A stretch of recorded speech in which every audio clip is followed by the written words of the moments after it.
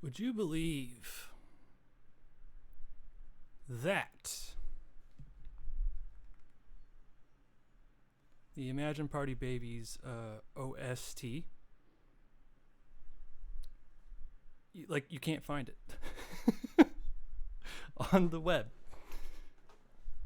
It's not immediately searchable, findable even. All right, hold on. I'm hearing myself. I'm hearing myself right now. All right. We're going to take that as fine. Hello, everyone. I thought I could be slick. And get away with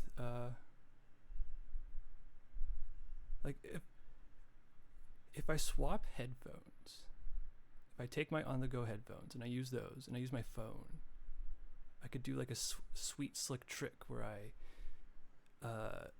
see if stream is audible, and then, just as I'm about to do now, once I've affirmed that, I can swap my headphones to my real computer desk ones. And just like that, I have done so without you knowing. Or you overwhelmingly could tell.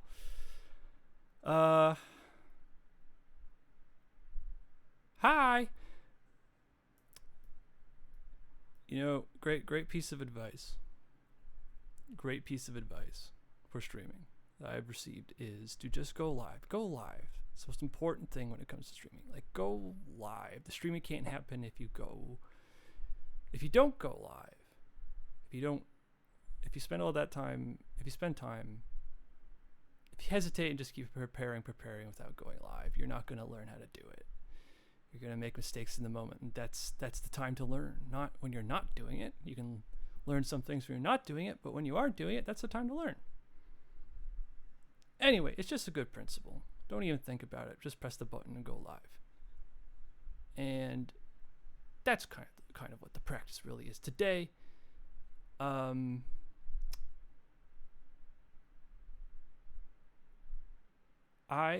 am doing a debut right now. And I have nothing prepared for it. I am not prepared. And I don't mean that as in like, oh geez, I had set a date and then I broke the promise to myself to be ready. It's just I had been working towards like we're figuring out like how to even prepare for stream in the first place. But instead of thinking a lot too much what have you about it, I'm going to do it in a way that's fun and construct the debut as we go. Now, flippity flip flop on the flip side of things, it's not that complicated. It's like I don't got a fancy rig in terms of like a big animated 3D model coming at you. I don't got a complicated overlay. I don't got lore. I don't got a backstory. I just want to broadcast myself playing games on the net in simple, I suppose in a simple manner.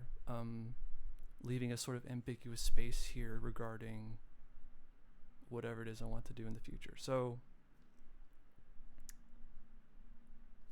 let's do it. Let's do it. Where to begin? See, this is where I freeze because it's like, okay, wait a minute. I want to get on the rails of getting the program going. Did I introduce it? Am I? Oh, okay. I guess we're doing it. Wait, that's right. To ground myself.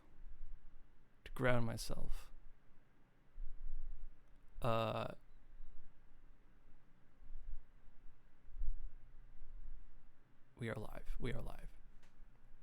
That was just a good intro message for you. Just a good signifier that we are indeed live and doing this. To ground myself, let's open up some scritchy scratch. The written word. A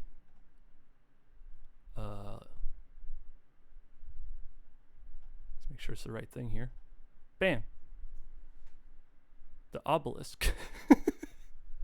No, you recognize this. It's a notepad. Well, it's the notepad application, but it's a blank sheet of paper. But you know, it's digital. It's digital. You know, just as an indulgence. Just because I'm the kind of fella to turn a light switch off more than once upon leaving a room. I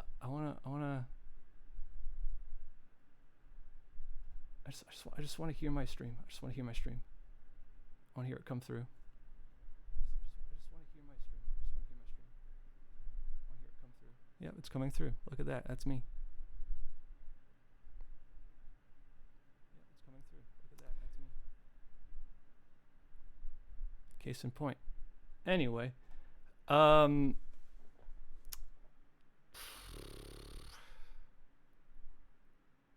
we have an itinerary for today. Itinerary, secretary, temporary. I guess like we're starting from the ground up here, right? So like, Angus debut, and now now check it out, guys. It's in the title of the stream. Could I even just like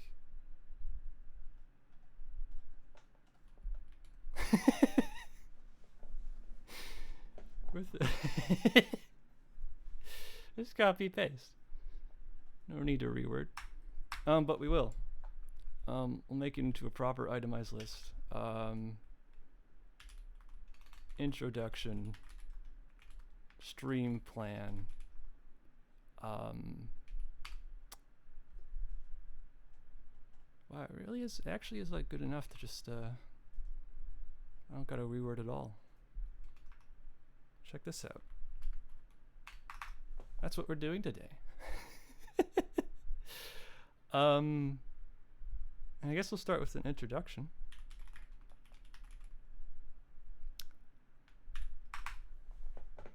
That's me. I feel like I said it a bajillion times, and it just seems so matter of fact. But I am Angus Leaves. I go by he, him. And that's right.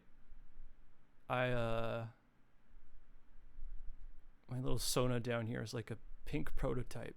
It's like a little creature. It's a nondescript thing. It's something to be elaborated and built upon. And making a moment to point out here, that was like 2 or 3 things, and that's as like far as I like had initially got. Like, it's like, well, what am I gonna bother to like say about myself? But I don't know. No, I do know.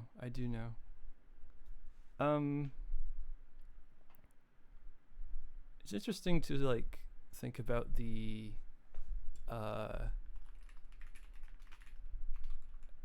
because I've thought of so many few things. It was just sort of like that internet filter of being online, being like, well, what do you share about yourself? What do you talk about yourself? And sort of discerning like what's what's personal, what's and not too personal to share with stream.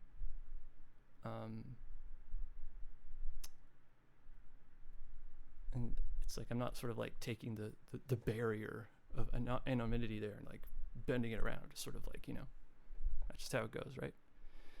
But there's stuff to talk about, like video games. I could talk about myself in the context of video games. I guess like I think a really good thing to outright state is I believe I would say that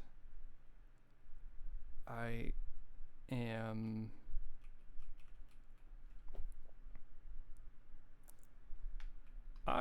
a 7th generation console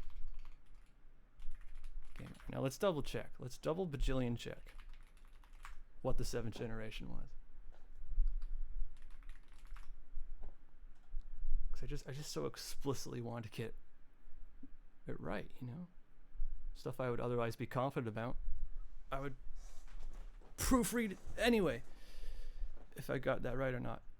But yeah, you know what they are. You know the lineup of suspects. It's the Wii, it's the Xbox 360, and I'm doing a little divider here of like what I had and what I didn't had. I didn't have a PS3.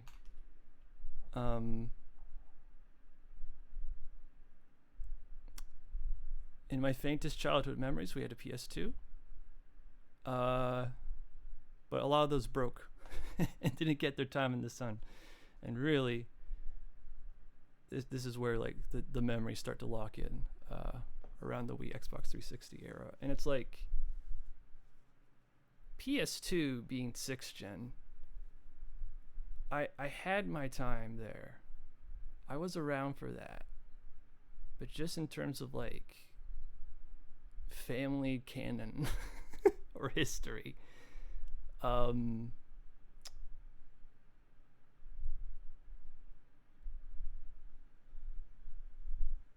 know, like,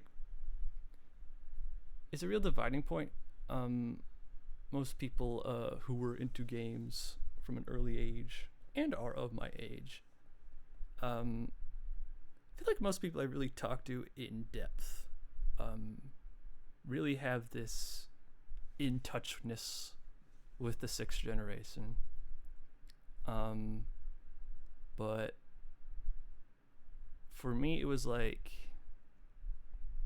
now here's a bit of a side question.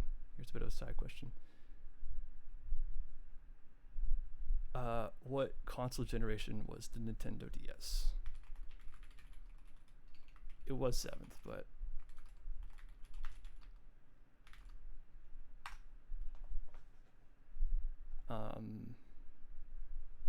yeah, it was.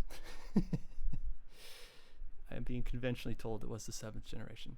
So DS was like the first console that like I owned personally. I mean, handhelds are very ownable for children, whereas the consoles are more for the family, right? And being able to like have like my own device meant I could really get familiar with like what it meant to like run video games. Whereas with PS2, it could be a bit, it's a very strange thing to say. But with home consoles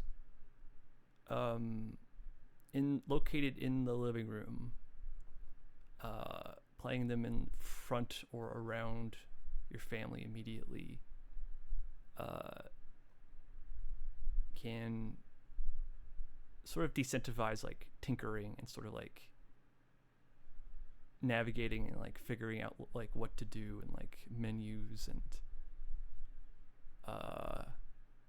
hardware, like plugging in your own as a child, like plugging in the console all by yourself. Did you know how to do that? Did you know how to do that? Because I didn't. I did not.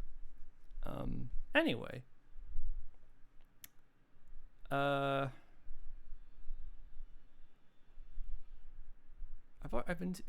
been into games my whole life, as early as I can remember. But in terms of sort of like, you know, I'm definitively locking in an understanding of like what the history of games is, or like realizing that there is an industry that exists. It was when I got my Nintendo DS, and then the fateful day where it got 100% real, and I played Mario Kart Wii on the Wii.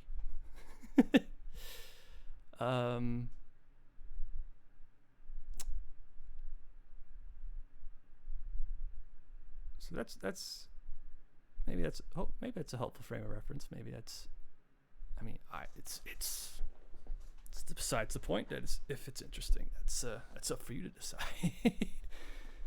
And then I guess onward from there,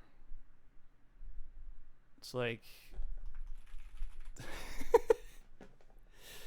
it's talking about a history of regarding myself, but we can just like skip to talking about taste, I suppose. At this point, it's like I don't even really need to write anything for that. Yeah, I can zoom in here. That's bigger and better. I like video games. I like most video games, all video games. I'll play and put everything in front of me.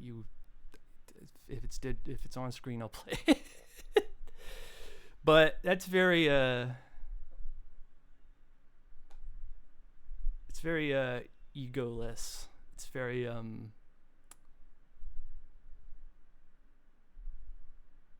critically non-pretentious in an important way. And I'm going to talk about that later. But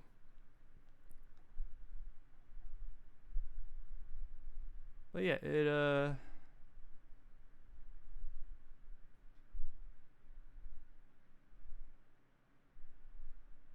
don't know. What can I say about myself? With regards more to video games.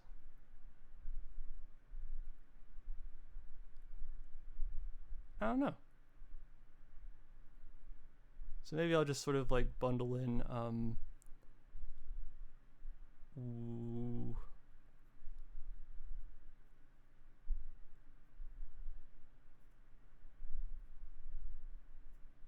what's going on here? Let's talk about streaming. Let's talk about streaming. 'Cause that might be a better way to sort of talk about myself. What it is I am like doing here, what I am trying to do, what serious thing I'm trying to do. It really is not that complicated. I just would like to play video games online. I love the medium of streaming.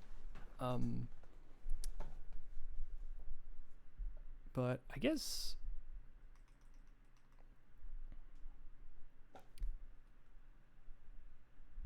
I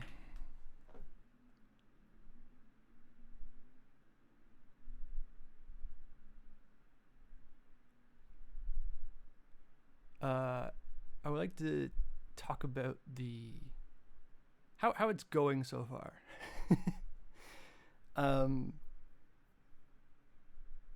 Because I've done 2 streams before this one. This is not like the first stream. This is the debut stream, but it's not the first stream. Gosh. As you can hear, that's a thing to talk about myself. I am deliberate. I ponder before I speak. I'm calm. And I don't question whether or not like streaming is right for me, but I just find myself in like this odd situation of like just stopping and starting and being frozen and being like, man, if this is really just like how I am when it comes to streaming naturally, it's like, man, how am I to do this? I really think it's a case of just the muscle being underdeveloped.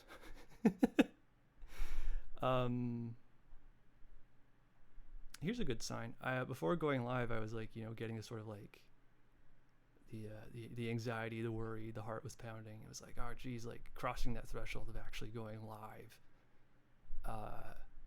Even when I like have been invigorated in the day to do so. It's like you get excited. It's like being sleepy, but you still need to like do your bedtime routine. And then you do your bedtime routine, and then like you lie in bed and it's like, dang, my bedtime routine woke me up. it's like that with going live. It's like, oh yeah, I really feel like going live. And it's like, well, I should make sure everything is working before I press that live button. And once you do that, since you've like you went super serious mode and like tested everything that was going on, or tested if everything would go on if you were to go live, you're just sort of in that mode of like thinking about, oh geez, I hope it works. And then you think, oh geez, I hope I work. And then your excitement, it fades away. But you know, you like, even like, you gotta downright stay like mature. It's like, you know, it's like, yeah, take your actions seriously, but also know it'll be okay. And your excitement will come back. You'll find your flow. You'll find your flow.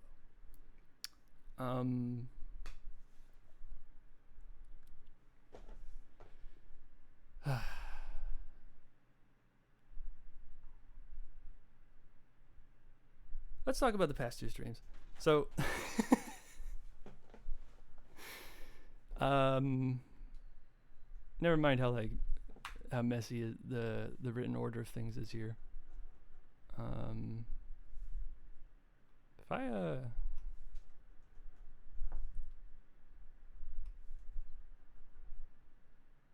right, okay, I understand why I've cropped this.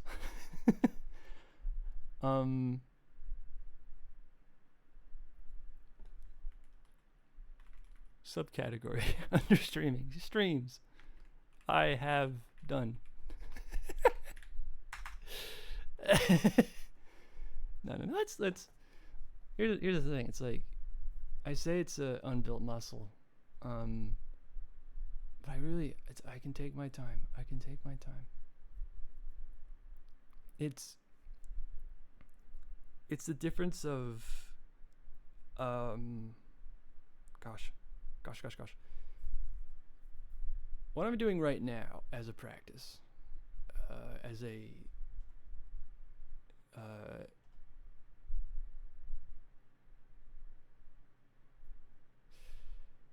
mean, I don't know how else you would put it. It's like, as a starting from 0 type streamer. I think about how, like, in practice, you have to like build the energy on your own, even if like you have like the audience to like provide that. You still gotta like bring to mind, like, yes, you are connected to the internet. You are speaking into a microphone as if people were in the room with you. It's you're attempting to do something that doesn't necessarily come easy to a lot of people. And for me, I would say there's a stark difference in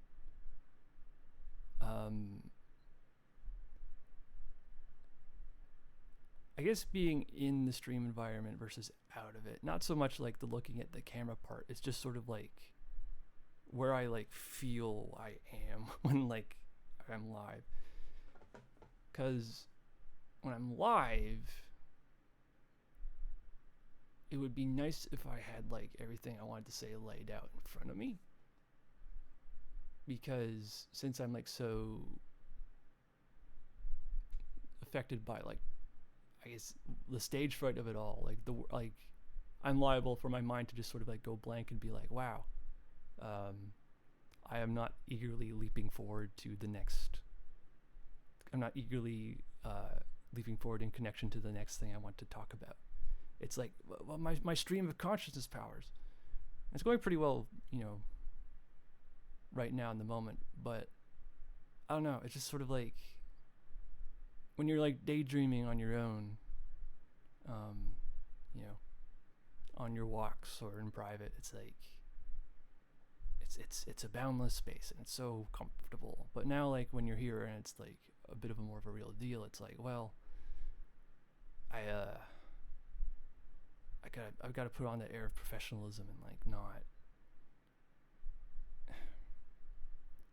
like it like a performance medium like this relies on having the whimsy hamster wheel running in your mind, and you know, when you get caught up, you get nervous. It's like when that shuts off, it's like god damn, I want my special little self to be like out there, you know.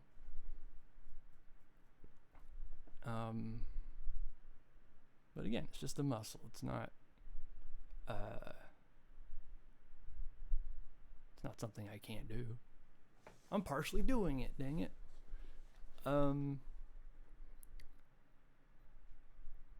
So that's to say, I suppose in practice right now, what I would say I'm doing is sort of like posting. I'm posting right now. It's funny. It's like,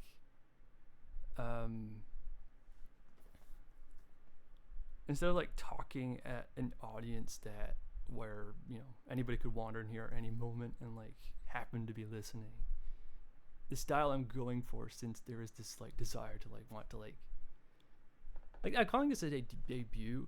It's just sort of like getting like stuff off my chest in terms of like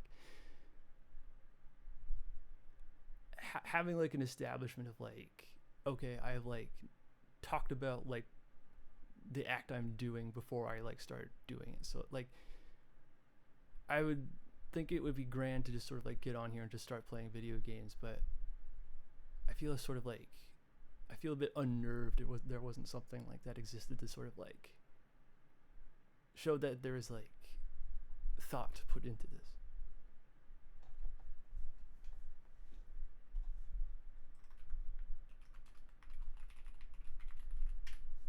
I am a thoughtful person. I think a lot.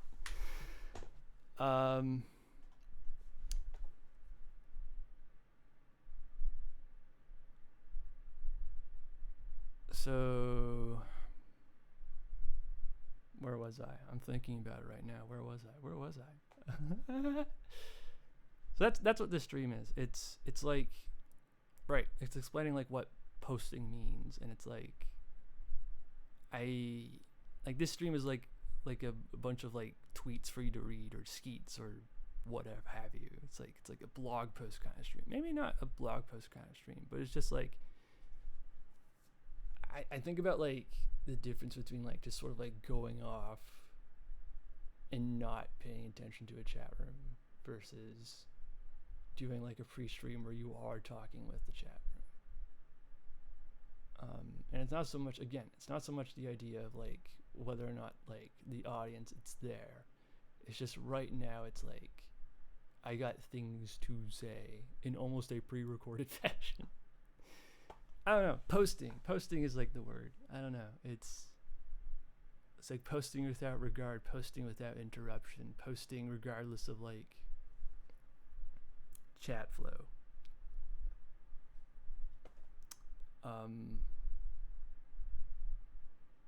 Posting in an attempt for various explanations. But that's what this stream is.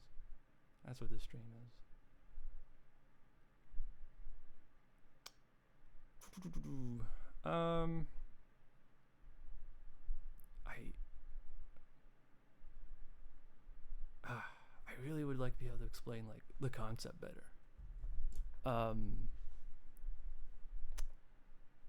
But you know, I'm moving along.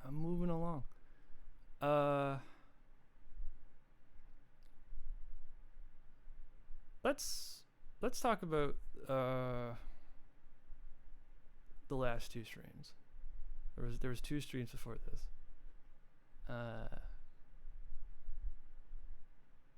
There was a test stream I did where I played the intro to the Lakebed Temple of Twilight Princess.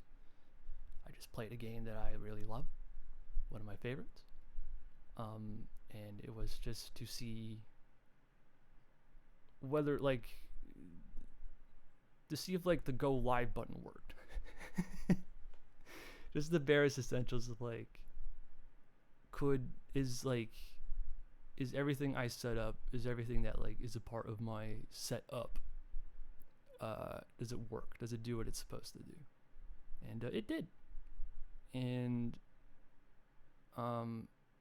it went so good that basically it was just a stream. It wasn't even a test stream really.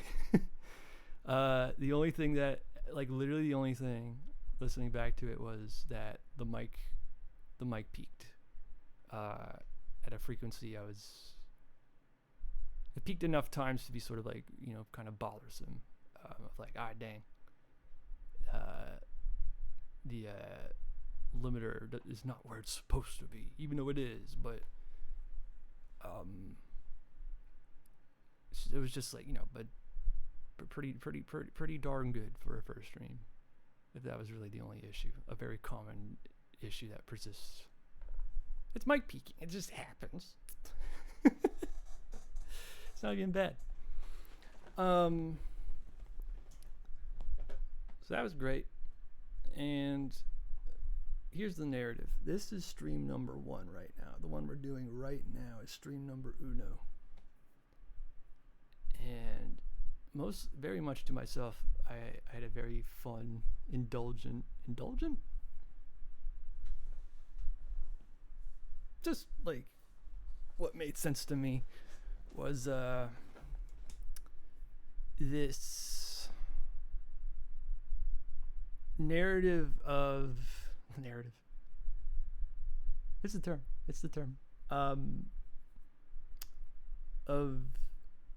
Okay.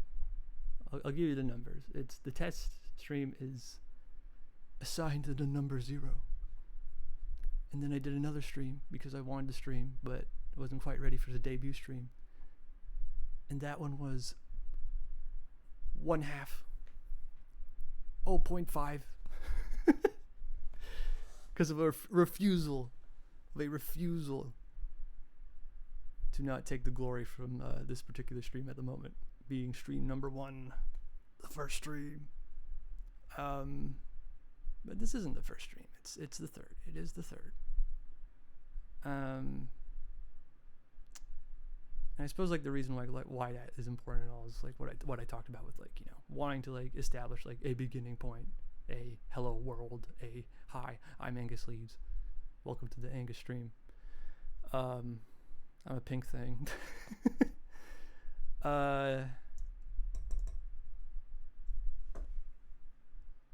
And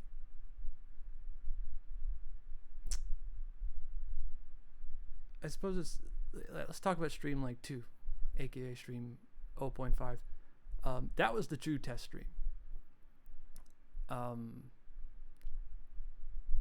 Something I was surprised by in the middle of doing it, right at the beginning even. I was not satisfied by that stream. I didn't like how it went. It was perfectly fine. It's not so much a matter of like whether or not it was a good stream or bad stream. Especially in this point in time, like, I'm not concerned about like, you know, how great the stream is. Like, this is just like, I'm going hobby mode, you know, like, I'm doing this for fun. Or I'm doing it. We'll see what comes of it. Type of vibe, type of beat, type of goal. But you know, I want there to be effort, or just earnestness, or what have you. Earnestness is a good word, because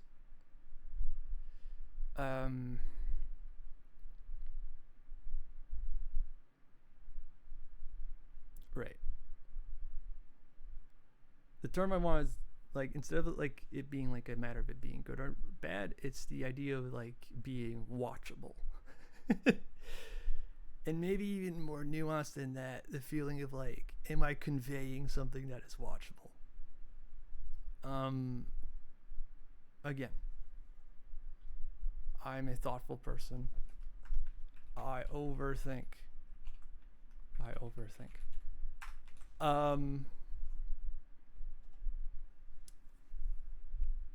perfectly fine to like mumble to a mic as you stumble through a RPG game and not really know how to stream RPG games. But it's like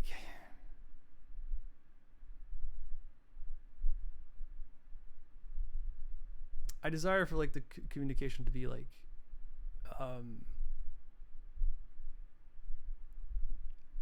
under what's the opposite of intelligible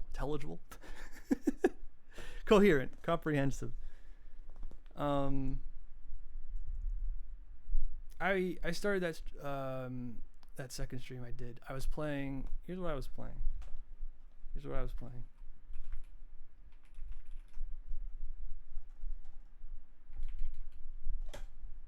Stream 2/0.5. That makes it look like a equation. AK Aka.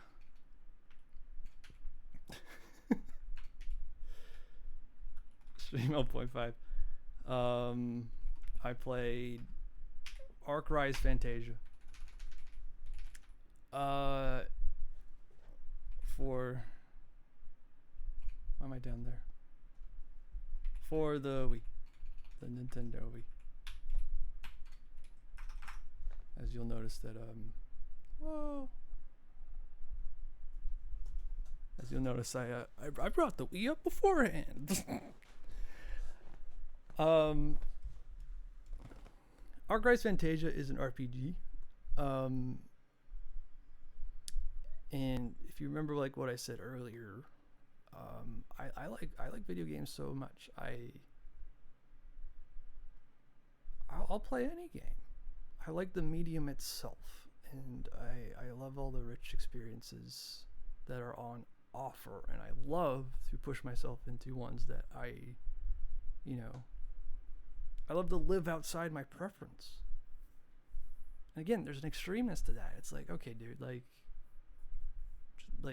it's not just like about just playing what you like, but don't totally like flip yourself out of there. Like, be within your preferences to appreciate what's outside of them.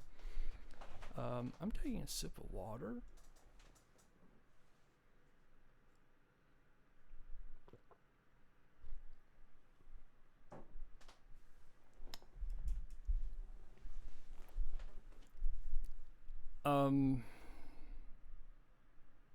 But yeah, be reasonable. But what can be so indulgent is like, being on your own time, playing games on your own time, and whatever you do in your own time as enjoyable or not enjoyable, or it's like just sort of like you and yourself. Two different people. No, it's one person. At least for me it is, but you're just sort of like on your own to affirm like what it is, like what games you're playing, what do you want to play, what do you want to do. It, for one reason or another, it's like in light of like loving like the engagement side of approaching art.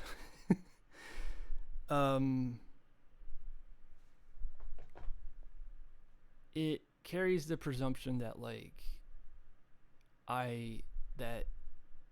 what makes a game good and not good for streaming is dependent on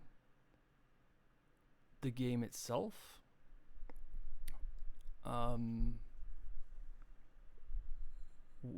Where after streaming Arc Rise Fantasia, I've come to the conclusion that it is like up to you. And go figure. Type of thing to be like, Angus, that's just how like, you're able to engage with like what you like. And it's like, I know, but what about the exploration part? It's like, I want to play a game I've never played before, I don't understand for stream. I should be able to like bring an enthusiasm and energy for it. And it's like, oh wait, you gotta like prepare and research, and most of all, maybe have someone along for the ride to show you like the ropes, how to play the game, and to be there to ensure a good time is had through socialization and art sharing, rather than you play the game for 10 minutes, get lost, and turn the game off. Because if you don't do that and you keep going, you might not have a lot to say or feel. And it's like this it's just, you can do whatever you want on the internet. And what I mean by that is, like, you can just have a game footage running on a stream. People love that. People will tune in for that. But I guess it's sort of a mixture of, like, what is it that you want to do for stream, and sort of like to shake off unnecessary complexity of what I was saying about earlier. It's like, what I want to do for streams is to, like, I enjoy the idea of having ongoing commentary, not having dead air, like getting over that sort of, I have a wish to, like, develop, just build, like, my communication muscles, my talking muscles of, like, not taking long breaks and stuttering and not being able to explain myself and falling off conversations, all that kind of thing. Presentation skills. You wouldn't believe how behind doing streaming, a lot of it comes down to, like, developing practical skills for the rest of the ding dang darn world. But also, you would very much entirely believe it. But also, at the same time, I just want to play video games and have fun. That's ultimately the preference. Not any ding dang public speaking roles or positions. Anyway. I was looking at what it says under my stream here. My precious little Twitch panels. And it refers to how I shall strive with this streaming space, this channel, to ascertain the nature of streamable versus unstreamable video games. And when I wrote that, I don't think I need to rewrite it. But when I wrote that, I was thinking more so about, like, games themselves, like, like what games can, like, sustain an interesting playthrough when, like, that's the bit that's, like, it should be immediately obvious. It's like, it's what you can bring to the game, what you can engage with it. It's up to you. So again, think of yourself more a streamer and what you want to do, huh? You're the stream. You're the director of what happens. So, what I learned last stream is that RPGs aren't necessarily my thing. And that is strange. And maybe most of all is that, I do like RPGs a lot, but it's just sort of like coming to an awareness moment of, like, how often do I actually play RPGs? And is it like a genre I'm, like, gravitate towards? And not really. And I would figure mostly it's due to, like, time investment when you can play these games. Like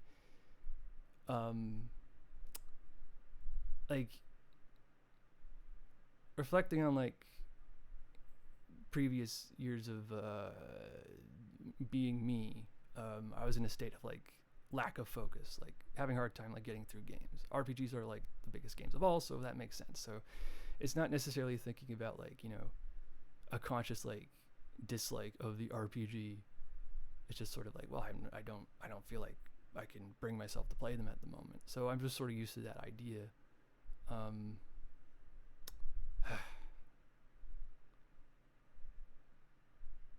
And I'm running into, like,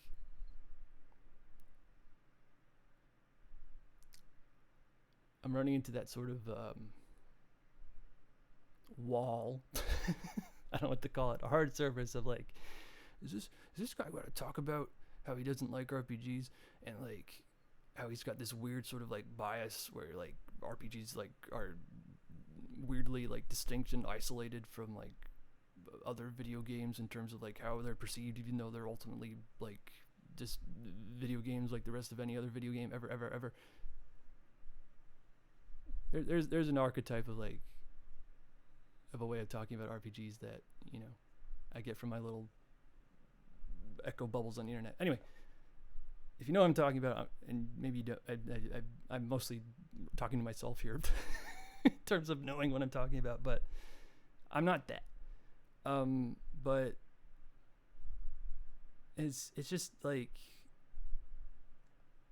it's not even like what you like want to like. It just is like what you like and what you do and what your habits are, and that's a part of like, and that's something when it comes to like being somebody is something I'm a bit underdeveloped in paying attention to. So, you know, it's like, I like shooters, I like platformers, I would say I like, in terms of like length, I like relatively compact but perhaps giving a little bit more 8 to 12 hour length video game campaign modes.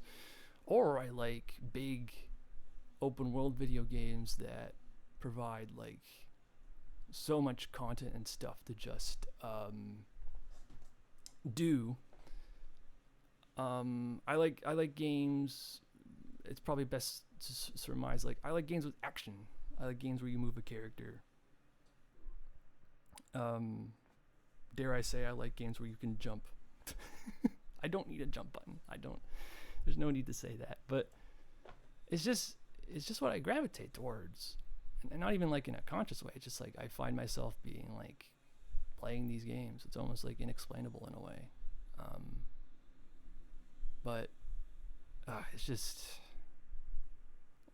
And then you bring up like the nature of what it is to have like a game backlog, and now we're like totally off the rails. But anyway, I've been off the rails for quite some time.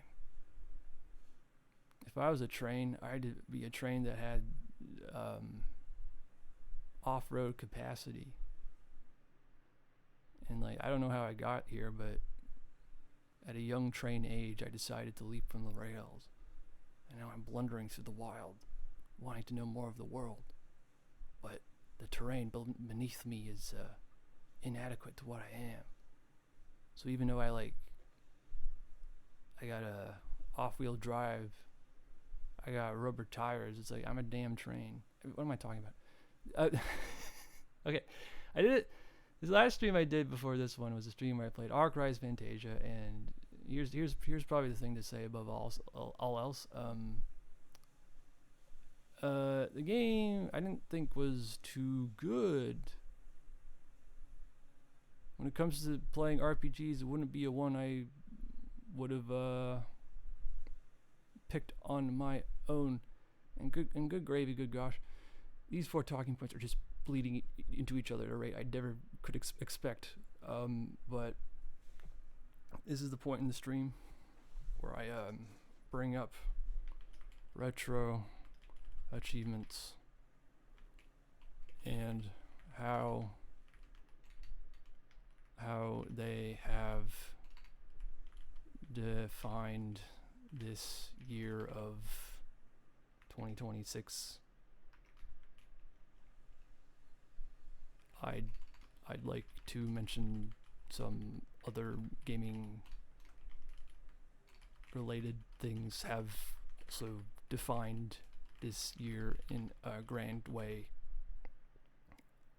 but perhaps we will get to chatting about that or not.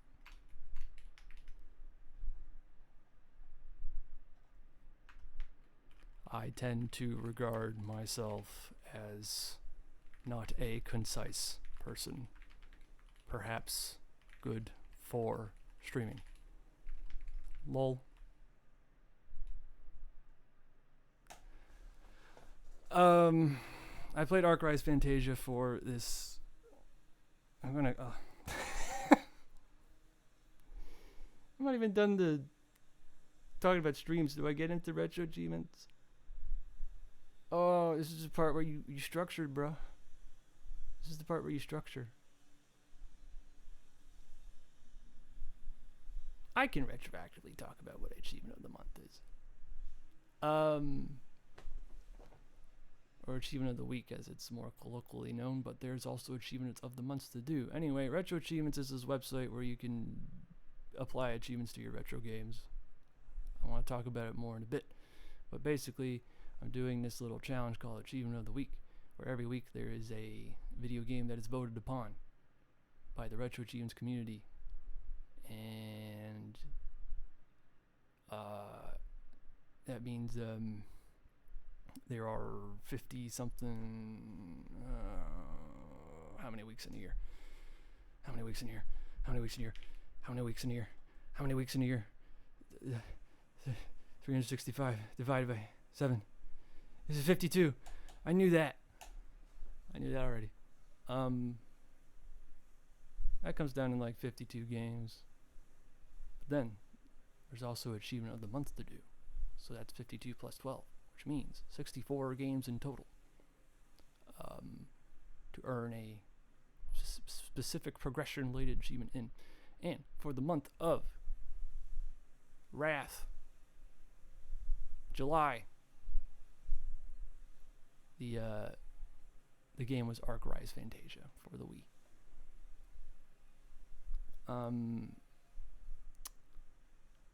So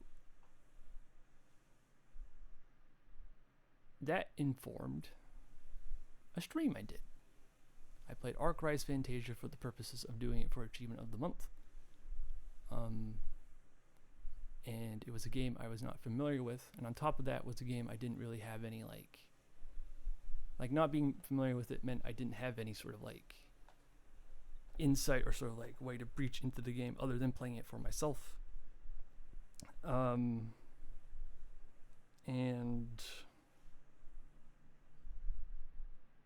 I didn't know about it in a way that like it didn't look exciting to me from the outside, and then when I got into it, it wasn't exciting as well. But mostly like knowing beforehand what exactly is your incentive to like stream a video game.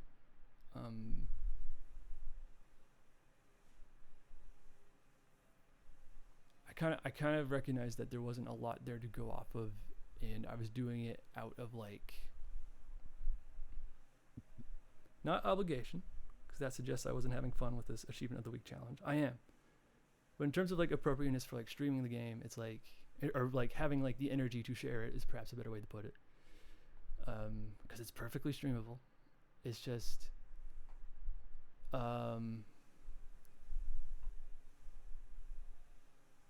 it being like one of the games voted on that perhaps I was less excited about, and it being for like a deadline, which I think I like streamed the game like I was trying to kill birds with stones.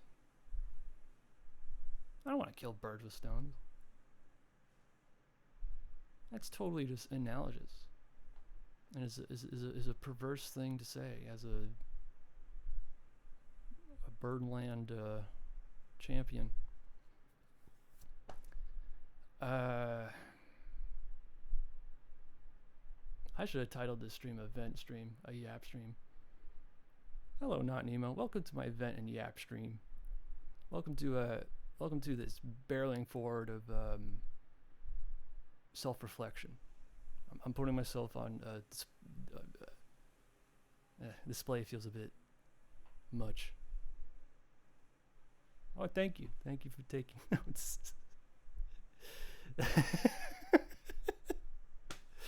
Like, it's not like a lecture. It's more so just like, you know, I like tapping the glass, but like I'm the creature inside, like doing it. I'm like, hey, oh my god, like I was talking about ego. That's exactly what the stream is. And for me, it's like, I think there's a whole thing about like, you know, going live for the first time and like being like, you know, insecure about it and being like, oh my gosh, am I worthy? But like I'm talking about like not having enough ego in terms of like artistic taste. This is the debut stream. I'm not talking about like how many fruits tall I am. I'm like, just like getting stuff off my chest that I want to. I just want to do this. But anyway, anytime I see like the high emote, I always like want to move my hand like especially that crow one. It's like just like your arm stiff straight up going. Well, thanks for stopping by, Nemo. Hope you're doing well.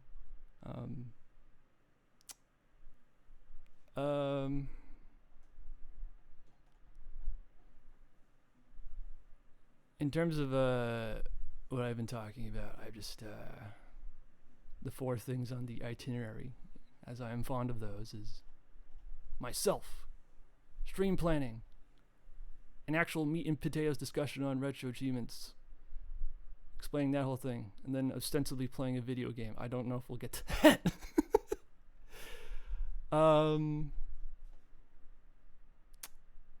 But it's just I'm in the midst of my lengthy explanations here. I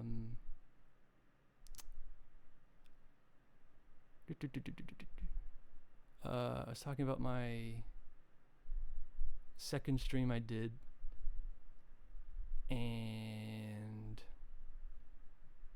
oh, I'm sorry. You quote ego death quotation. Maybe you were listening earlier. Anyway, let's continue on. I'll just keep going.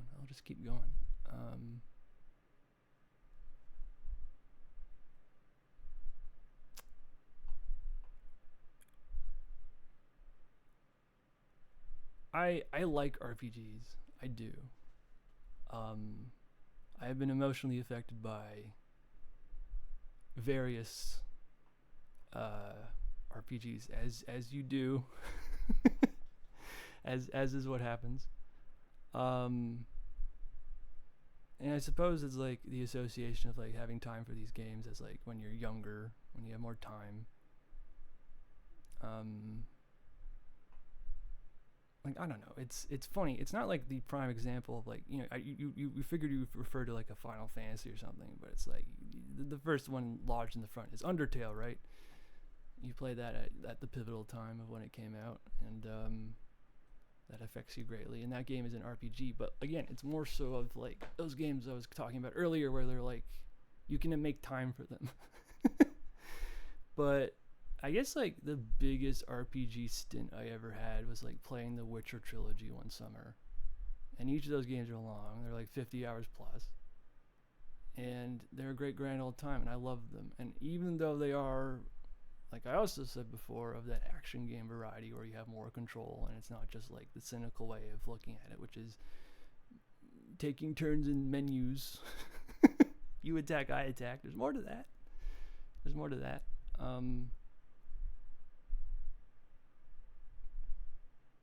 You know, I should like think like what lengthy, oh god, oh no, what lengthy turn-based video game have I played? There's Pokemon Heart Gold. We can perhaps do bit better than that. But now I'm thinking about the Final Fantasy games I played, and like I played like Echoes of Time and Heroes of Light on the DS. I loved Echoes of Time. That was also action-y. Heroes of Light, I couldn't get through. That was turn-based. See, this is what Arc Rise Fantasia revealed to me. It's like, how often do I play these games? And do I have enough of a background to like, when it comes to streaming them, to get like enthusiastic about them and like start talking about them and like not have to like sit there in silence and like acclimate myself to a system.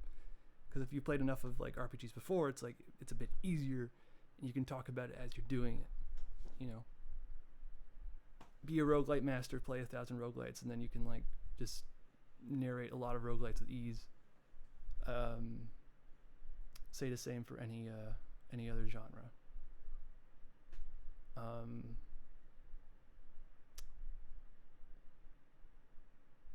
I press upon myself. I'm hard upon myself, right? You can talk about any game as you do it, and you can take the time you need. But again, I'd like to be able to not be like at a snail's crawl. Because with like games like some of my favorite games, which is honestly probably a great place to start when it comes to streaming. I could like talk for ages about each of those games, and just say all sorts of manner of silly thing, and even be funny, But if just like when you got no background and you're like, what the fuck is this? It's like, what's that stream gonna be like? It's gonna be tough. And it's an RPG. RPGs, you gotta read a lot. Fuck reading. That's, I guess, that was so surprising about the second stream. It was like a whole bunch of like things I like disassociate about thinking about, such as like impatience and like preference.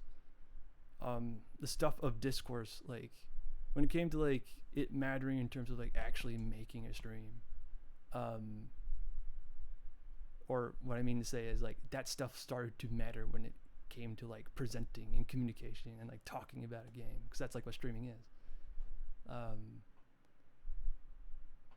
So yeah, I guess not taking for granted I don't know if it's values per se, but the necessities or why discourse exists the way it is. So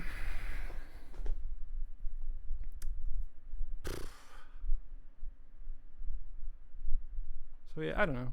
What else is there to say about that second stream? What was the actual like core issue?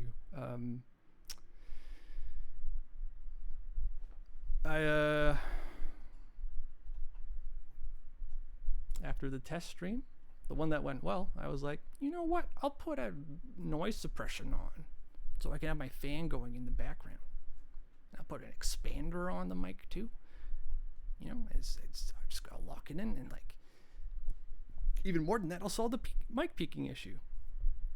And then I did all that, and then I listened back to the stream. I'm like, oh my god, I don't have my voice is lacking presence. I was warned about this in the tutorial. So now I gotta like close windows so the outside buzzins and whatnot don't creep in. You gotta when you stream, you gotta like put yourself in the hot stuffy room. You gotta reduce the noise in there. You're like, oh gosh, I'm hot. How the hell am I supposed to stream? And I think at some point a lot of people just don't gaff, and then they just put their fan on, and then you deal with the comfortable buzz or uncomfortable buzz. My fan's on. I recorded before going live. I don't think you can hear it. And then once I listen back to this VOD, it'll be an affirmation of like, whoa, it don't matter. You can see the little like, the red, orange, and yellow is the waveform of my voice, or like my mic. You can see a little right at the lower corner. It's if I'm quiet, it's bouncing. Wait, I can test right now. I'm gonna turn my fan off. And we'll see if that's what it is.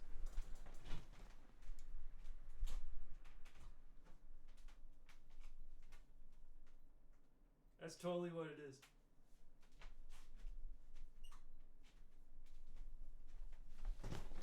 That's totally what it is, but yeah, I don't know. I didn't hear it. It's not even a question. It's just sort of like I don't care. I'll squeak my chair. Oh, that was loud. I'm sorry. That wasn't soothing. I'm sorry. Just banged my armrest.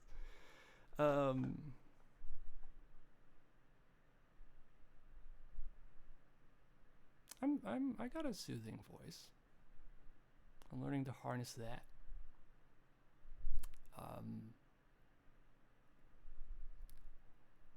And like during that second stream, it was like, okay, I'm tired. I did a bunch of troubleshooting before that stream. I don't even call it troubleshooting. It was just sort of like the necessary, like, okay, I wanted to like fix what I deemed or improve or polish what needed polishing. And that was it was something I already knew beforehand, but affirming that you shouldn't do you should set streams at specific times, first of all, or strive to do that. It doesn't necessarily matter. It's just more so like, don't keep like putting it off doing something else and then like go live expecting to like be ready for that. Because I was drained. I was streaming at like, past 9 p.m. and I was like, it might even be simple as that. I was just tired. When you're not tired, you can do anything. You can stream any RPG. But I was tired. So that was another lesson.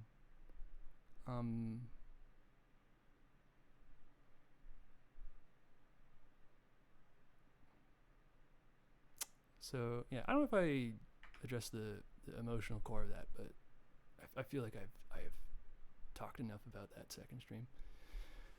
And now we're here.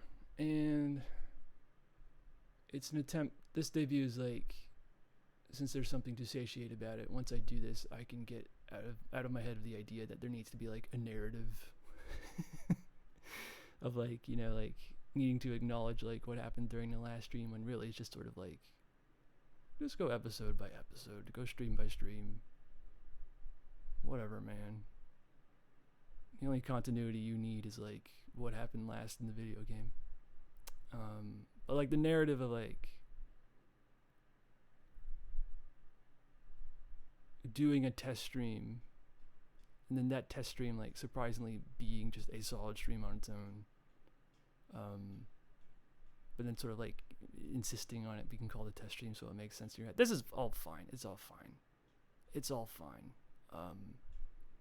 But I had a lot of moments before like this stream where it was like, well, I just want to like turn a game on and go for it, and it's like, well, I don't know. I want a grounding basis, and like, I'm repeating myself at this point. Gosh.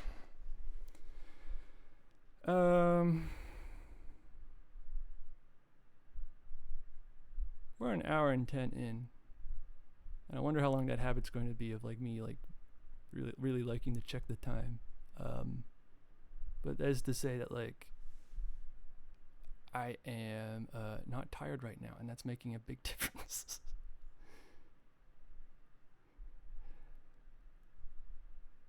Right. Yeah, this is very there is structure to this this stream, I say. Gosh darn it. It's stream of consciousness, but like once like it becomes a VOD, it'll transform into the act play. Oh my god, no, you're truing. You're so true. You're so true. I can't surmise all of my lived experience in this moment. It'll only happen when it happens. It's the journey, bro. Why are there words in a book? To read them, sure, but also that's where the book is. It's not the finishing of the book. But yes,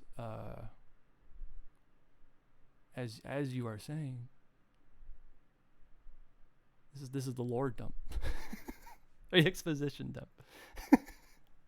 I was talking about like watchable streams earlier, and again, not deprecating, just like I love talking about. I love. I guess what is self-reflection might be something else, but it's like I'm indulging. I'm posting. Indulging. That's a way to explain what I was talking about earlier. Posting. Doing like stream is just like I'm posting online. I'm sharing my thoughts. I'm indulging in myself, and it's like, wait a minute, that's just streaming in general. Whatever, bro. I'm doing it. Maybe that's just kind of like the point. That really is the true point I'm trying to get to. Just sort of scraping away at like, talking about professionalism and being like, well, whatever, it's just a stream, I do what I want, and then being like, okay, but what do I want for the stream? And then just sort of scraping that away and being like, well, I just want to like sit my butt down in front of this here computer and then be like, neener, you can't remove me. Haha.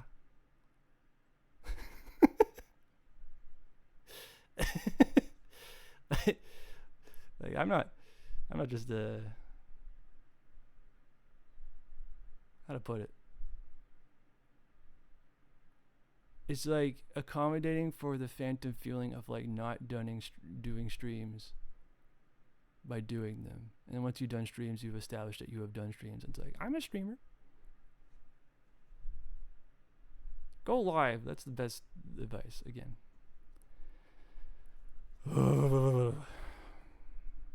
I'm 3 grapes tall.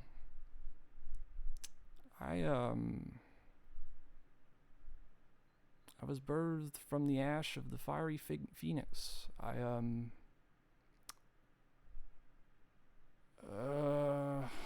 1,000 years old.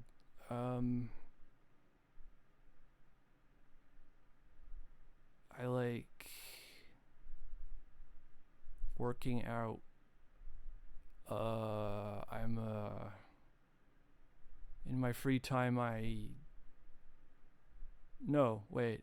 right. Everybody in the world wants to fucking kill me. And I'm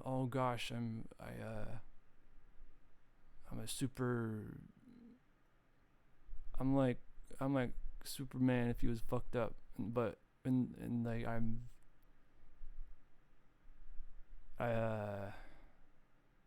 the meanwhile I have to hide in this bunker, and we'll resolve the plot line later while I play some video games. See, that's what that's what B-tubing. Oh, I let it slip. That's what I'm referring to, but like debuts, right? No, freaking like I like analysis and thinking. All right. Have I satisfied myself? I don't think I've explicitly. What do I need to talk about in terms of stream plans?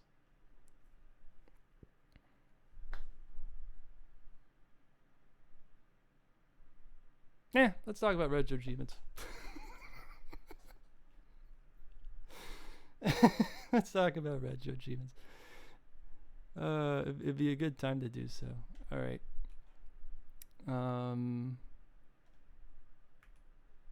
Yo, am I worthy of like doing a BRB? I think I'll do that. I think I'll do a BRB. I'll do a BRB. I want a BRB.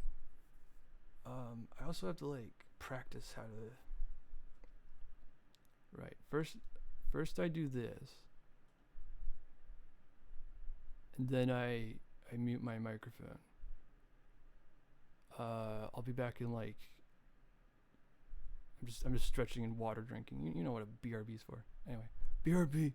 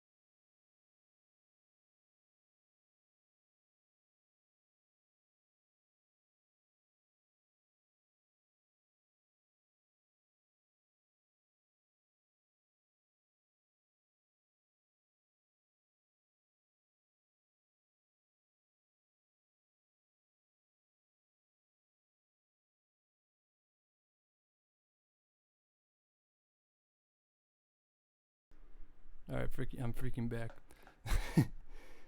Man, this is going most interestingly.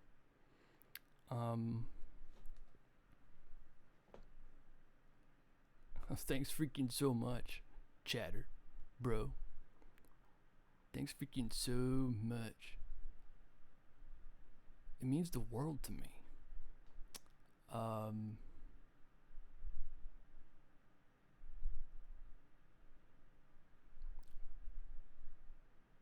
Yeah.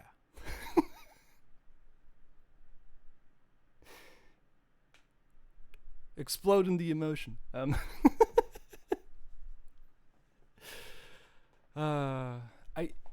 I don't think what I can't get over, and it's not so much like I'm just so overstimulated with the stream. It's like I'm so used to like engage, like finding people online, and it's like they have a history, they've been around for a while, and it's like wow, they've accrued so much information by being a part of like the internet that like I couldn't even like where did they come from? You know, where did they start?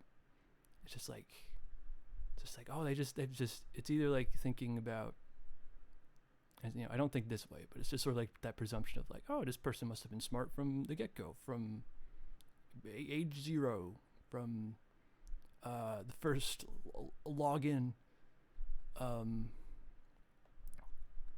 But I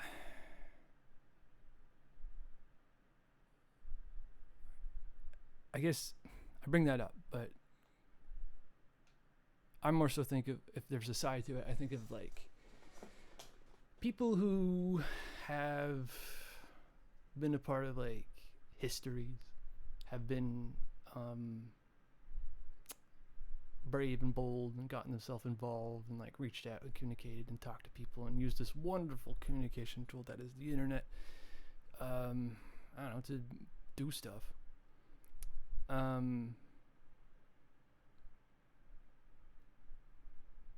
And like once you've done something grand, something fun, and you know, a bajillion, quadrillion, a lot of the time, stuff that's not so fun, not so great. And you know, I say wonderful communication device as the internet. It's like, you know, we're familiar with the what's a good word? What's a good word that's not just a bunch of words? Like majority of the time, like I don't know, cynicism, like the internet. You know, that fucking internet. What the heck is this place? It's just cesspool. People are mean. Whatever.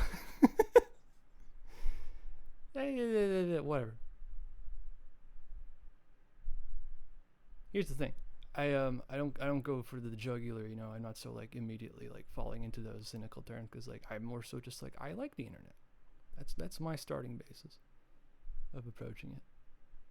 But then I very much am that does not make it difficult for me to come down and be like, yeah, there's a, you know, many a trouble occurs. Regardless, it's just a really complicated tool that got out of hand. We gave you the world in the palm of your hand, and now you're made of cheese, and you can go in the sandwiches. You're out of, you can't control yourself, man. You're just a condiment. But me, I'm the bread, and I'm gonna show you exactly where you're destined to go. Hop on Reddit.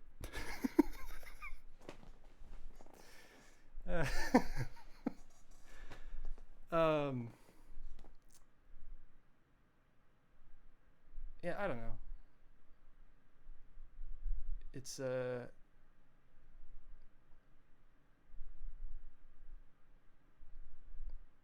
guess I'm considering like, is this okay to lead with? But it's more than fine. It's just like I just happen to be someone who, overall, relative to the people I've engaged with, met, and just a lot of the times just been subscribed to or followed, regarding like, you know, when it comes to knowing people as like, you know, creators, artists you're a fan of. It's always a sense of like, these people got to the party before me, and not in like a FOMO way at all. It's just like, I don't know. When just for whatever reason, whatever way or another, it's like I'm the only person I know who is myself. And there you go. That's sort of the key there. It's like, well, okay, yeah. You're the only you know.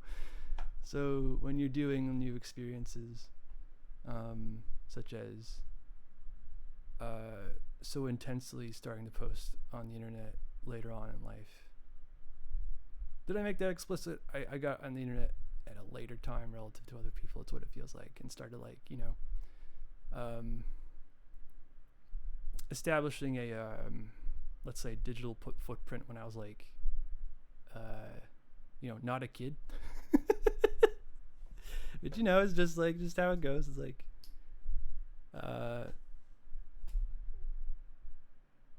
don't know. I followed the advice and didn't post anything online until I was of the right headspace to do so.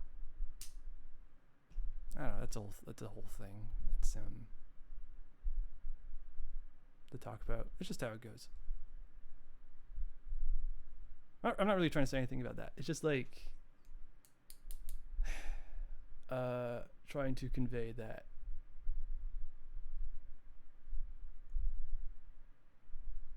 sensation of like trying to search for like what is sort of like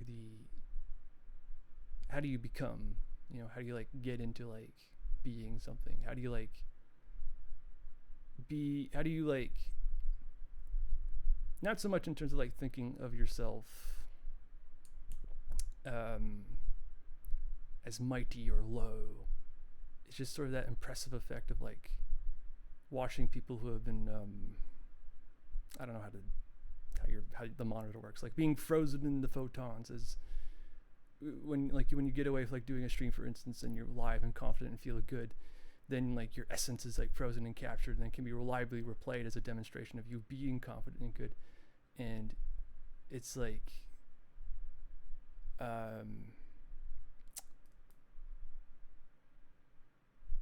getting tricked as a youth of like, wow, these people are like this all the time, aren't they? It's like, no, they go to bed. they eat and sleep and fart and do all that kind of stuff, and they just like edit that part out, and they don't even edit that part out. They just make sure to like do like I'm gonna do 10 minutes of footage a day, and then after that I'm not doing anything for a week. And then relative to like how you spend your time in your day, it's anyway. I'm rambling, but I don't know, just the overwhelming nature of being yourself, and like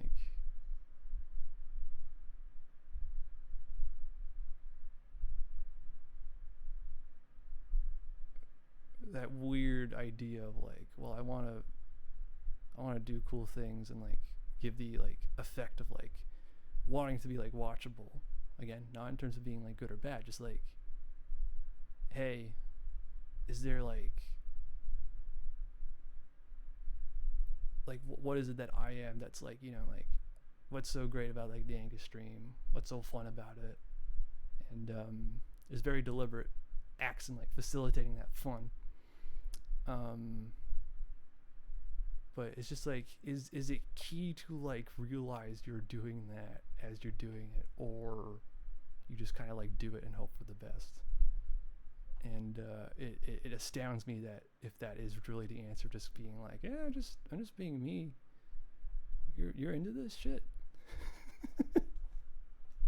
And that seems to be what's consistent among creators. It's like, yeah, I just kind of like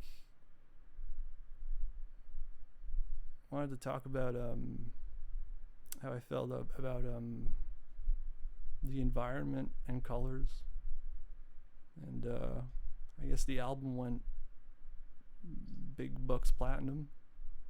That's pretty cool, I guess. Like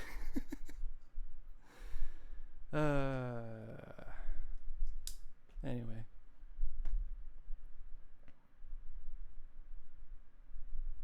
I think genuinely in a very comfortable sense, I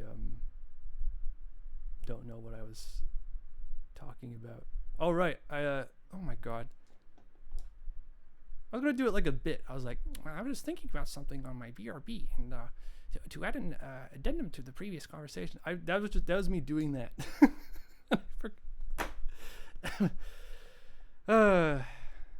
This is a great stream.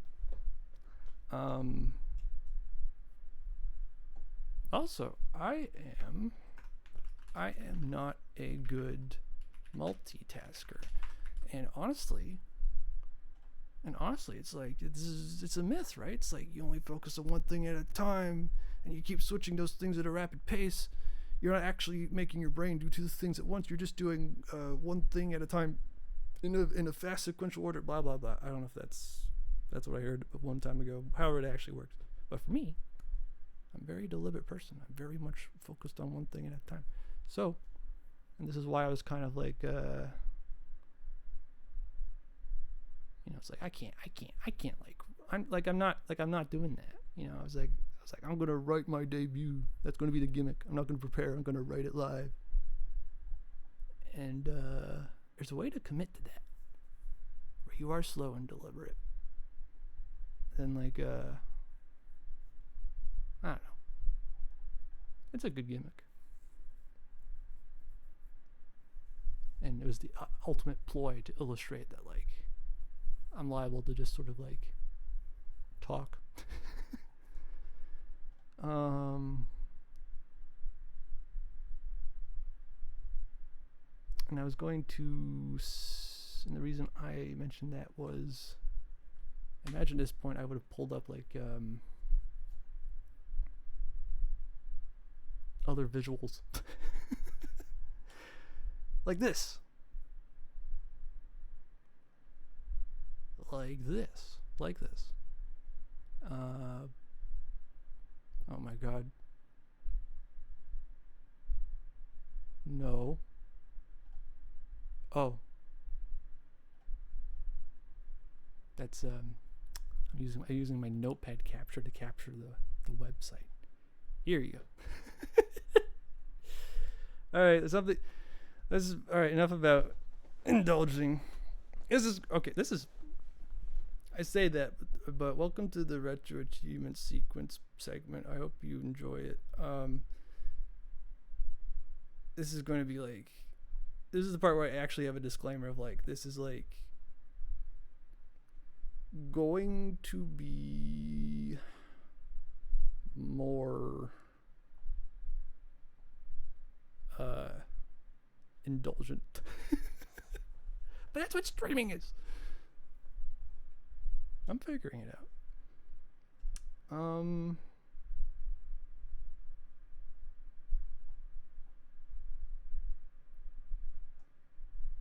What is right? Okay.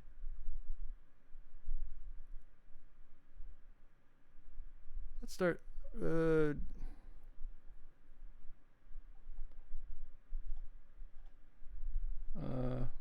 Help me out supporting text. 5, check.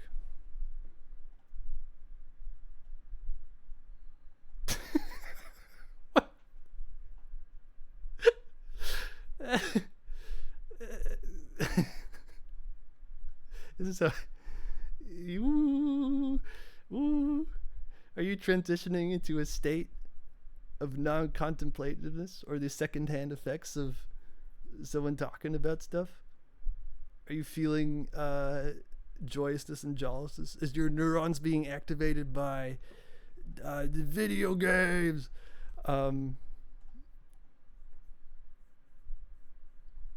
Perhaps. Your shyness and demureness betrays the fact that I have won. I control the flow of conversation. I control the means of the product that is myself. Why am I? One minute I'm hesitant about that, but now I'm full horse. Yeah, man, I'm selling out. It's what am I? I'm not selling anything.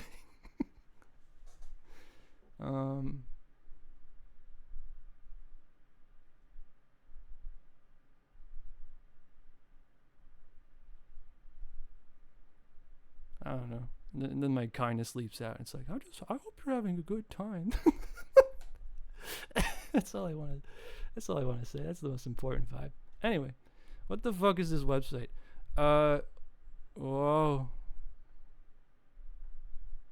Okay, right. That's the right zoom in. Welcome to retroachievements.com. I am broadcasting it on twitch.tv. What this is,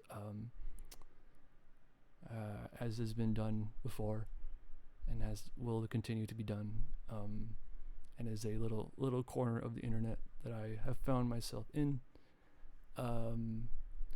This website is about adding achievements to retro games, and you don't even need to add the since 2012 part. It's just this is what the website's about, and that pretty much sums it up. It really does. That's how you explain it to people what this is.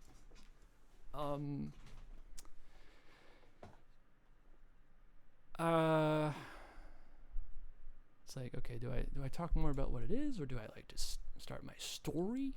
My story I have. I learned about this website around the end of last year. And then you're like, oh, that sounds cool. And then you have that period of just sort of like knowing it's in the background. Whoa. Okay, that completely adjusts. Can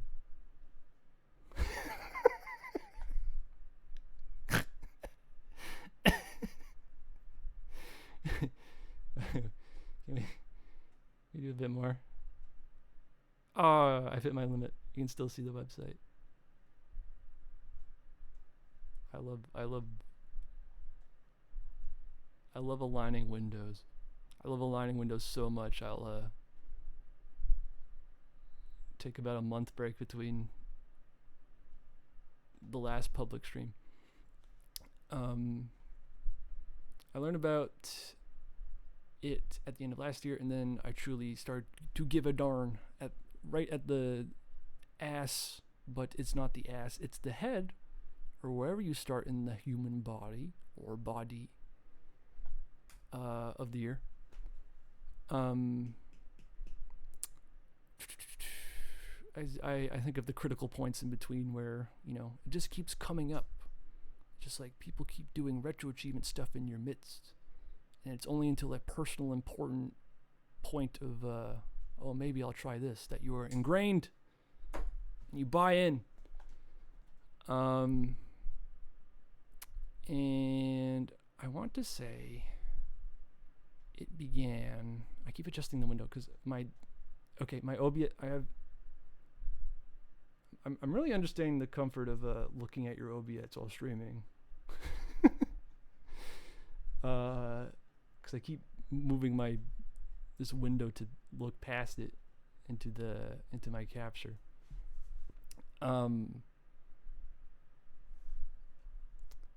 guess let's here's the front page.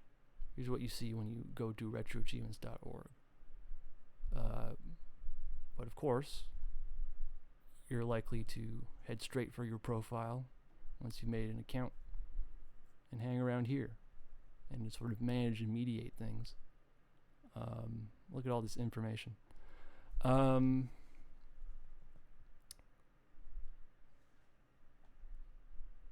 Here's the Game Awards. Not the Jeff Keighley ones. These are mine. I won them. And not for making games, but playing specific ones and doing what are community-made sets to demonstrate a mastery. And the very first game I mastered on this website was a game called Pokemon Shock Tetris. I love this video game, and my love of it was enabled by this website. I'm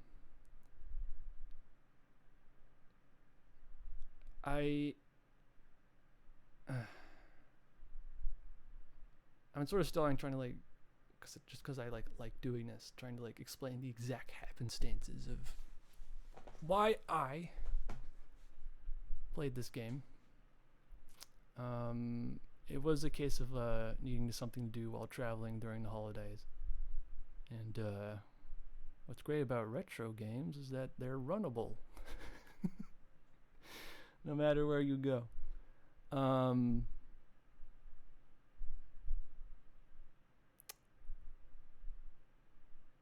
So I got tipped off to this video game called Pokemon Shock Tetris. And it just seemed like the perfect candidate to be like, I like Tetris.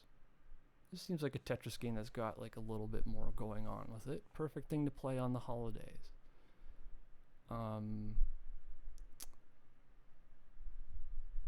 And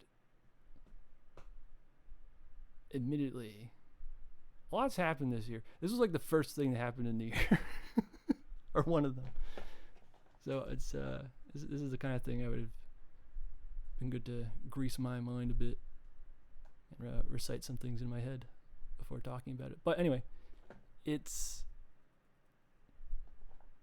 funny because like it's the first set I've done, and I'm still at the point where I can't tell you what exactly makes a great retro achievement set, because due to the nature of it being it is a video game's difficulty related discussion, so it's very undeterminable in terms of like resolution of like, it's not like should video games be hard, but when you're talking about games and you bring up specific examples, it's like, should this video game be hard? Because I couldn't get through it, I had a hard time, and it's not that I feel strongly, it's like, you know, just speaking as a person I'm making up, but people who like run into like very genuinely interesting troubles with regards to like difficult video games, and being stuck, because this is what can happen with achievement sets, being stuck in a state of like, you know, in this Tetris game, if you get a Tetris, that's how you catch a Pokemon, and the Pokemon are just sort of like, there'll be one Pokemon available to catch. I don't know why I'm directing my mouse as if you can like see what the game looks like. Actually, there's some handy dandy screenshots. The Pokemon that will be available to catch will be on the scoring side of the board, and if it's a silhouette, you haven't gotten it yet, because you get to play that little cute little who's that Pokemon game.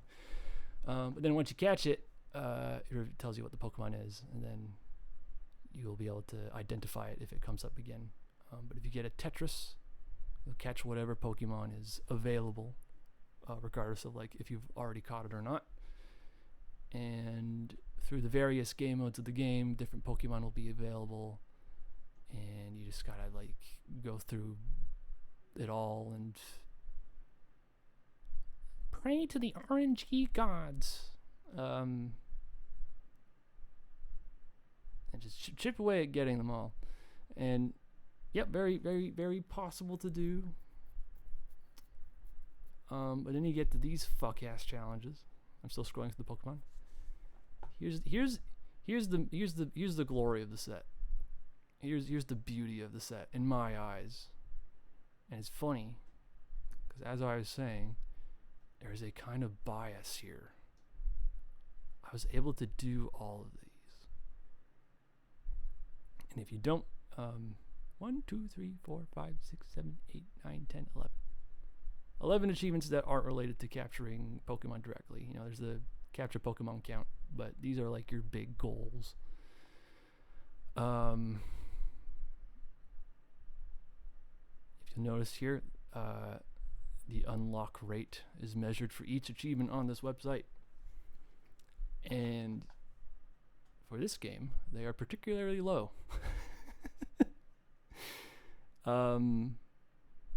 Endless Master is, oh my god, it's 100 pointer.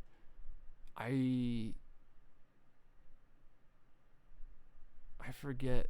I mean, it was my first set, so I'm not so used to like how this website, I wasn't as used to how this website works as I am now, but this is like,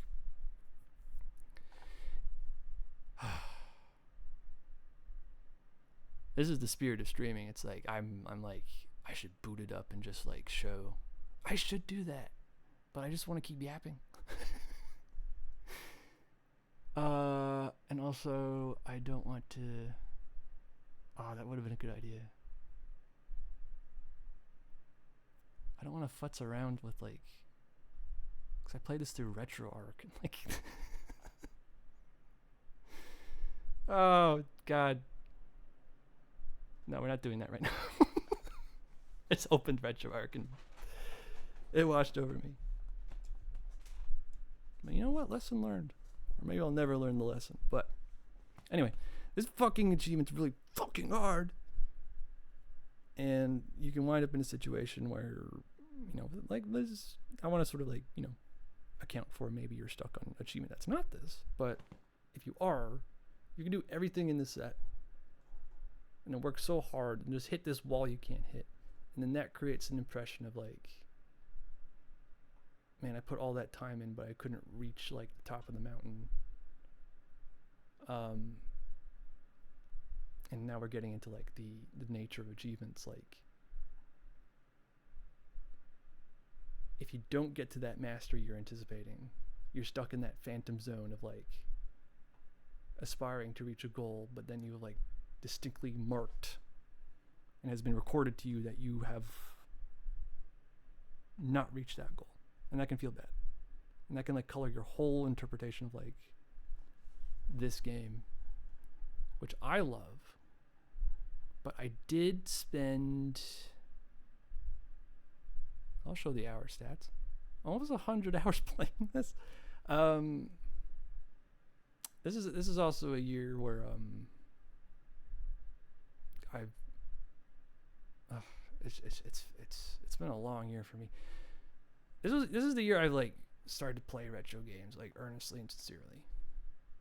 So how far are we now? Like 7 months. We're in August right now.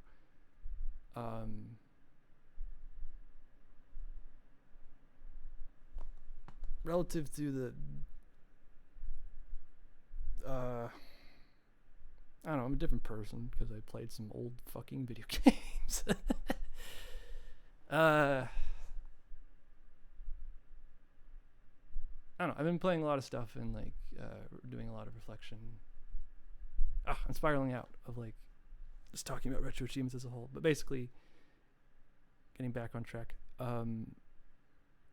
This has been one of those dishonest hours where like I kind of like just had like the emulator open, especially during the holidays where it's like, come eat your dinner, come open your gifts, come talk to your grandfather and your grandmother, and then you do that because you know it's really pleasant to do so. And then you know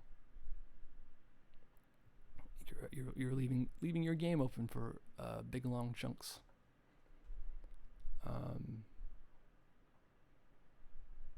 I guess that's me trying to save face, but this stat is basically true. Well, it's like maybe 20 of these hours aren't real hours, but it might even be less than that. Anyway, you know how game hours goes. You know, I could talk about like this website is a bit of a how long to beat guide resource. You can get like a second opinion.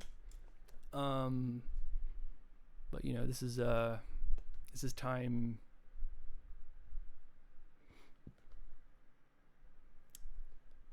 This is time tracked by emulators. So keep in mind how that works with emulators, and also retro achievements will like adjust. I don't know how it works, but there's like an adjustment. Like if you haven't like, I think there's like something to account for like, you know, leaving a game like pause for a long period of time to sort of like, maybe I'm like making this up too, but I've noticed discrepancies in the hours that this website tracks and what it says on the emulator. And if you leave the game open for long enough, perhaps the website just kind of checks like from the last achievement you unlocked to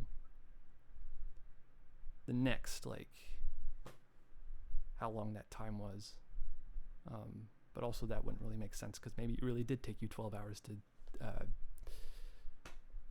get that last power star. Anyway.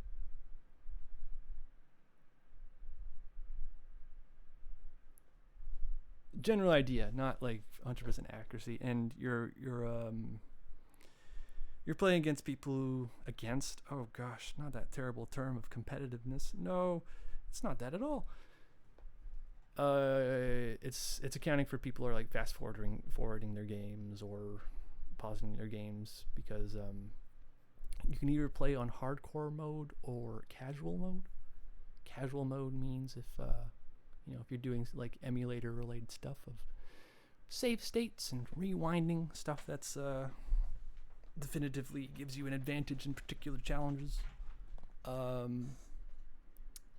It will very, very, very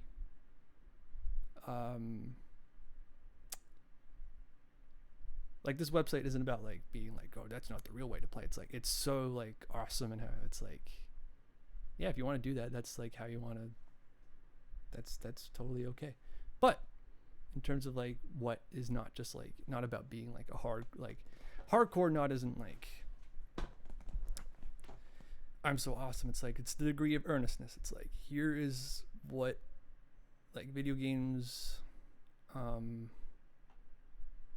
they don't usually on their like home consoles give you that level of control. So it's like, yeah, just, if you turn this option on an emulator, it will disable like save states and all that, and give you these challenges in the way they are meant to be experienced, I suppose. But you can fast forward, which technically, what the fuck? That's right. I stole the sounds. My stream says what the fuck too. Hi, everyday boy. Why am I fucking? I keep playing with the window. Yeah, that's better. Hi, DG. I'm gamer. What do you think? Ha ha ha ha. I'm just talking about retro achievements right now. Whoa, so cool. I know. It's lustrous. Look at this flashy ass website. Look at my profile. Look, I can socially brag about my Wii shovelware masteries. Look at my baby badge. Do you like my baby badge? I'm so gamer. Hardcore. You can tell by the yellow outlines. I played these games with a level of earnestness. I am the Imagine Party babies. I mastered this game post Wii event. Nobody gaff about party babies unless it's for their points for their event. I did that on my own volition. I'm getting my head of myself. I'm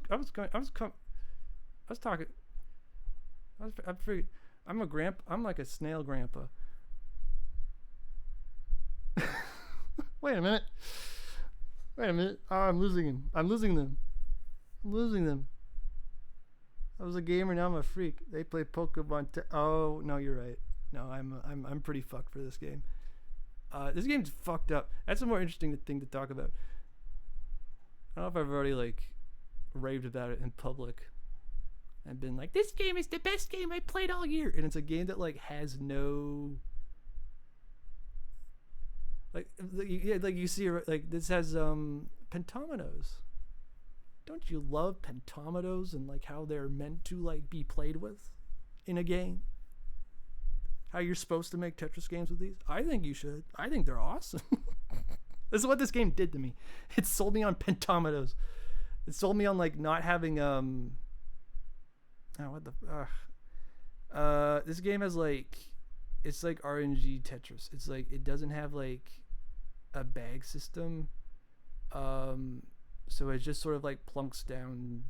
I forget all the Tetris terms, but you know them, DG. You're a Tetris guy.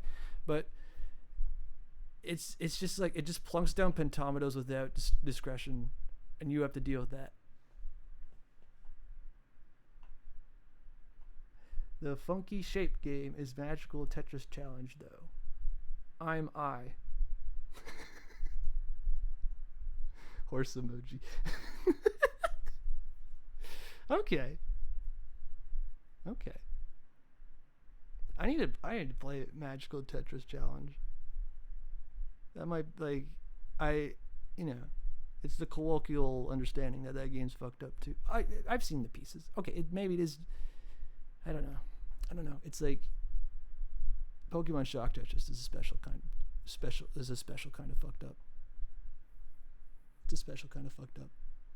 See, that game's good. This is a piece of shit. I think that is the way to put it. But no, it's awesome. It'll this game changed my life. You know what? That's a way to that's how I can get out of like, I'll keep talking about this game, but the succinct way to put it is this achievement set, putting achievements into this video game in particular, wasn't even just like forcing me or whatever, or like enticed me with the retro points, or out of like a sense of like obligation, or whatever. I don't need to like account for every single emotion you can have with achievements, but it's just like, it's just so like specific. Like normally you would pick this game up as a Pokemon fan and be like, what the fuck is this? Like, what's the Pokemon Mini? Oh, it has a fucking Tetris on it. And you'll get to like level like 2 in master mode and then be like, oh, okay, I've seen there all is to see. But just the simple act of being like, okay, consider a video game and you want to like do everything in it. It has been deduced that reaching level 25 in Standard Master probably is the upper limits of what human beings are capable of doing. Now that's a bit much for an achievement set. Achievement sets can be anything. Achievement sets can be fucking pizza pop and just go through the levels. You did it, that's it. And this could be like that too. But reach level 25 in Standard Master is one of the hardest things I've ever done in a game, probably. Not like in the like I feel that sense. I just think that might be objectively the case. But I did it. It was just so satisfying to do it in a push myself to the limit kind of way.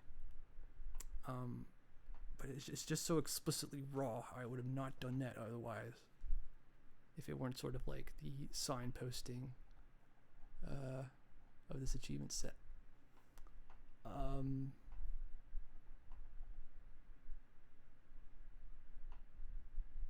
It's tough because I'm going step by step to be like, I want to show you this about retro achievements. I'm showing you about this, but then it's just sort of the overall big picture of achievements. Right. No, you're absolutely right, DD. You are so helpful in cutting to the point on these things in terms of like what is objectively bad about people. I swear to God that I don't do it for points. I have feelings. I can self-direct and set goals, my own goals.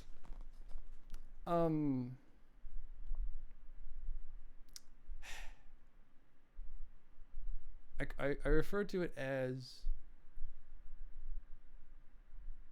so you're supposed to cry? Yeah, cry for me. Or don't cry for me. Take on me. The stream gets taken down, I die. Oh, I'm such an amateur. DMCA. Fucking explode. I like Croconaut too.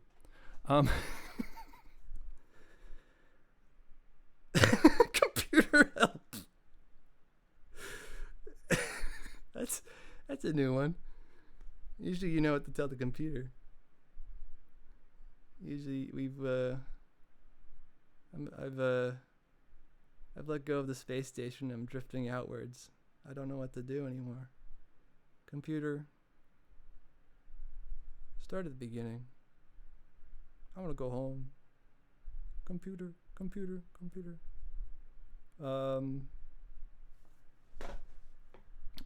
yummy noodles.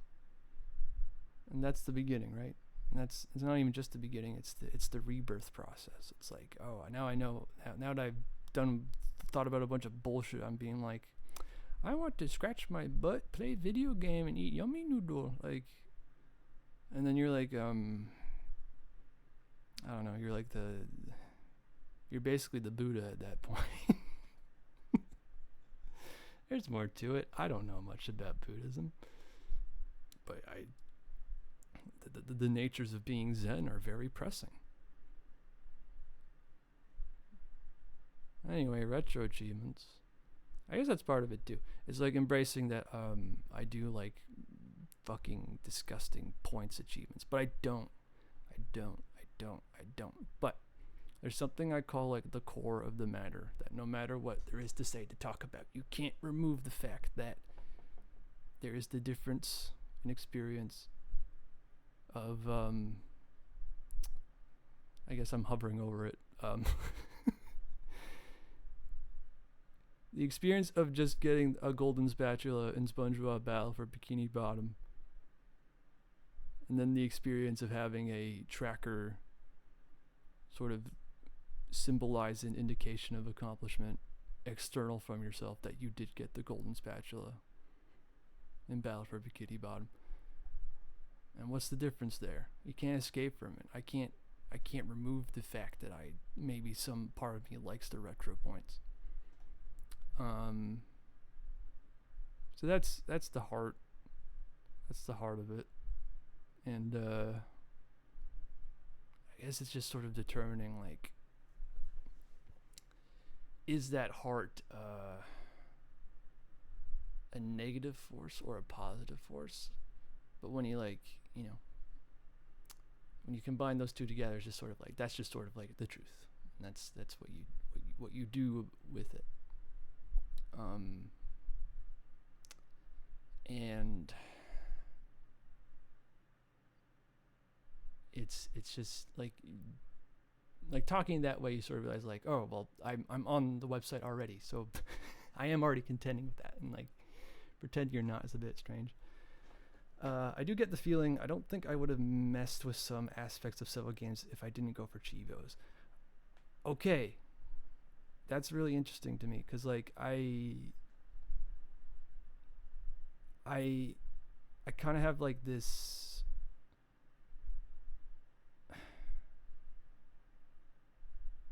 like presumption, based on like direct discussions with you, everyday boy, the chat that chatter in the Angus Leaf stream right now, that you're I don't know, you engage with video games and talk about them in a very like earnest, honest, and direct way, but to like hear that like you have just been a part of that, like you showed me trophy lists, so like I should like kind of know that. But since this is like I guess what you would refer to as my fixation at the moment of a hyper variety, I wouldn't call it that, but it's certainly my special interest at the moment.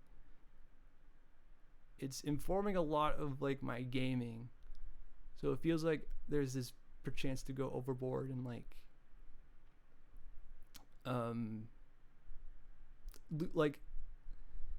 when talking about it with other people, like, or in this moment, like talking about it on stream, like losing like the plot, like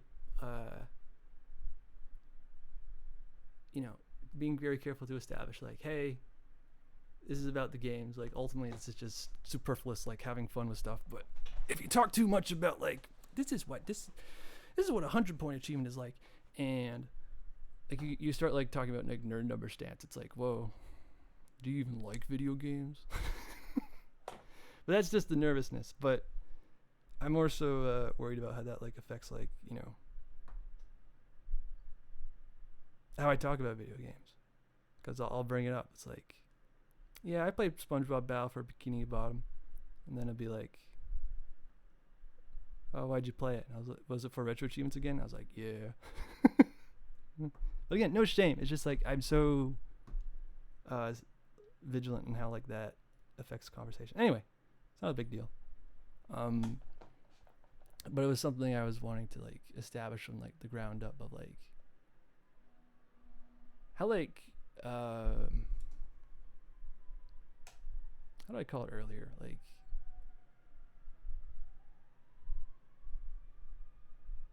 nerding out about it, and also like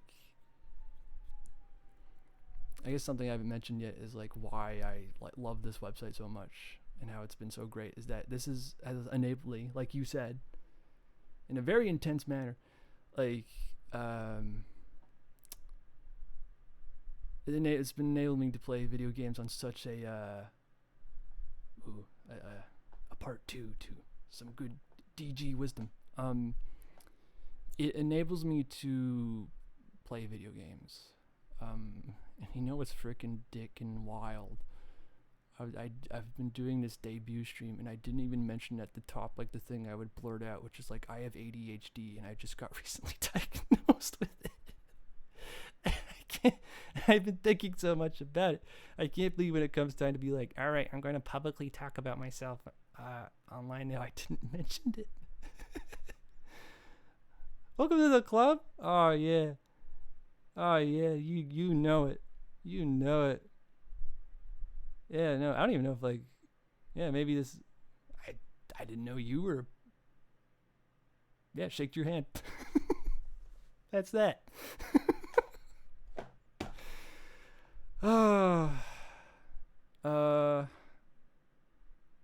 But frankly, I don't feel inclined to, oh, it's not subtle on my end, but yes. It's just like,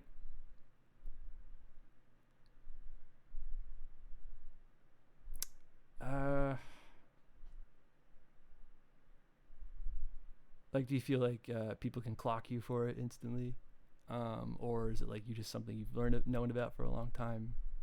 Because those are two different things. I don't know. But it's also like egg on my face, where it's like Angus, like listen to how you talk about like video games and live your life, like. But it was a recent diagnosis, bro. You know, I had a professional, I had another, I had a high caliber doctor tell me what's what instead of like, I feel like I make it easy to clock, but frankly don't really care. Yeah, of course. It's not so much about that. I just like, based on like what I learned with neurodivergence,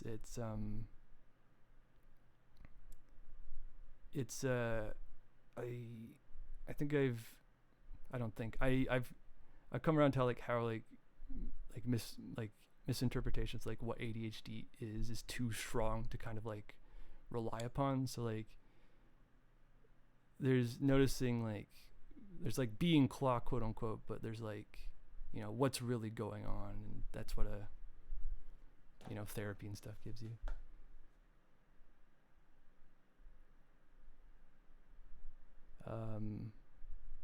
Not a thing I consider when I present myself, but I am.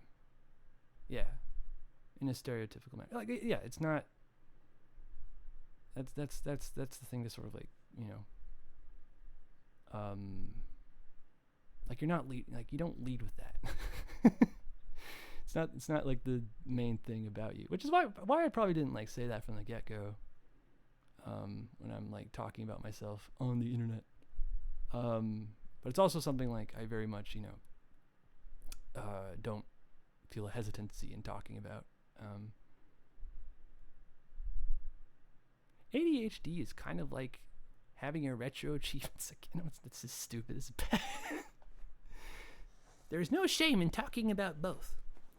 But I feel like with the amount of like disclaimers I'm liable to bring up, I may not assert what I should be talking about that's actually interesting. -2. Thank you. No, thank you. That was DG, you get the first you get the Twitch Angus Leaf Twitch chat achievement of being the first to do a -2 or +2. That's going on your account. It's going to be pretty exclusive. I hope you appreciate the ecstasy like high from that. So there you go. That also was a good -2. Oh god, my ASGVO list. I wouldn't expect too much. No one's mastering this. No one. If you got a raid and run, like that kind of thing. Like, no. No, you must stay here. 100 hours. And that's just the first achievement. Fucking Twitch has achievements. I should if I VIP you right now and I scroll up and VIP not Nemo, I'll have got an achievement. I need to ban everybody.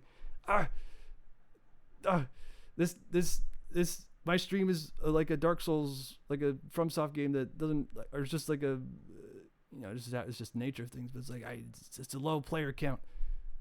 But I'm gonna get 100 people are eventually gonna come here. I'm gonna eventually find games with 100 people. You might not. I gotta ban you. That's a fucking sick and twisted achievement.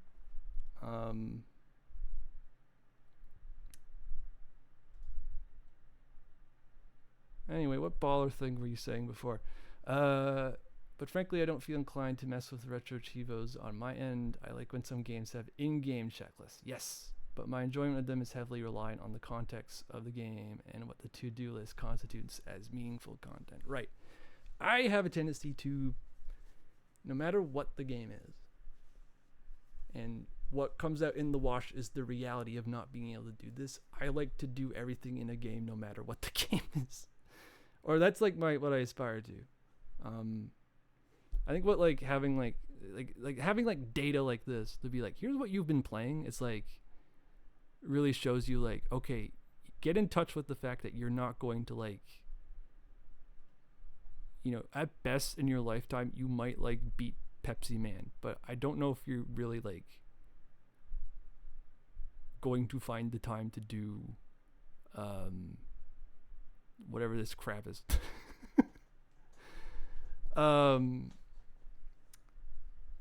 I don't know, it's just what do you call that?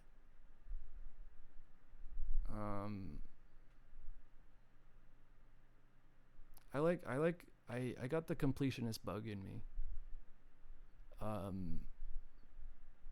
Again, it's not as bad as the retro points gamer, because I don't even think about the retro points. I've never thought about a gamer score in my life. But in terms of a step down from that, it's I grew up with Lego games and I completed them. I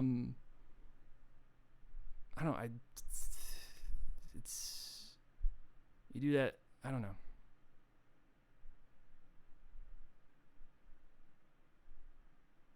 It's the distinct act of assessing what I find meaningful to do in a game. Having that point where I'm done with a game, I don't need to see the rest of it. I very much resist that feeling, because it's well, there's the sort of principle of in order to have a proper opinion or to engage with the game fully, I must see it through to its conclusion. And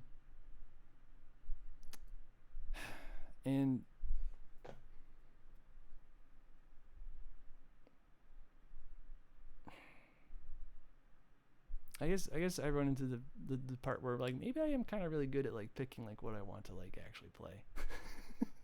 Because if that's not a problem, then that it might mean I am enjoying my time with games. But with Sparty's Meltdown, it was I don't know, it felt like a very new sensation of I stopped playing that game right when I was I don't want to play this anymore. I don't know. Maybe it's better just step outside of that's again, it's hopping back on the track of another topic. It's I have ADHD. The ADHD is quite intense. There are other factors in life, other aspects of mental health that defined the previous years as it was just hard to start media. It was hard to get through media. I was low energy. depressed, all that jazz. But then I started taking care of myself, got better. And I'm getting to the point where like I am more comfortable just like starting and stopping things. Like I never need this website because that'd be a pretty grand thing to say, but it's like in light of like being at the start of the year, I was still very much in that low point state. Just having like little like not incentives, because it's not like I'm chasing like these carrots. It's just sort of like I need like simple reasons to get into the games, and not like a overly complicated like I need to get into Silent Hill 2 because that game's going to change my life. It's like Silent Hill 2 took me like a year and a half to do because I was like I wanted to like be able to like invest myself in what I perceived to be really important games. Like no, it's just so nice to have like very simple reasons to be like, oh, I'm gonna just do Mario 64 for like the first time ever, to just like, you know, get the 120 stars, and not so much like I need to play the most important platformer game in existence. I love how Zoe 2's achievement list in this HD release, not because it's achievements, but because they feel like natural extensions if I join with the game. Yes, and that's what I feel about like Pokemon Shock Tetris. It's like these achievements are so esoteric and wouldn't be in like a like that's what's so great about retro achievements. It's like community made sets, so very rarely you're gonna find like bullshit stuff that's like really hard and like people are gonna complain about it, but it's going to be stuff that's like that has that interesting disconnect of like, this is a other player imposed challenge and not a developer imposed challenge. See if you can meet it. And due to like a love and appreciation for like this, like I see this as a expression of love and appreciation for this game that like, you know, a lot of people wouldn't otherwise think about. It's like this fucked up super hard achievement is like what we've already concluded, which is playing games in ways you wouldn't before. So like if you like got a Pokemon for reaching level 25, that would also like perhaps, like if you got a legendary for instance, that would perhaps like really like bring to light, like would bring you into that intense like overcome this fucked up challenge moment. And it's like, well, I want that Pokemon, so I'm gonna try it. And you start trying it, and oh no, you've been suckered in. Figure it out.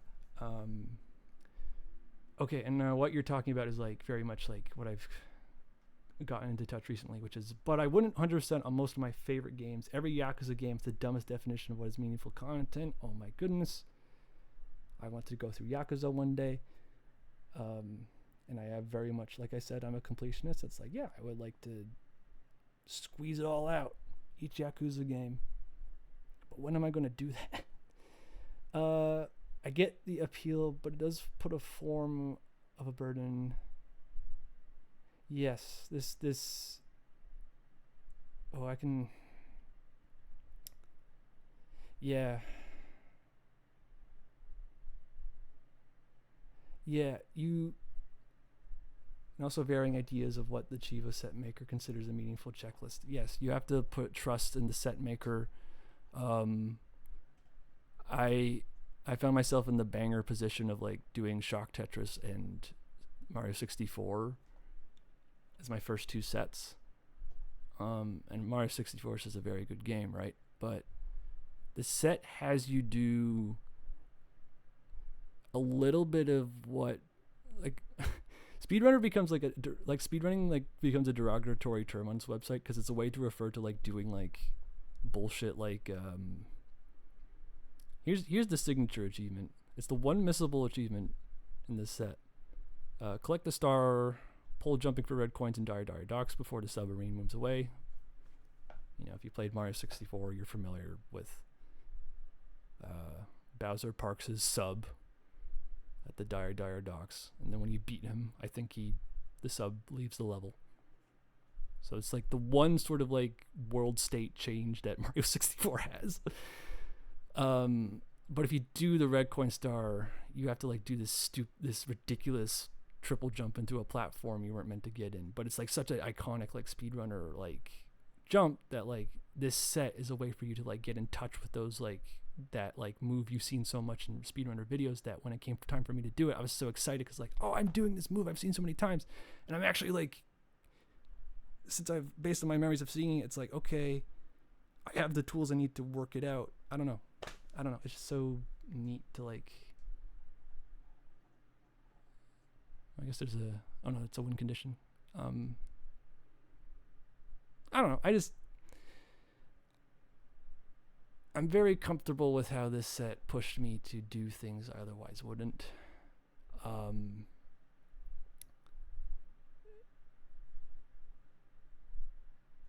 Right. That's what I gotta think about myself. Like, here I am sitting being like, I am going to complete every video game ever. But like who the fuck's playing Egg? I'm playing Egg. Because I want to play Egg. Why did I play this over another Silent Hill? I don't know. Like, I take for granted, and like I don't, the wrong way to talk about it is to be like I'm thinking low of myself, but it's just like, it's weird how like I have this mind of like I want to play every video game, but I have that tendency of playing specific games, which is what I was talking about with RPGs earlier. Right. Yeah. Well, yeah, that's why I wanted to play it. Like these top 5 game, these 5 first masteries I did like have a specific like meaning to me. Like, you know, the first mastery being this is special. Mario 64 is like representing like me getting into like a very important game that I just hadn't played until recently. But I did play the 64 DS port as a kid, so this represents like me mastering something from my childhood that seemed very unmasterable to me. Fucking Sherlock Holmes games is just like me hitting the random set button. That was the first random set I got, and if I hit random set here, I get Ochan no Oikai Logic 2. So it's a cross. Maybe you fuck with it. And then Egg was like, I've never seen this game ever in my entire life, and I'm seeing it on this website. I need to master it.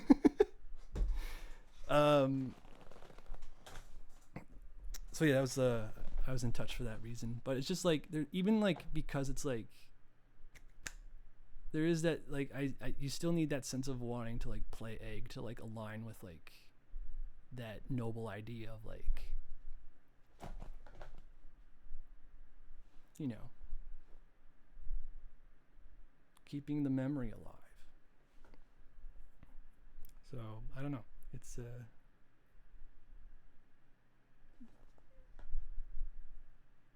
I guess that's a new thought I'm having right now. It's like, this is a way to like not just like track like what I've done in video games, because I was about to bring that up with like ADHD and like being so uncertain, like, oh, did I actually like get all the stars in Mario? I like, this website is a journal. That's the key word I was trying to get to. Is like, this is a journal tracker, but it's not so much just like what I've done in games. It's like my habits, and how I have more of a say in those habits than I previously considered. Oh, you don't fuck with the random button. Okay, let's have some fun with the random button. I'm gonna click it a few times. And you can tell me if you like. This is a very bad example.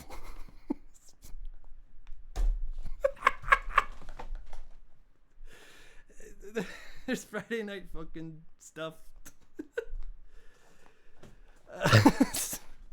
Don't look at this. It's retro games, I swear. And even if it's not retro games, I think there's important value of like having.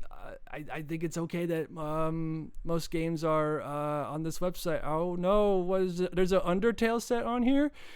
Oh dear. This game, that's antithetical. Don't look.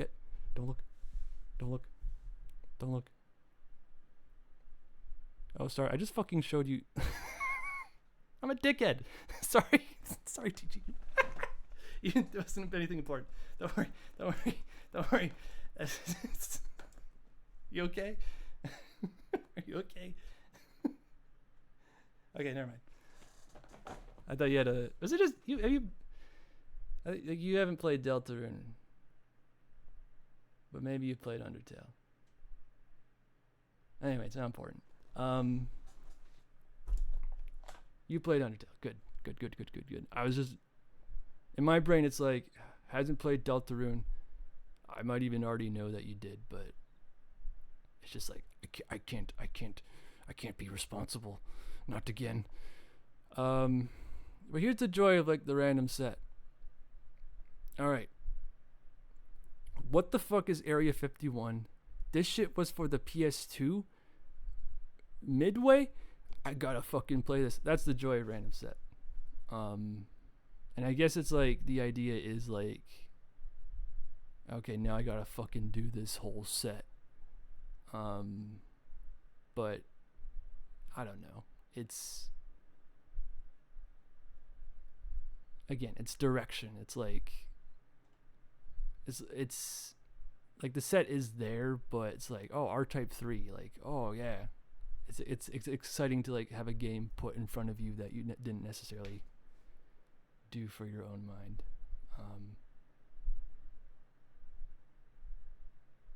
Okay, this is a very funny game to see, but someone will play this for the checklist because they hit the random button.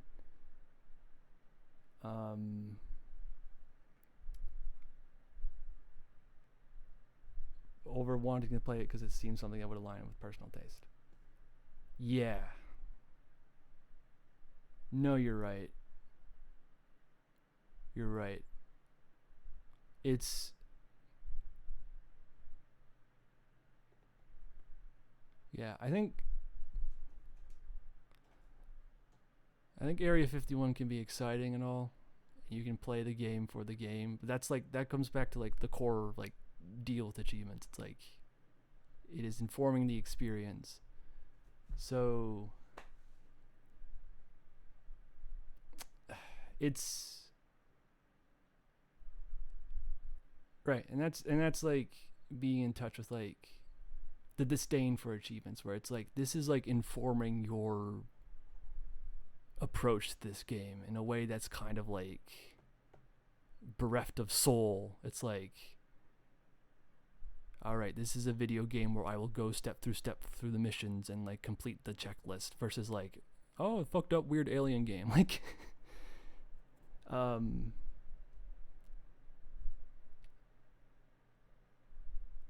in this setting has a different context, right? Because that's like, I could be all gung-ho and be like, whoa, this is such a rich database. But it's just like, you don't really need like the achievements to like be a part of that, you know? But I get like, it's... The way I put it is like, it's a way to like gamify playing games. Which is, again, it's like clinging to like the reasons why I like this website, rather than like sort of being like, oh yes, it is irrefutably the different context.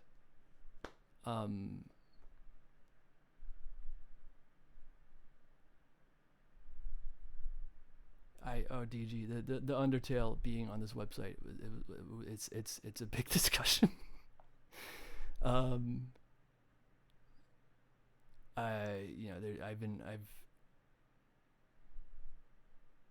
was a whole week in like various Discord servers I'm in where it was like talking about like,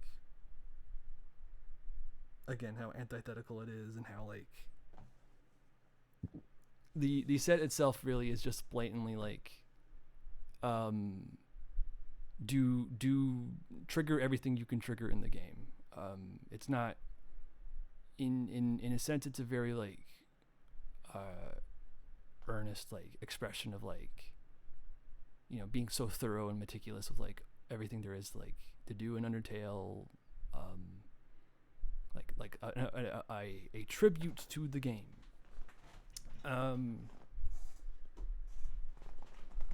But you can't like,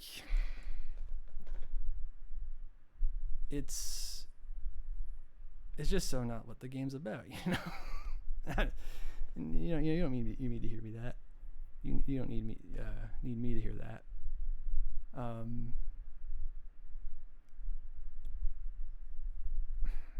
Like on one hand, you would want like someone to like play along and like maybe even go further into that idea of like making fun of achievements.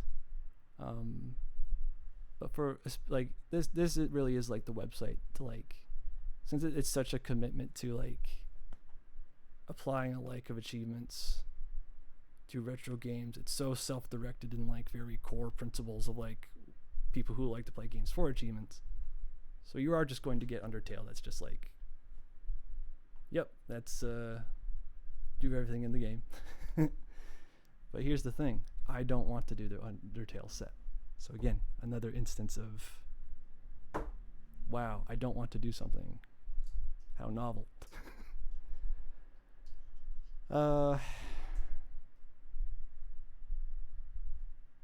Yeah, it's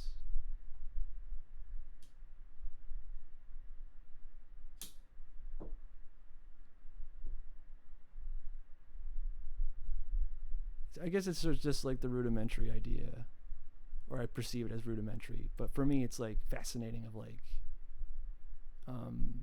exploring the feeling of yeah, this looks neat, but it's not for me, and being like, whoa, what about just like having it on in the background, or like weird stuff like that, like like it's nonsense. It's like I don't know. Like this year has been like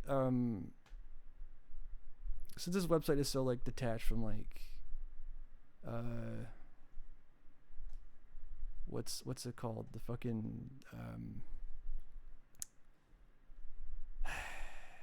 the shadow patterns of Fortnite or whatever, like me being like susceptible to like FOMO and being like swept up in FOMO, and having something like this that isn't as like a bit more, you know, community oriented, we shall say.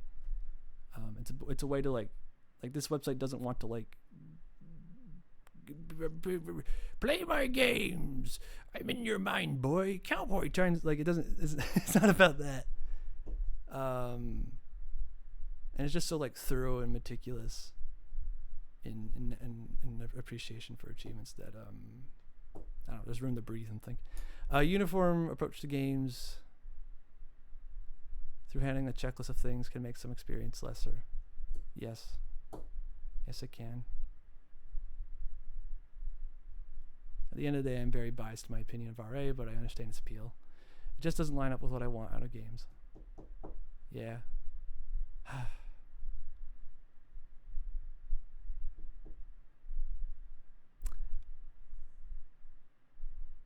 It's interesting because I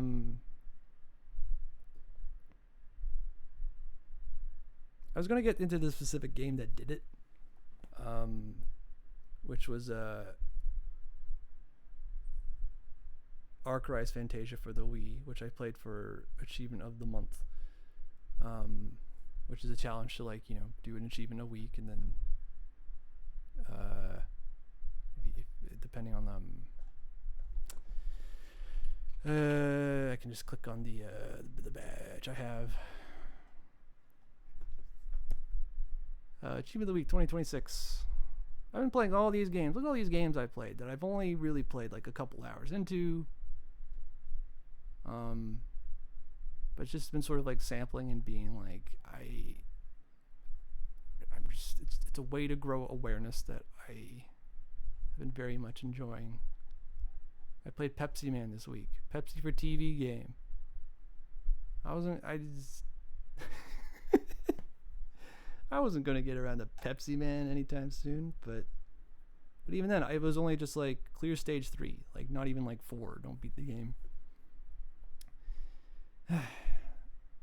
It's interesting because like the more I go through the year, the more I am feeling more confident that I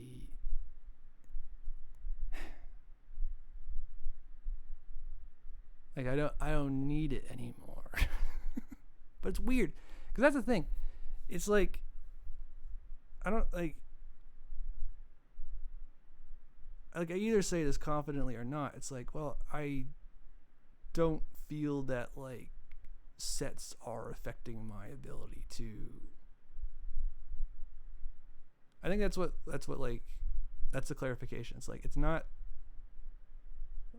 that it's affecting me, it's just the inherent nature of it. Like you said,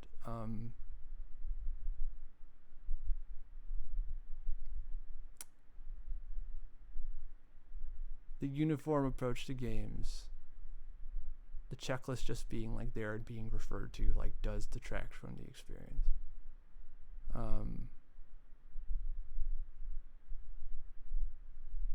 And it's just like I don't know. It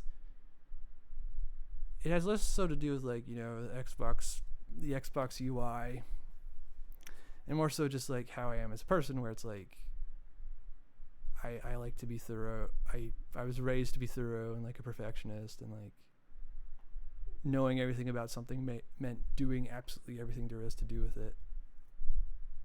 And it's not a good feeling to sort of think of like, well, am I really the person who like is unable to like feel like it's enough to just sort of do like specific things I want to do and then pull out of that completionist percentage.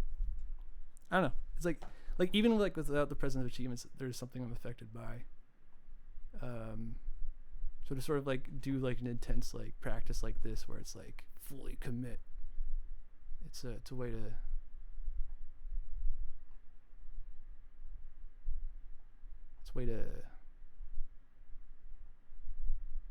cleanse myself, which is such an extreme word. Like it gets weird. It's a weird thing to say about myself as someone who's so, I don't know. I am perplexed as to why I like achievements, I guess, at the end of the day. So I guess instead of like making it a bit about like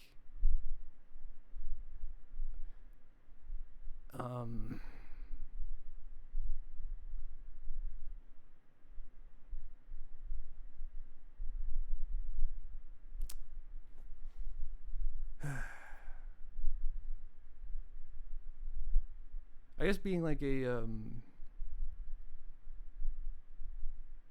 younger and more sensitive and more defensive. It's that dichotomy of like, you know, people talking about achievements in their video essays and whatnot, going off about their apprehensions and disdains. And instead of like getting worried about like what that says about me, not worrying about that part, and just sort of like seeing like what the experience is on the face of it.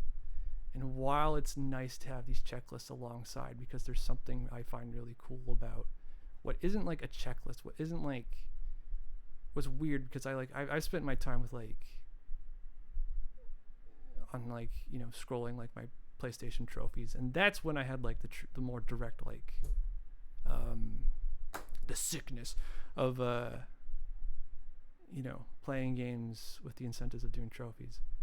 But since like I've like, you know, gotten over playing Fortnite and gacha games, because that's what I did last year. That's what represented last year, was doing that stuff. And then I got like, I finally feel like I think I am sick of this stuff. Now it's like achievements turn to like go under like that same like process of analysis, and now it's just sort of like, well, it's fun, but like don't think about like what you should do, just think about what it is. And it's like it's undeniable that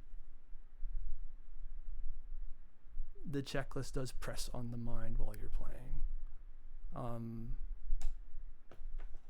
You know, just pulling up a I'm gonna pull up 2 games. Just for no reason in particular.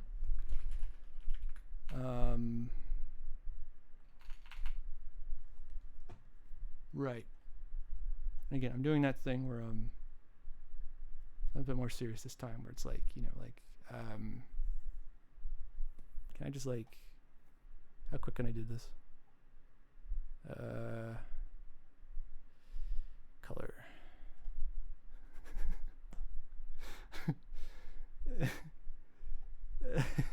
I'm gonna censor the so we don't have to look away. Like, you know, if you don't want to, I don't want to look at like, could I raise myself a bit? Right. Audio balancing. Yeah, exactly. Right. You know, I don't, there's some things that here that, it says, what there's to do in the game. Audio balancing, I'm still trying to work out. It's great that like that everything's balanced at all. It just sort of means like cranking the your speakers. I suspect what's happening right now is that the longer I talk, the more quiet I get. So I gotta talk louder. But in terms of that's one thing I'm still trying to figure out. It's like raising myself would mean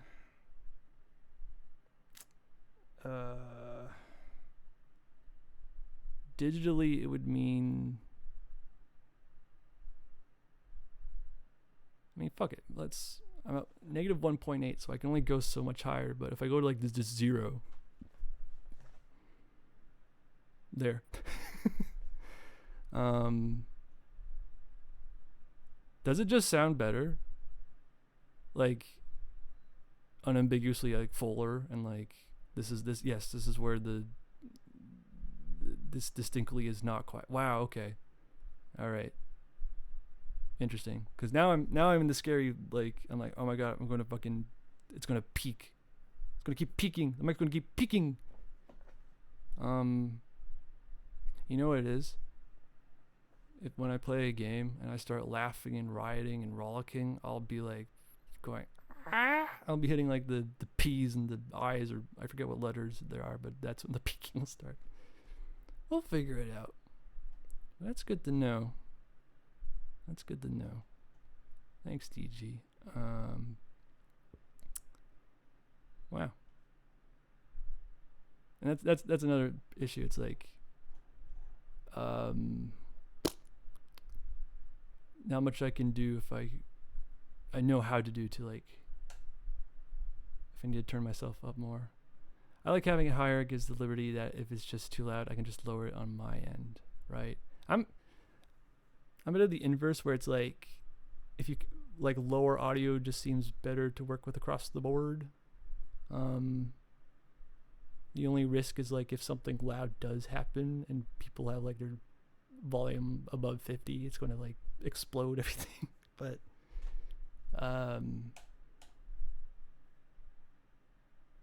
raw 100% should always be too damn loud. Now in those cases you set a limiter. Yeah, I do have a limiter on OBS. But it wasn't working. It wasn't working. I don't get it. It was peaking. It was peaking even though it was a limiter. I don't understand. But yeah, I say that with like, it's like, there's a reason. I know there's a reason. And also just like, well, that's, you know, I think it's like, you know, it's a hardware issue, right? You know, it's not,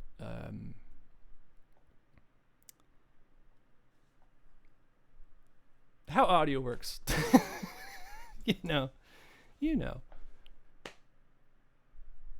No, how do you put it? It's like, don't blame one chain in the process if it's or one link in the chain if it's a different link. Because I definitely had like my my little microphone box here cranked too high. Anyway, If it's too low, that brings some issues on mobile because I can't. Yes, no, it's exactly the same issue I'm having where I can't turn it higher. Right. And we don't want that for the average viewer.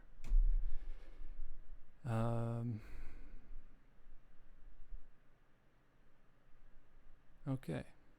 Loud equals good. I'll remember this.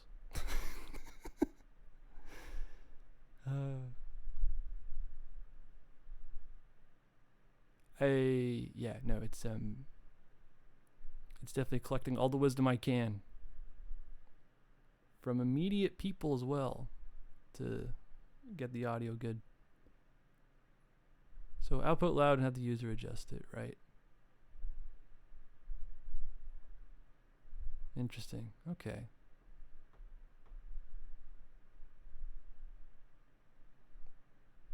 Because usually with like most things, it's like 20 to 30 when using my little computer. In terms of volume adjustment on a Windows 11.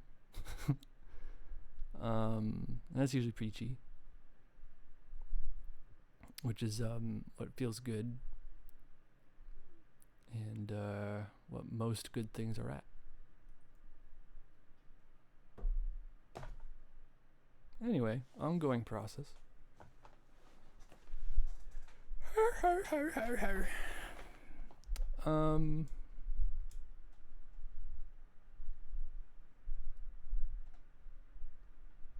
I'm just so hooked on like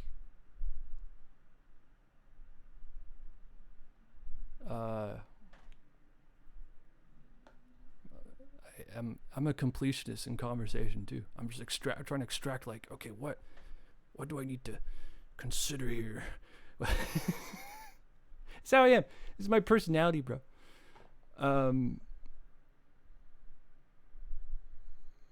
I want to eat my cake and eat it too, and that's why with Boku no Natsuyatsu Mastery 2, the most spiritual soul cleansing game ever, it's like, well, what if I turn achievements on too and got to have that aspect of the game as well at play.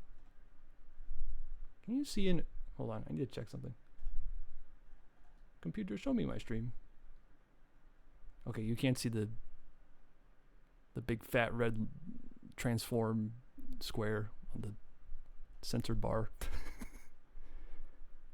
I do want to apologize if I come off as a bit heavy-handed. I do appreciate you going out and sharing yourself like this. Oh, a freaking absolutely course of the utmost degree of understanding on my end. Like this is the point of like why I'm I'm doing this to learn about myself. So it's a very like that. This is the whole bit behind why it's so appreciated that you and people come by. It's like it's sharing gaming experiences and learning from each other about it. Because like this is what I want to like have a chance to get in touch with, which is like what this self-perception of like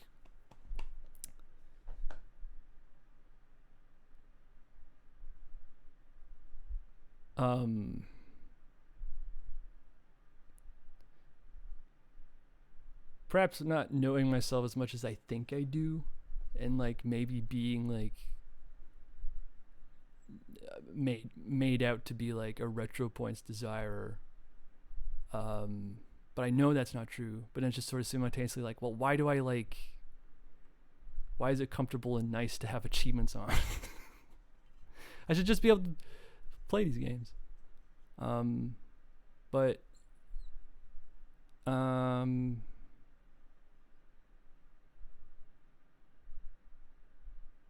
anyway, you're fine, DG. It's perfectly normal.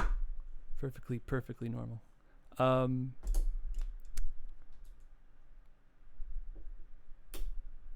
But it's like, it's bringing up Boku 2, and yeah, I guess I can bring up a Silent Hill. Let's just bring up the first one to be safe.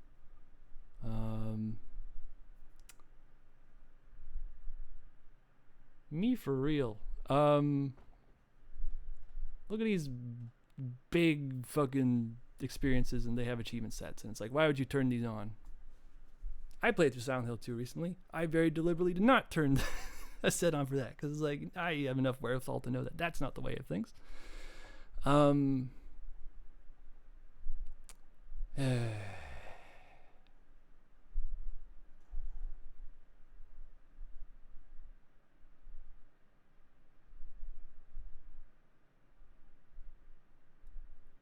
It's wanting to play through these games. I don't know. I don't know. It's wanting to play through these games and having the sets on at the same time. Because there is something to derive from both those experiences. I don't know.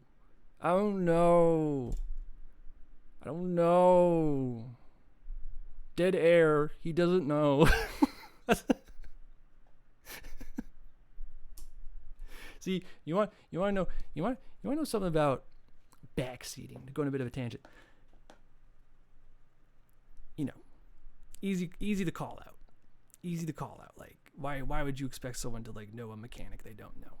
But here's the thing. What about the further extent? Like why you're playing the game to begin with. You're discovering why as you're playing.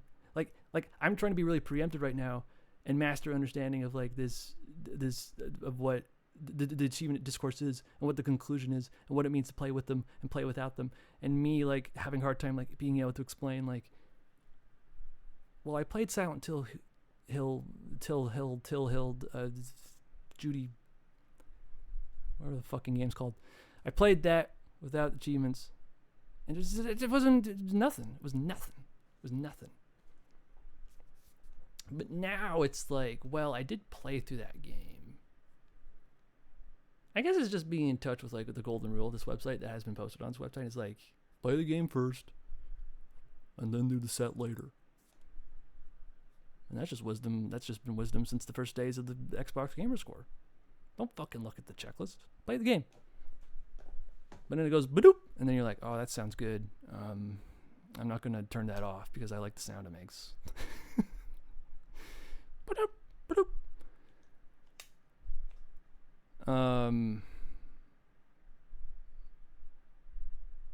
Look, there's greater implications to backseating, you know? It's like you're being a retro achievements checklist in that moment.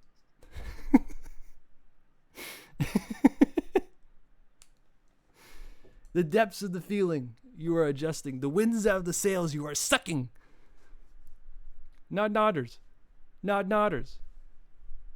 You get it. We speak in shorthands. We speak the grander emotions. You know, I'm not saying this is like, I know you already know this. Oh, you're a checklist guy. Oh, okay.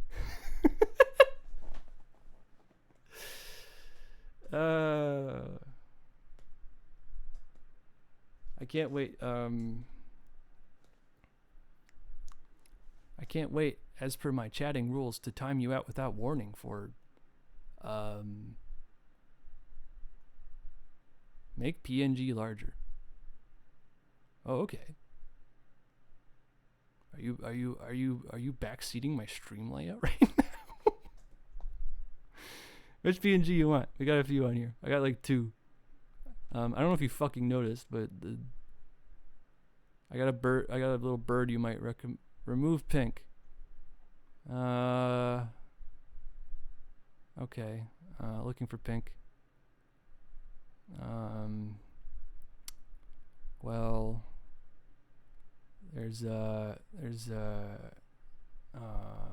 I really do like the color pink, so that informs a lot of my aesthetic. I think the pinkest thing on here is this. It's there's a little thing here that says life. What if I turn that off?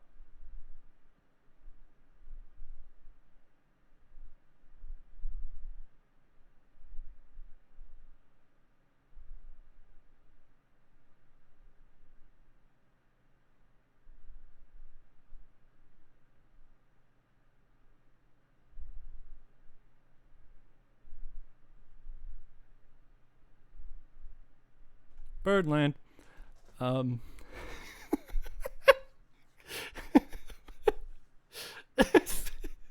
TG just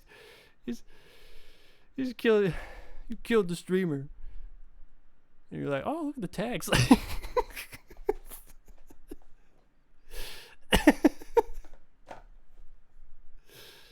That's right. Birdland rep. I'd make myself larger genuinely, but my head would hit the chat room. I would go bonk, and then I'd hit you, and you'd fall off and go ah. Although there is a bit of space there. It looks better when there's a game on. I think, yeah, like Ivy the Kiwi here will this load bearing Ivy the Kiwi will overlap a bit. Oh, you're right. You're right. You're right. No, I'm an Ivy the Kiwi streamer. I love birds. I'm a bird. I'm Birdland. I'm Birdland. Birdland. I'm the creature. I'm the monster. I took away the human. Now it's just this bit. I'm a bit. I'm a bit. Gotta love me. Oh. Oh. Oh, I hate you. I hate you. I'm banning you. Get banned. Get banned.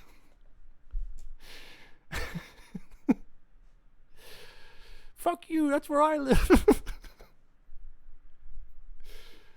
So I'm not even pissed off that like you even said that. You're just trying to bait me. You know, it's like just a lack of respect. See, I'm such a pushover at this point. I'm not even gonna like. I mean, can I like? Okay, I deleted your slander.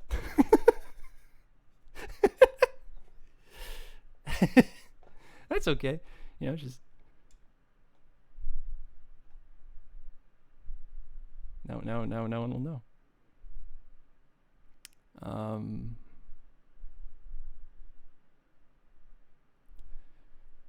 Oh.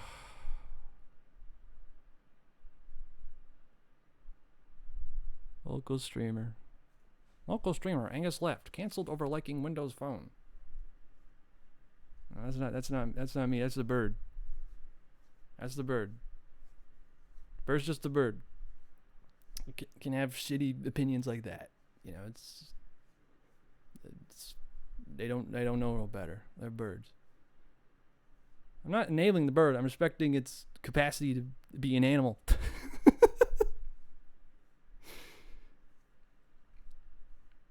Your dog likes is a pervert, but like, you know, it's like nobody cares, you know, like you're enabling it by just letting it be, you know, like I don't know. What am I supposed to do? Like I'm trying to debut. I'm frying the biggest fish. No, you're right. You're right. I should be held accountable. I'd like to apologize for enabling Ivy the Kiwi. Question mark. Pronounced as Ivy the Kiwi. Their opinions on the Windows Phone is, you know, first of all, I don't harbor those opinions myself. I'm pretty sure that's clear.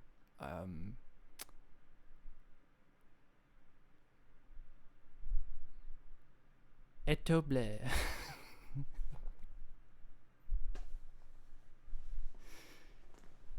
Right, I'm too cute. I get away with it. Eto blé.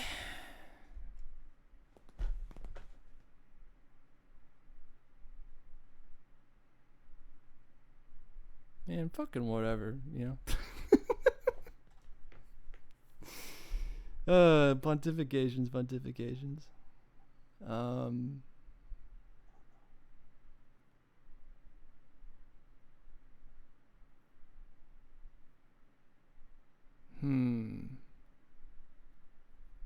That's some more slander to delete.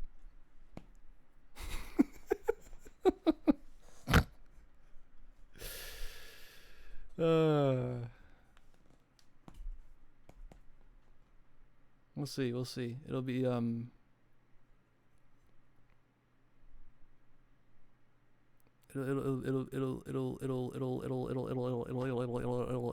be let's see if we'll get the love world ending or the hate world ending. You know, I'm not feeling terribly evil, you know. You know, I'm more of the Eto Bleh than the evil, but we'll see. Keep slandering DG. This is it's so important. It's so important. Well,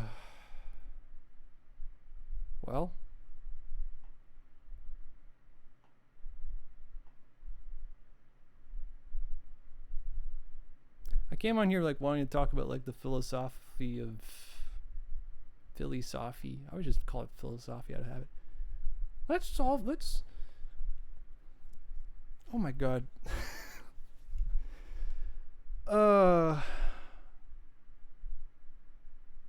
Philly cheesesteak.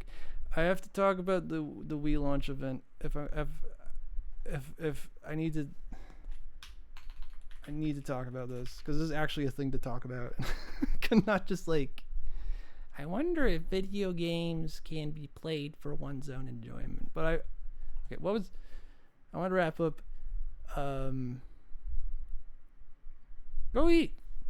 Oh, you had ice cream, but go eat. You only had breakfast today.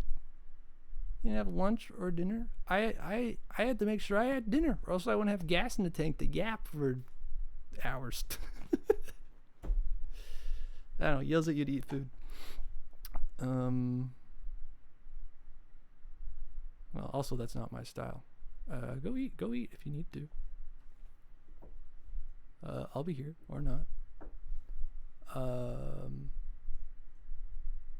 Yeah, good every day, boy. Know your place. That's my slander for you. I'm hitting you with the go eat allegations.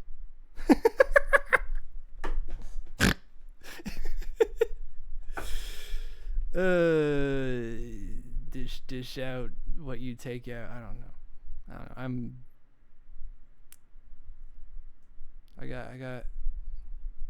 I got extremes in me, bro. I say wacky things.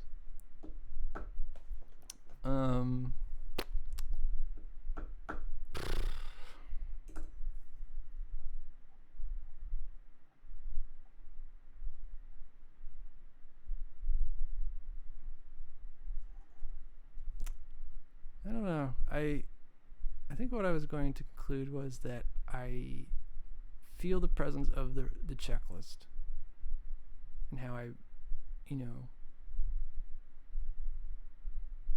have the feeling of like balancing it in my mind where it's like, you know, you can just like have your retro achievements on and just play through the game. But there will be those moments where you're pulled towards the checklist because you just want to check it because, like, you know, how else you're going to check if you've done the checklist if you don't check the checklist. And in those moments, you're feeling the effects of, oh my gosh, I'm doing the checklist. And it's like you can't avoid that fact. So when you segment something like Boku, when you segment something like Silent Hill, it's like, wow, the horror game has like distinct parts you go through it. And it's like, you know, we accept like that in terms of like structure of video games we're familiar with, but like to do like further soul sucking to like kick yourself out of that immersion and be like, this is the beginning of the game and this is the end. It's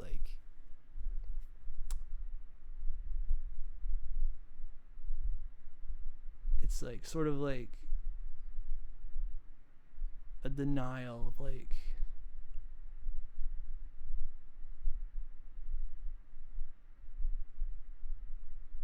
trying to have it both ways when maybe you really can't. And Achievement of the Week is an event that lasts this whole year, so I will still be on this website doing my thing. But after that, it'll just sort of be like, I don't know. I'll see where I'm at. More fucking yapping to do. I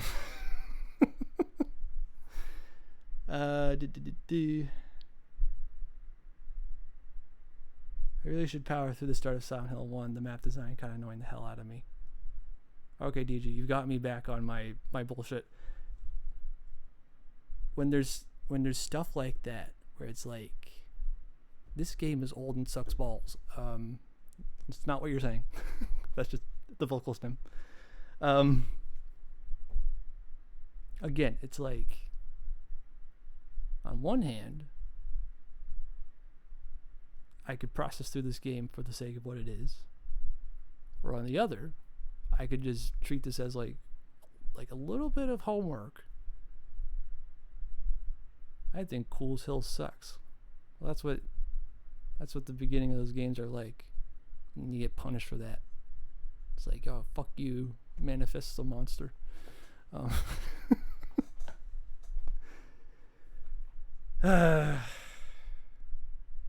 don't know.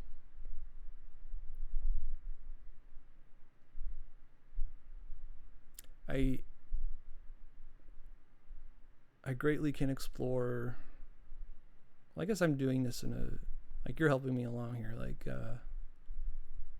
a good chat does. It's like, oh yeah, no, unveiling, like, getting in touch with the disdain Chivo side. But then I got the part of me that likes it too. I don't even know. I just don't. It's like decisiveness, like pick something. Or maybe it's just like, I like all flavors of ice cream.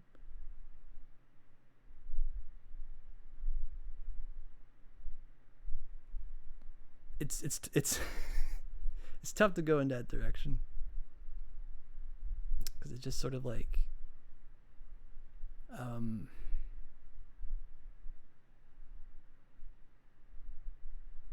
like that's another thing of what streaming is all about. I've been saying that a few times, but it's just like, oh, I'm weird. But then you talk about it, it's like, well, it's certainly maybe confusing, but it's not weird to think about. I do like that style of horror game, just wasn't feeling it then. It'll come back better than ever because it can't be as bad as Fatal Frame 2. Right. That's like like I said, I tried to play through Silent Hill 2 for a year and a half. It wasn't the right time, I suppose. And that kind of like maddens me too, where it's like, well, how could there be a wrong time for a video game? I am the master of myself. I can appreciate games at any time. But then you don't go to bed, and then you're like wondering why you're having a bad time.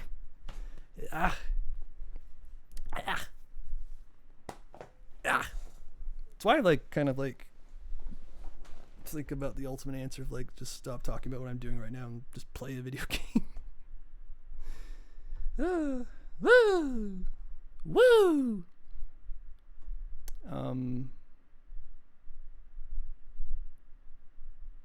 Okay. It's so interesting how you know, I gotta say, I'm medicated right now. And I feel like playing video games more. Go figure. Wrong. Oh, I had the wrong opinion. Fuck. I didn't even say opinion. I just was saying something. Oh! Wait, hold on. Oh, here go. Whoa!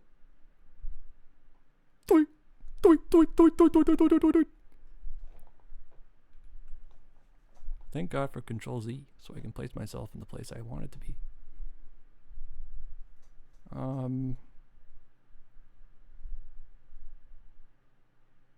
Right, and then I'd have like a dozen more DGs. In the hypothetical audience growth future, I'd have a. I don't know, just what it's like. Just what it's like. Get your haters.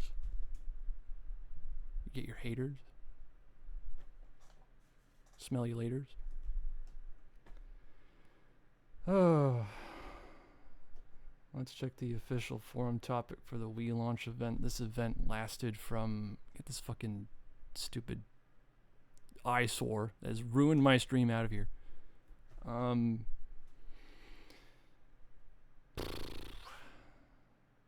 This event we're looking at right here, this lasted from March 19th to was it really July 19th? Yeah, it was last month. I'm the day 2 hate.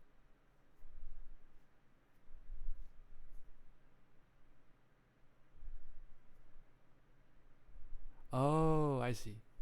I see. I see. I see. I see. That's... I don't know. That kind of shit happens in the sequel. Due to refinement or abject terribleness. I don't know. I don't know. You arrive a little late on the scene, and it's like, oh, wait a minute. Who's this guy? It's good pacing. Don't worry about it.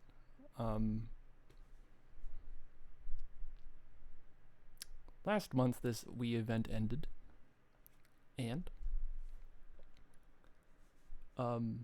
during that time frame, I participated in this. I don't know if you may have noticed, but there seems to be a rise in talking about how sort of mentioning that, did you know the Nintendo Wii is a retro console now? And I think the reverberations of such discussions may have been enhanced, supported,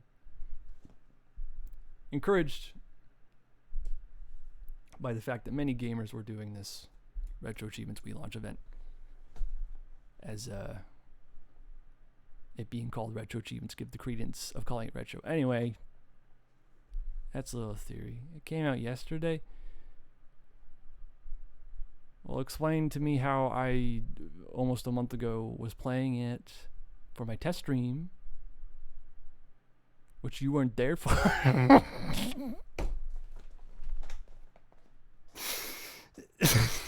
was playing Twilight Princess. Oh, it's a GameCube game. Never mind. No, I'm wrong. I'm wrong. I was playing it on the Wii, but it was the GameCube because it's a GameCube game. La la la la. It's old. The Wii is old. It's so old. It's so old. Yesterday's old. Yes, yesterday. Okay. All right. No, you're right. No holes in your logic.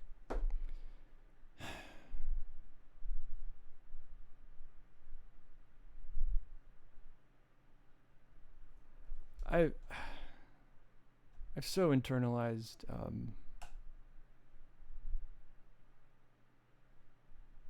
okay, sorry. The Wii launch event.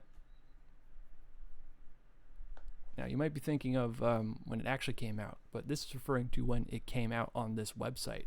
And what does that mean? How do you come out on a Retro Achievements website? Well, there's many ways to do that, and maybe some ways you're thinking of that aren't related but to what I'm saying. But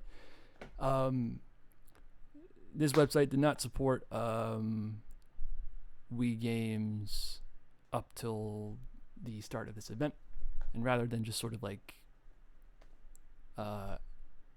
to make something out of it.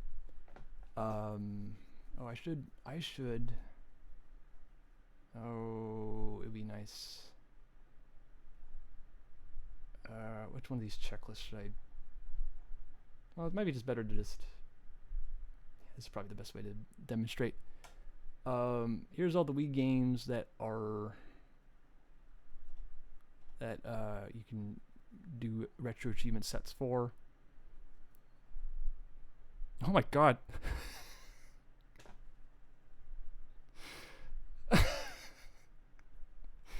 All right, let's Let's talk about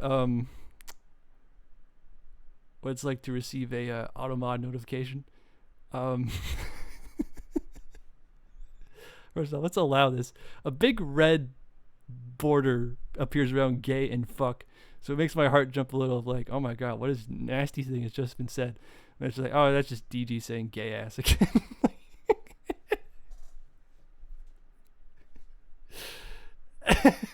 It's just not fair. You're so persecuted.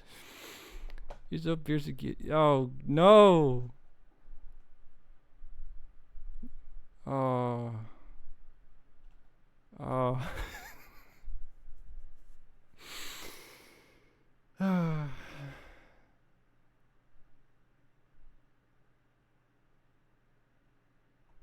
was laughing. It's just like, oh my god.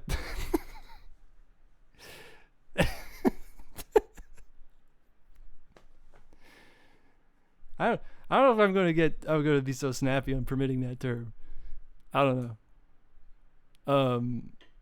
I have to like, it's easy to do, but you just gotta dig in a menu and do it. I'm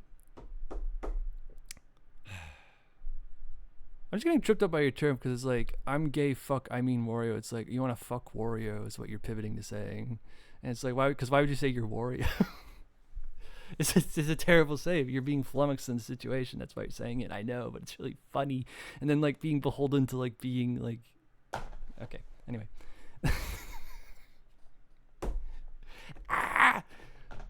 What was I talking about? Look at all these fucking achievement sets and like some of these were put here post event, but the event was pretty recent, so like they just released a whole tidal wave of 100 Wii sets all at once for you to play. And wow, it's like the Wii just came out yesterday, like you were saying, DG. It's like earnestly like, whoa, it's like a way to like relive the launch of the Wii, or just like facsimilate it, like, you know, like a bunch of games are quote unquote out, and really you can just do this anytime you want. You know, you don't need a bunch of retro achievement sets to tell you to put a day aside to like pretend the Wii came out again. But here's the catch. This website's very social. It's a forum. You can call this website a forum. And why I'm into this like website at all is like kind of like because other people are in it in like, you know, various internet communities. So it's like fun to like know that alongside while you're doing this bullshit that other people are doing bullshit too, and what makes bullshit fun is to like do it in the presence of other people or in light of other people doing it. And that's the whole thing about like why achievements are a thing, is the whole spiel about like they're for other people to see that you have done them. I have a bit of contention with that, which I'm, you know, it's a whole another tangent to try and blunder through. I hit my mic.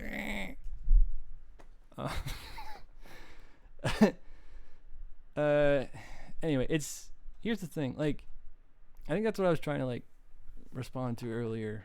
Was the whole like random set thing? Because like, yeah, just doing it for fun again.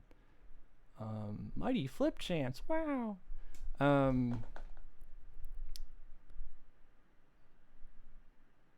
Like being so direct, just like, I want to play this game and I'm going to plug a set in.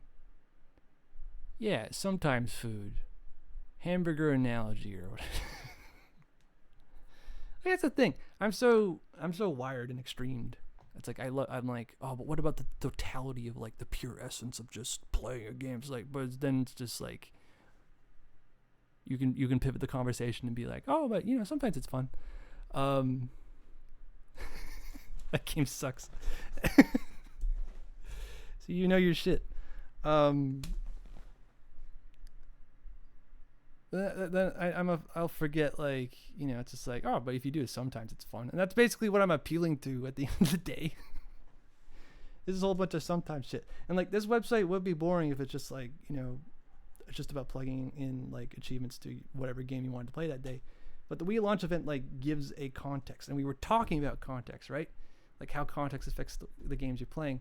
But like just on the premise alone that like this like gets people like playing Wii games events specifically and concentrated, and like streamers you watch who are also doing retro achievements are talking about Wii games, gives a lot of like fun and like, you know, giving a it's weird. It's not weird. It makes complete sense. I'm just trying to explain it. There is an excuse to talk about Wii games in a concentrated fashion that wouldn't be there otherwise, and usually at most it means like I'm going to revisit this one Wii title I like, and we're just going to play this one Wii title, and we're not going to play more of them because adults are busy. It's that merit, and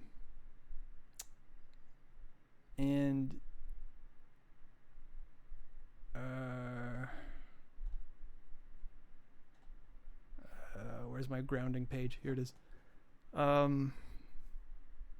It's just a very interesting proposition of like, hey, can you master like how many games how many Wii games in the light of like all these Wii games being launched at once? I do get the fun with context of, but it being RA sours it for me. Yeah, and that's the very simple way to break it down. It's like, okay, again, like, I don't know. You need like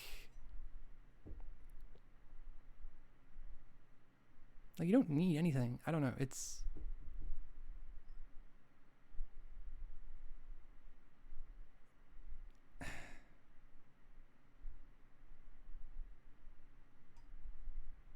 you could just make a game club. How about that? This actually is like a really big part of everything. It is like, you know, being a part of a game club, and that being like actually like, okay, this is the way to do it. No, you're not lame. You're not lame. Why, you're being like the party pooper? Like, oh great, DG brought up another salient point yet again, pushing us forward in the conversation. Oh great, oh brother. Lame. But yeah, there's a lot of ways to talk about this website. That's like, oh, it's a journal for record keeping of what you've done in games. If you have, you know, trouble like remembering, it's great to like bring people together, do events. But it's for like the fucking retro points. Like that doesn't need to be there. And then it's just like you're alongside the people who are like, you know, again, like a lot of people who regularly use this site are there for the grind. And it's like, oh yeah, we're all in this together. I don't know. It's multifaceted. I'd say Backloggery is a better journal though, right? You know, obviously. Or not obviously, just like more blatantly so. I guess since I have the achievement bug, I was drawn to this website. And since there wasn't like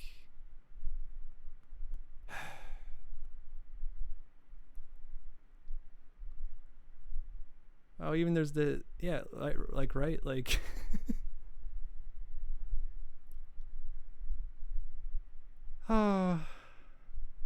oh, you speak to me. The text file. Fuck this website bullshit. I'm just gonna right, I've seen the text file.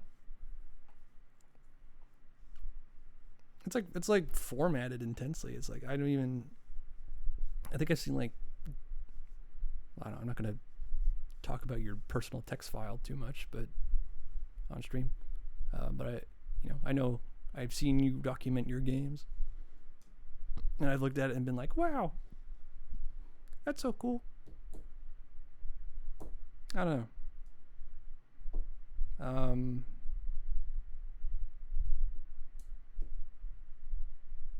I said it before, but like, retro achievements is a way to gamify playing video games, and making games out of things helps ADHD. It's a really funny thing I've noticed. It's like, oh man, I don't know about this whole like gamifying thing, but then like, oh wait, maybe that's why I like achievements. Yeah, no, I'm just again, it's something I'm working myself down from, but I'm always just sort of like, oh, is it okay to talk about that? they're gonna know what you're playing, bro. I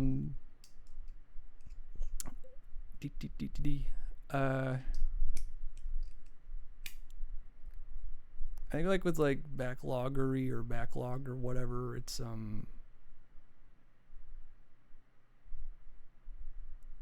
like remembering to go to the website and then putting in like the game that I have played, and like having like that be done by myself. It's just like I'm not prone to doing that, and that's just how it is. It's just very minor stuff like that. It's like, why aren't you doing it? It's like, I don't know, man. This is what the brain works. But to sort of like have a bit more like, you know, juice in it. Cause like I would like to like. It's how I got back into like. I don't know if it's how I got back into, but like it helped a lot with like movies. Having a letterbox. And like, you know, doing actual like journaling. Like I'm going to write a review on movies I've seen. But that's like the common letterbox trap where it's like, well, all right, are you ready to sit down and write a well-informed review of the movie you just watched at 3 a.m.? No? Okay, go to bed and then forget to do it. Yes, DG. Yes. Yes. I it's how I operate. I think I'm trying to work myself down from that. Yeah, me too. Oh, I hate reviews. Freaking, you know. It's like, oh, I sure like that movie, and I felt happy and good about it. Do I need to know more? Oh, that too. Yeah, but that's what I was saying. It's like, I don't know. Instead of like writing reviews, I have the achievement website record do the recording for me.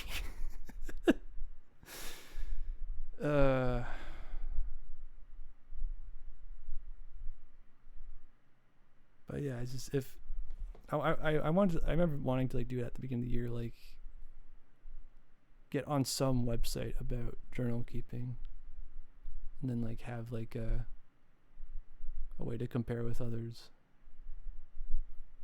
But retro achievements kind of like filled that niche.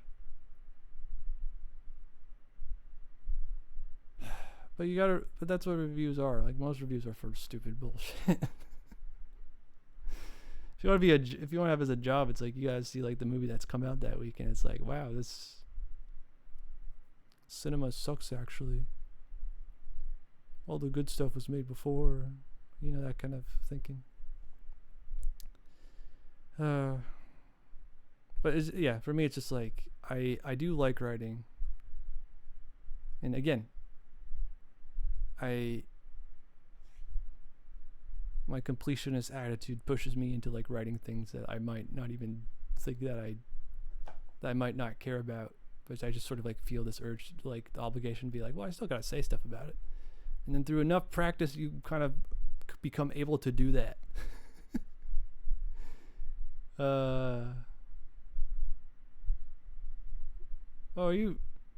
Yeah, that's right. I can only encourage you to eat, but it looks like you are doing that. Interesting. Are you sucking out all your data? I don't know. Take care of yourself.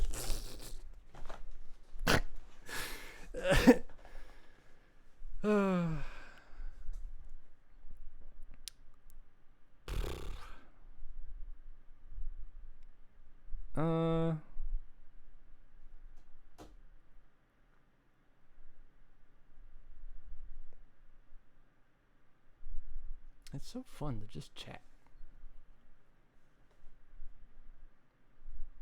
I I want to give more context to this Wii event. Oh man, can I? Oh, I better do that. I'm making fucking rice. Stinks.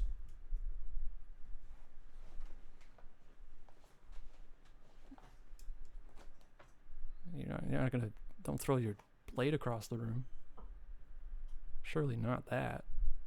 You gotta eat that.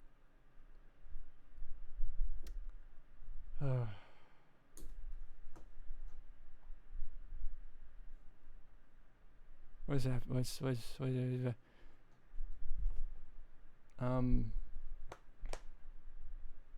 this Wii event, I did it for. Oh, there's so much to talk about. But I did this Wii event.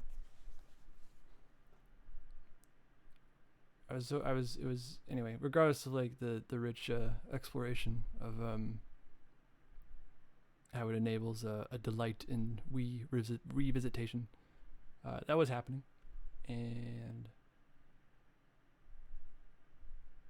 that's another thing. Like I've said this before, like this is the year I've been getting into retro gaming, so it's like I'm revisiting old titles. I just distinctly was like on that like new game vibe for the longest time, and it's just like I don't even know how to like get my old games running, like, but now I'm doing that. And it's having retro achievements like as a sort of, again, another director. It's like, okay, go explore your Wii games, and I've had a chance to do that, with a caveat we'll get into later. Oh yeah, I assume you're fine. So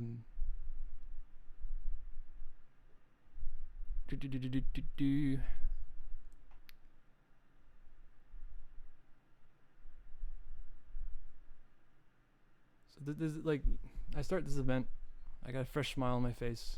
I got too many tabs open. You say you're fine, but then you're dead. I get all confused inside my head.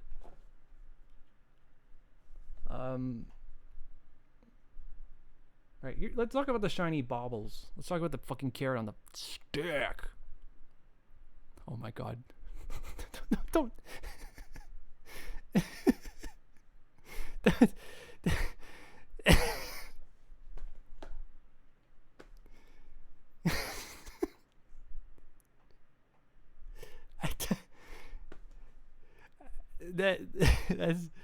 That's psychic damage. Congrats, streamer. Your first death. Because that could happen. It's live streaming. Many beautiful people are watching the television, and life is happening to them in unexpected ways. Great. One. Not 0-1. You could only go so far. Look at these carrots. Look at these carrots. New Chivo.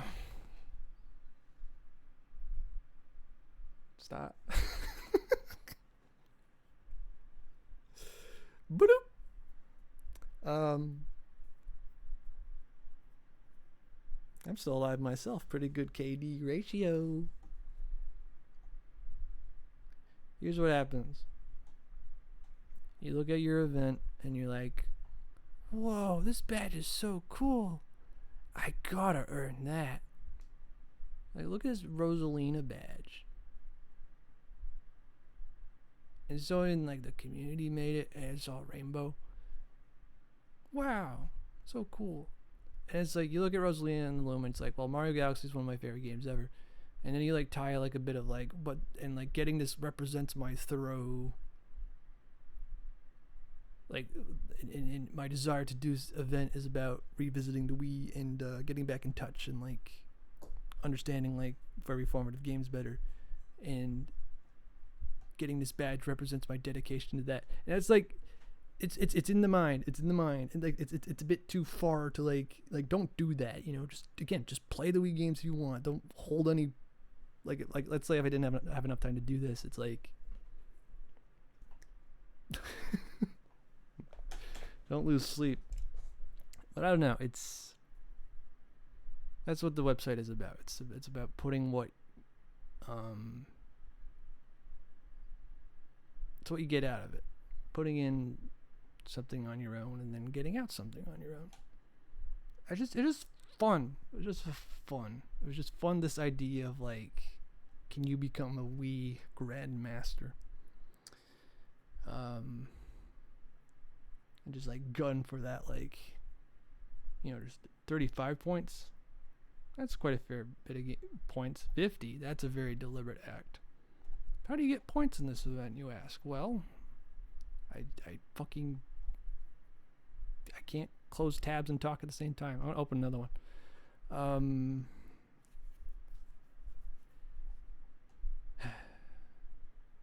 You beat a Wii game, you get 1 point. You master a Wii game, you get 2 points. Beating a game means beating the game conventionally. Mastering means getting all the achievements in the set.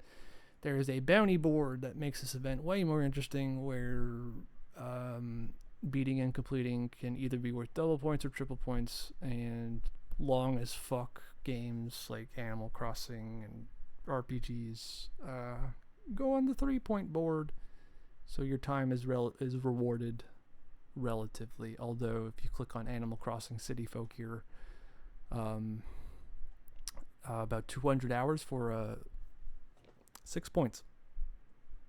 I don't even think my 50 points would cover that. Based on what I played.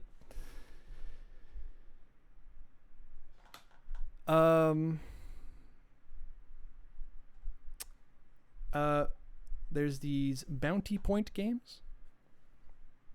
So instead of just like, okay, 2 points per mastery means I gotta master 25 games, and then a leeway in working in that is just like mastering or just beating a game for 1 point. There's a bit more fun and variety in having bounty games.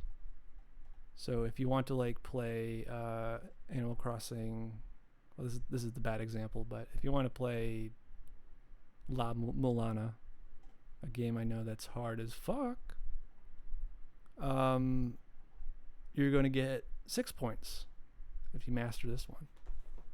It's La Mulana. It's probably deserved. I wouldn't know.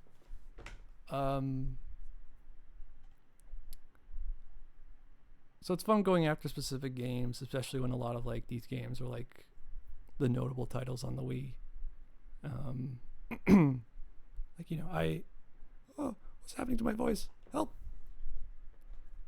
I want to drink water.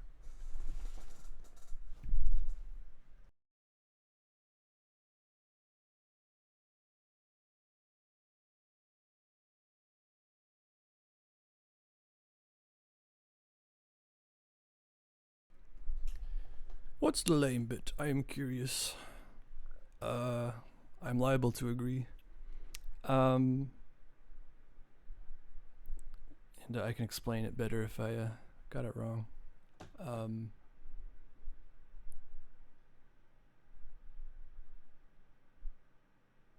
Right.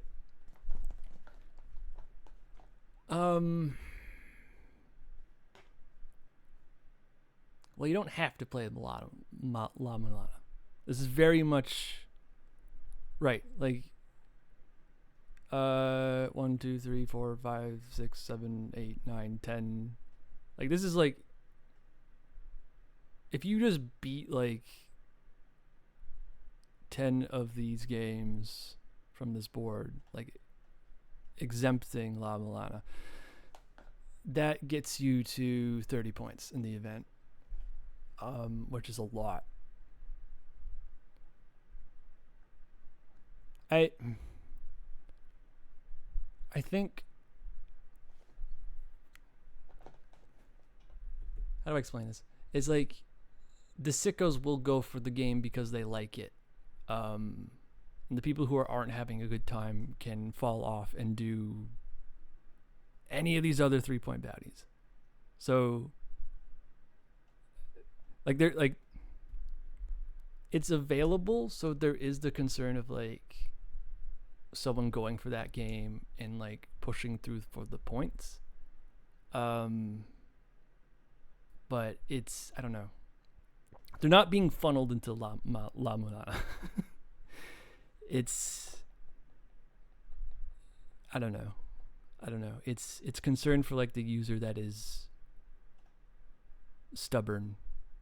But that's here's what we'll put into perspective.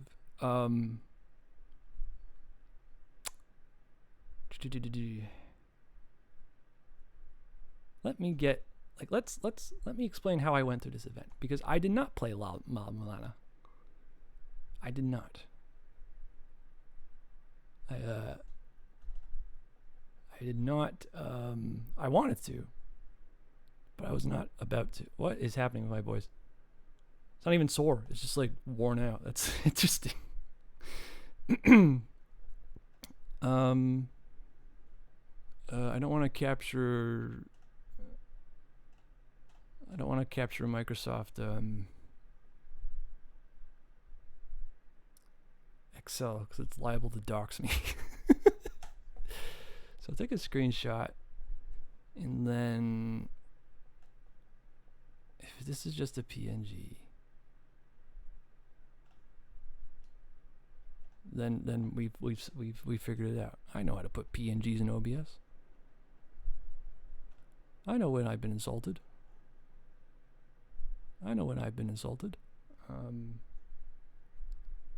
I love penis videos.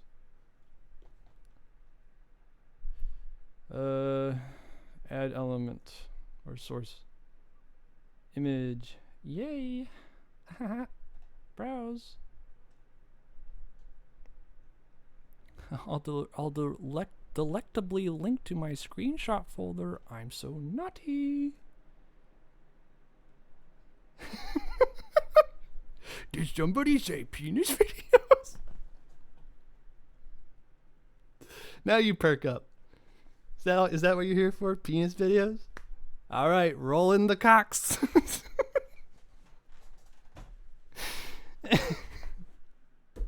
We can watch penis videos. Like, link me your penis videos. Don't do that.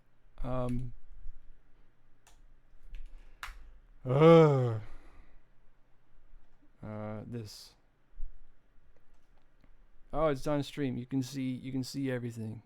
That means I have I can't take it back.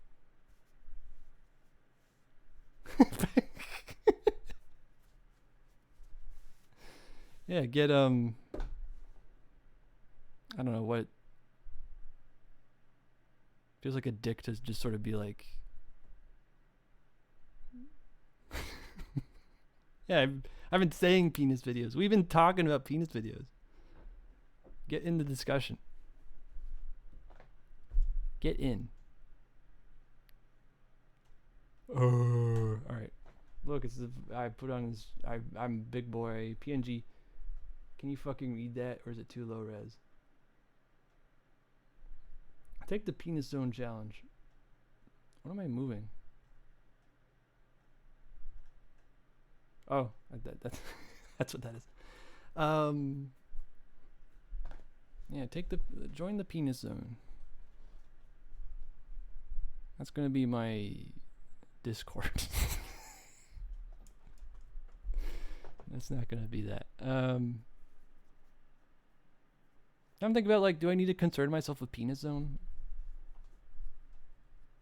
Tisk tisk. All right.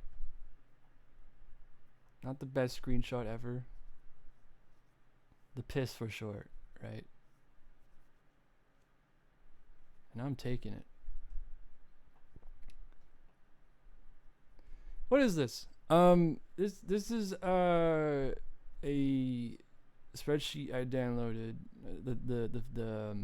The base I downloaded from not the Wii event, but the old PS2 event page. I was looking for a resource and I was like, oh, I could just use this. And then they added a Wii spreadsheet later. No, DG, keep talking. I love getting distracted. Actually, you're right. I should, no, I gotta, It's happening again. This is what I did. It's a bit of a broken spreadsheet because I like if you click on like any of these links, and that's why I stopped pasting them. They would just like lead to the a set for a .hack game. And I didn't know how to like change the URL, so it's a list meant for PS2, but I use it for my own purposes. That's why there's a bit of extra. You can see. Can you? It's my fucking. Right. Of course, I don't have my.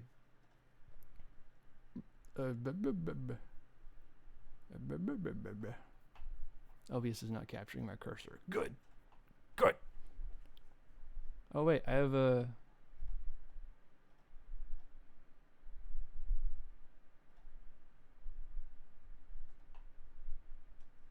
I have a I have a layers preview scene. Okay, here we go. Oh, and I need to hold on. My stupid shut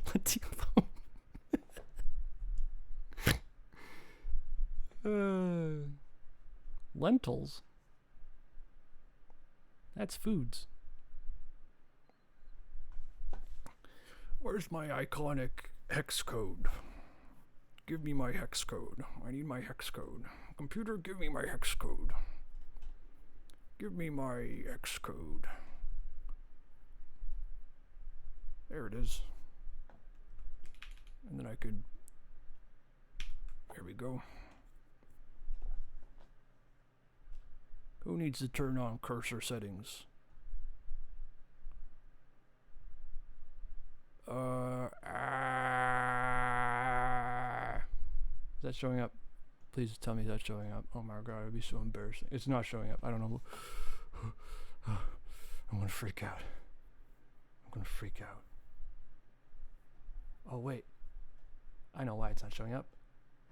Because of fucking source layers. There it is. That's right. I can draw too. Anyway, that's why the bounty games are on the side here, because I was just plugging in messily to the spreadsheet. But this is all the games I played for the Wii event. No Lala Mulan on here. Did not need to play it. I guess I can break this down real fast and real easy.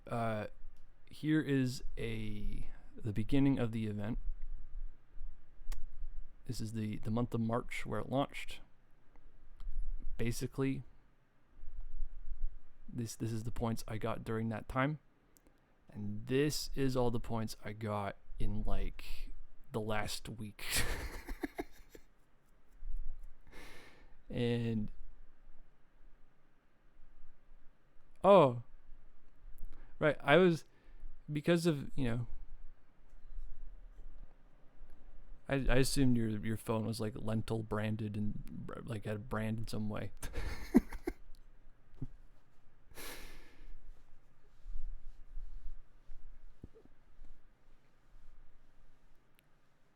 Oh yeah, no, I'm going in the compilation. You missed out on some sweet dopamine. Like I was like popping off and like engaging the fuck out of you while I was carrying my big bowl of lentils.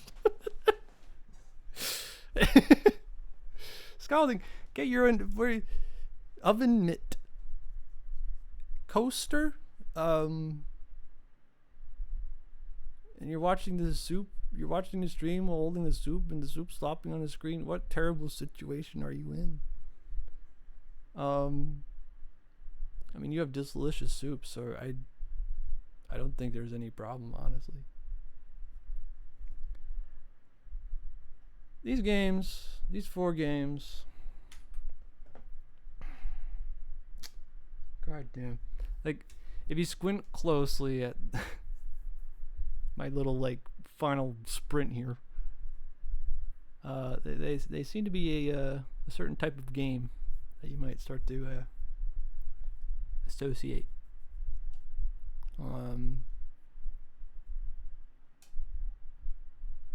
Oh man. Nah, I keep it simple. Keep it simple. Keeping it simple. Don't need another image. Here's the kicker. Here's the stinker. Like I said, wonderful time to experience the launch of the Wii. Oh, it's Christmas again. Whoa! Learning how to operate the Wii BIOS. Or to get that going, and you turn it on, and you're hit with the wave of, oh my god, this is the best console ever fucking made. And it's like, I'm going to play so many games. I'm going to play Twilight Princess. I'm going to play Mario Galaxy 1 and 2. I'm going to play Metroid Prime 3. I'm going to play both Endless Oceans and relax with the fish. And that will spiritually guide me. H.H. Greg, Parasonic Blu-ray, $99. Now, a different kind of Christmas happened in July, where I played fucking Rudolph the Red-Nosed Reindeer. And pink on pink doesn't make it visible. Xmas Puzzle. It's shovelware. Go figure that those would be easy to beat and master. I'm sleeping with the fishies, alright. I lay down with dogs and I rise with fleas. But basically it's just like we play Rhythm Heaven Fever. Whatever Tomana Steiner is. That was just, something that's a WiiWare title that you can beat pretty easily. And then Ivy the Kiwi, which is why I kind of gained a proclivity, a appreciation of the bird. But this was like at the time of I had my serious ambitions of playing revisiting classic titles. And then the truth revealed itself. Evil bird. I guess I've characterized the bird as evil. Ivy is Ivy is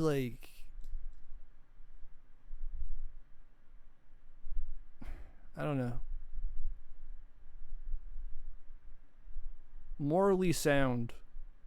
Which is pretty easy for a baby to be, so fucking not that impressive fucking Ivy, but she's no malintent. She's the hero of her story. She don't care if she's on the microphone. Okay, wow. It's just mean. Is this cuteness aggression? Is this what this is? It's you little fucking freak fucking thing. You come here and you... No, okay. Alright, no. You're evil.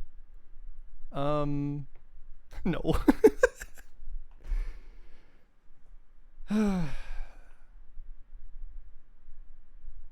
Here's the thing. Lentil branded hater. Yeah, lentil makes you angry.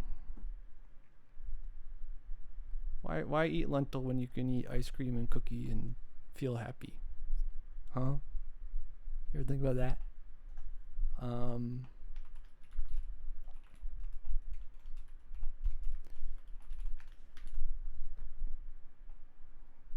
One thing I was talking about earlier was, I guess the consistent theme is respecting myself. Or just becoming more in tune with wait, I have preferences and capacities to do certain things.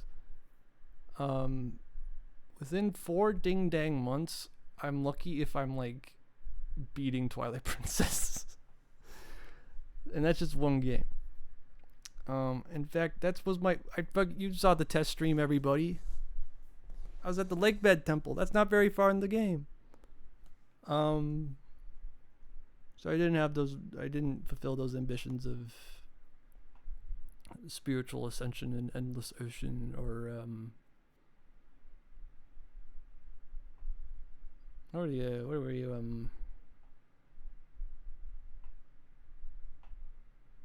I was gonna play Resident Evil 1 remake through the Wii. Because I'd already done so on PS4 and Steam. I was like, I want to do it again. I love that game. But, you know, if you want points for your dumb achievements event, and time's running out, you start to optimize. And then the ugly truth reveals itself. Streamer percentage human limit kill. That's what I was trying to get at with the backseating thing. It's like, that's what you're saying every time. That's the extreme. Always consider the extreme of what you're saying, and then like internalize that as what you're really saying. And then that nothing can go wrong if you do that. Look, I love retro achievements. I played so much shovelware. Did I enjoy myself? Complicated question. I did. Dear God, no. Look, I've always wanted to play Wii Shovelware. I always wanted to like get in that. Like, I love playing video games, and even bad games can tell you so much about stuff, and that's why in that biaslessness I am drawn to retro achievements. But it's just like, okay, here's the thing. Actually playing shovelware, like Thomas and Friends Hero of the Rails. I mean, no is taking me literally. Oh, sorry. I thought you were reacting to shovelware. No, no, I'm joking with you. No.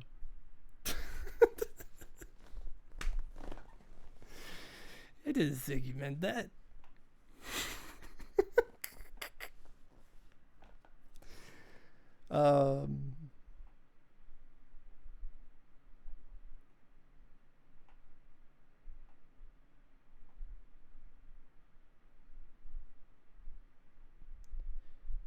You're fast as fuck with the evil. You're like a Eurobeat track. Initial DG. I'm fueled by the evil. I'm gonna kill you. Can you take me higher? Thomas and Friends, Hero of the Rails. My only true desire. I hate this game. I don't hate it. Instead of giving shovelware a bad name, what if it's nice to distinctly play Tom's Hero of the Rails and be like, yeah, I can tell you exactly what this game is about. You go through something that is designed for children to play, to be able to get through. You push buttons. That's the game. You make the train go by shaking the Wii remote, and then that happens for a few seconds, and then part of a segment from a episode of Thomas was plays, and then you do a put the color object in the color box game.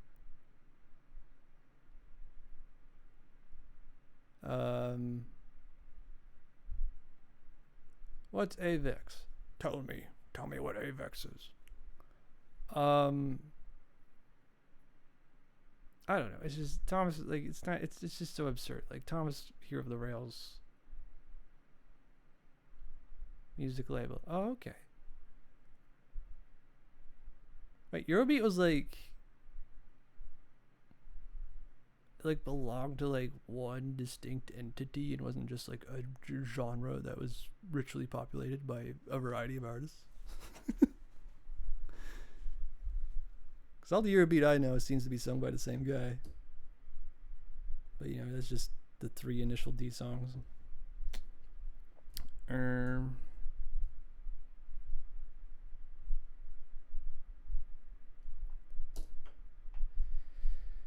I can play Gummy Bears. That one entity kind of had to pulse on releases. Yeah.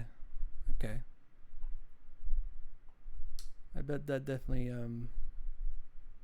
informs how I perceive Eurobeat.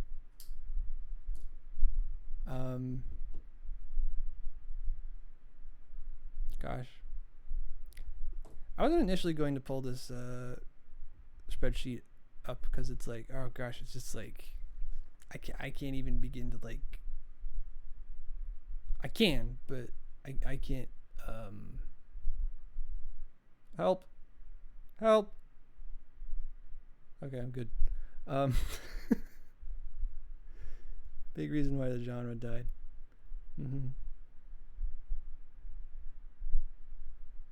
Died.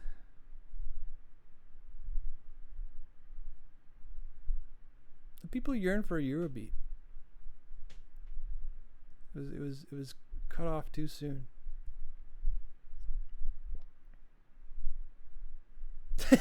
Nah, fuck that genre. The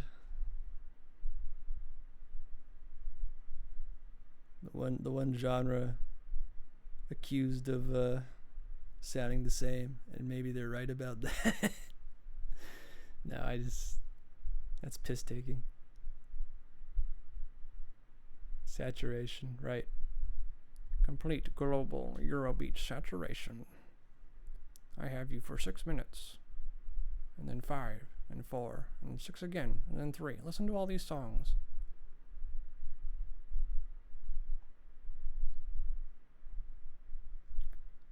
$100 cheeseburgers. Eat them all now.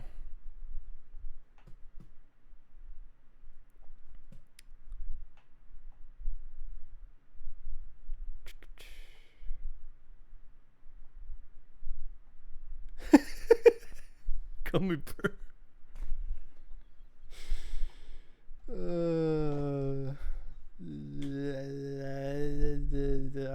Wrong emote. Whatever. There you go. You remember Gummy Bear? You've seen the GIF. I would never posted that wonderful GIF. I never played the Gummy Bear game. I love playing crap. I do. It's just an iconic aspect of a console I grew up and loved, and I don't think I didn't really get the worst of shovelware. Like, I don't even know if I'd call the games I had shovelware. But in terms of like, maybe I had a handful. Certainly not as thorough as this list. I love when the big stack of licorice or whatever just like kills you as an element of like the background. And it's like, I'm on my 2D plane here, brother. Like, I'm not looking for that. So that is going to kill me on the first try. And then I'm also going to forget about it later. It's going to kill me again. It's just going to violently slam the gummy bear off screen.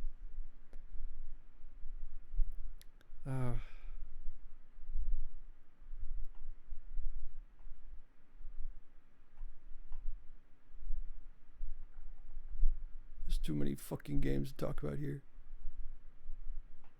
Right? Now that's a good point, DG. The amounts, the footage used in these pivotal YouTube video essays that expose people to games that they will never think about in another context again. What if you went and dove in yourself? It's like, I'm not even going to make a video where I'm like, this game is the worst game ever. Oh, I can't see my wife in the same way again. So I'm just going to play this and like suffer on my own time, and no one's going to know. But I'll have my unique experience. But right, it's like, it's a real game you can play. Like, you can play Gummy Bear game, DG. And like,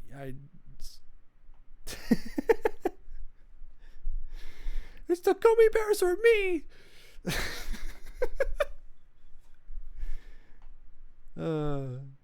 Divorce game 2020. It's somebody's divorce game. Somebody's divorce game.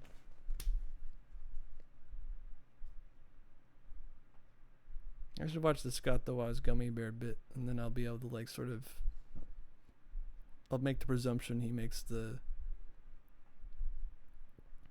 sees the death, he gets killed by the stack, and he turns to the camera and goes, oh? And then he has his Scott the Waz cutaway gag. And I'll be like, yes, very good. I would have done the same way. I would have told the joke the same way, Scott the Wise. Very good. Very good.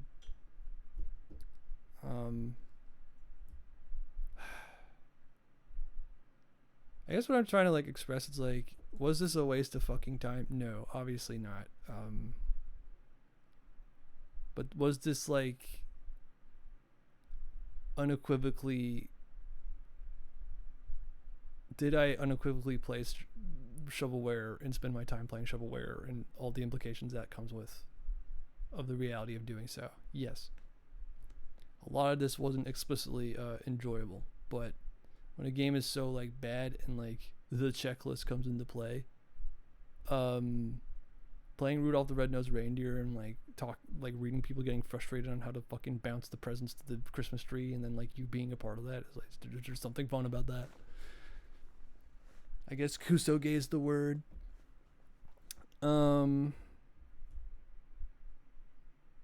But I guess like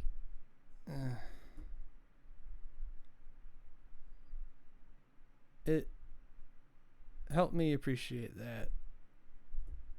This was a big part in helping me appreciate that.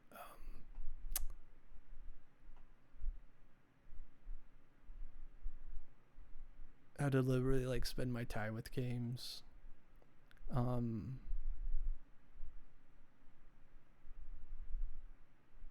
While appreciating them. I don't know. I'm running out of steam if you can't tell.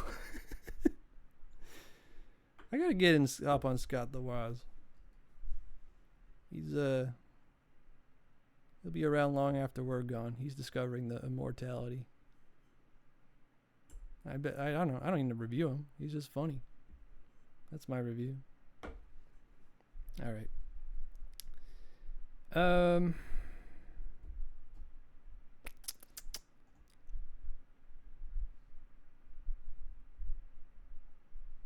That's basically the lifeblood of it, DG. I'll pivot back, right, and then I can just do that.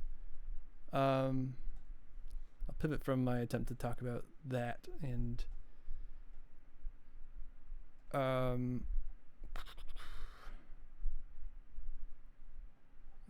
need to pull up a few web pages here. I need to clear some tabs. Okay, we got our Wii launch event. We got all the Wii games.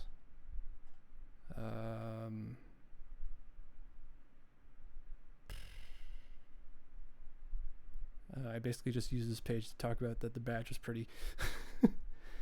Alright, we got Achievement of the Week. Just glossing over these real quick. Egg. Alien game. My profile. Super Mario in real life. Another profile page. Shock Tetris. Shock Tetris. My page. Making a note about something that has popped in my head.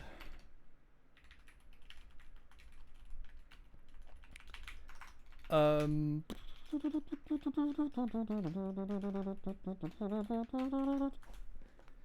then something I was going to end on, or I'd work my way towards discussing, was the current event, or the one I'm interested in doing.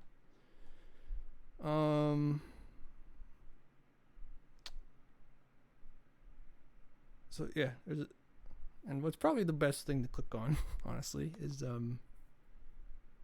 avoid clicking on it because, like, you know, it's an intense thing of like, I don't know what people are saying on there, showing that on stream, but it should be fine. There's a forum on this website. It's just a classic forum, and it's achievement-minded people. So if you like achievements and you want to talk to people who like achievements, there's a place for this. There's also a Discord, of course.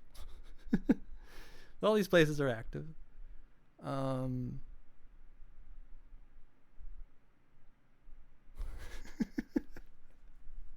Like, right. It's my third time pressing the go live button. I still need to acquire for myself the not gaffing thing.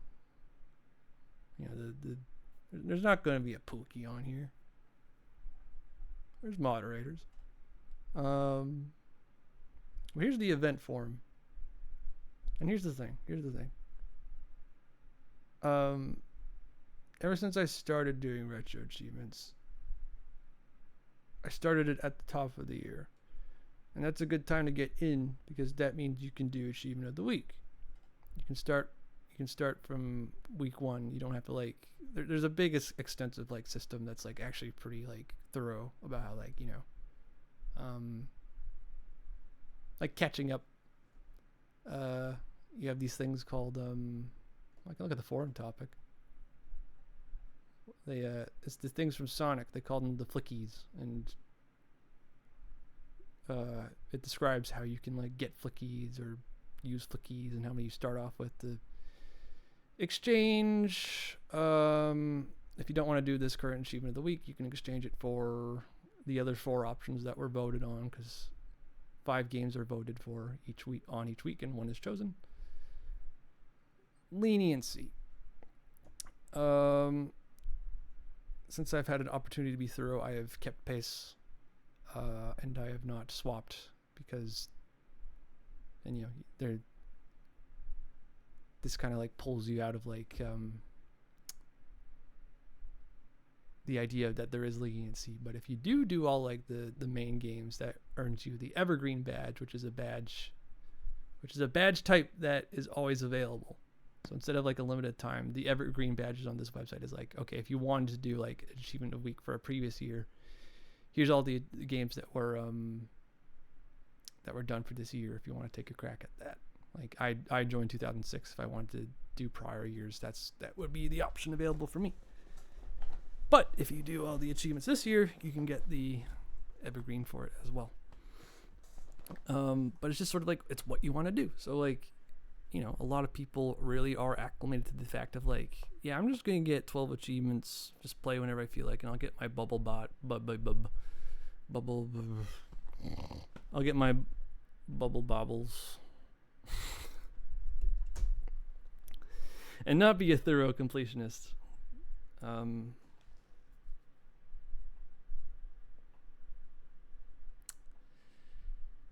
That's me going off and explaining how the event works, but it's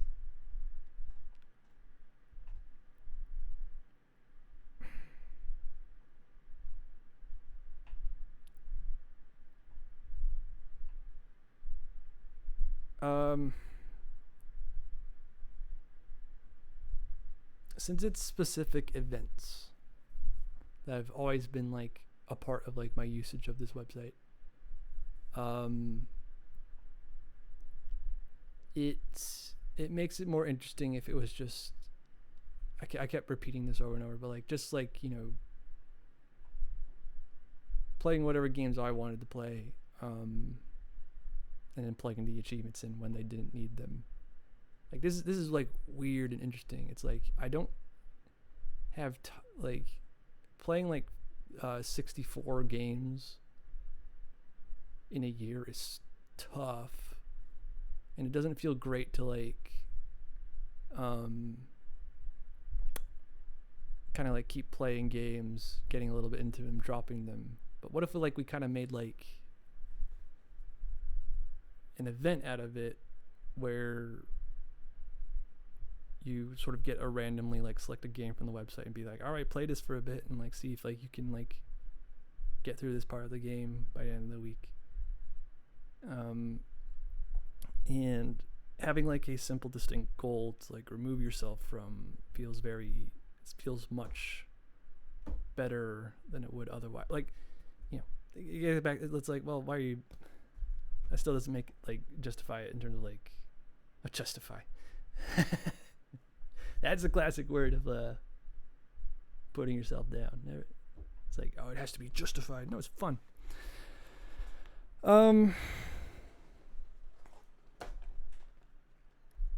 Like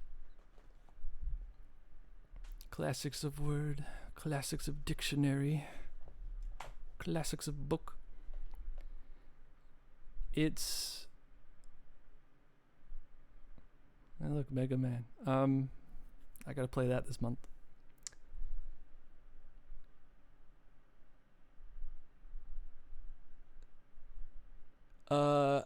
I've just been trying to highlight, like, I've been doing events distinctly on this website, and not just sort of like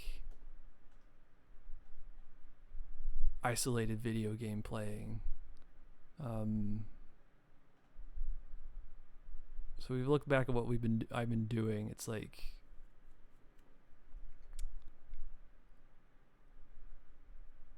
I played this game for Achievement of the Month. I played this game for, like, I just talked about one event. Like, there's the Wii launch event, and then there's the event that I currently mentioned is going on, which is the Collectathon Marathon, which is like at the tail end of summer. Go through a bunch of Collectathon games. Can you do it? And it's like, that's like a fun sort of like way to categorize your time.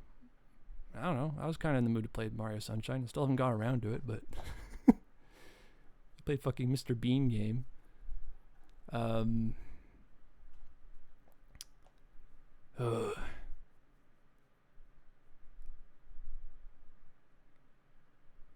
Yeah, right. Like I do have to do that before I die, before I leave this mortal coil. Don't put it in such a dramatic way, but I would like to get all the bananas because of the reputation of that freak ass. Why did they make a collectathon like this?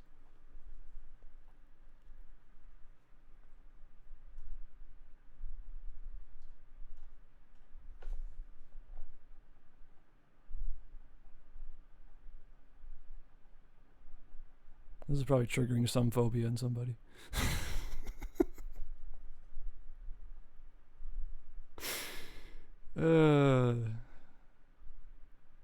This is what he looked like. He looks like Harrison Ford. And not Kurt Russell. Not that he's supposed to. Metal Gear Solid 2. That's not what it says. Fake stupid fan. Yeah, right. And that's a way to make a whole different human being. Just trace over another one and like, well, this is where I think the lines go. It's like, that don't look like me at all. It's very interesting. It's like, I don't even know if I like the idea of like the integration of the new profile pictures and like the ports released with like the MGS3 or whatever. But there's a clarity in like, no, this is what we originally made the character look like. Marv is supposed to look like Einstein. And that tells you something about the character. I don't know. Just freaking remake the game. That'll fix it.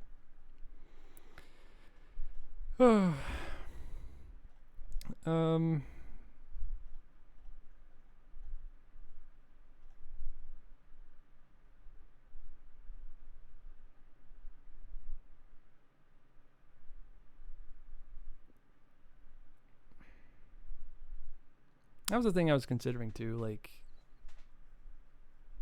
it's that internet thing of like facsimilating like socialness,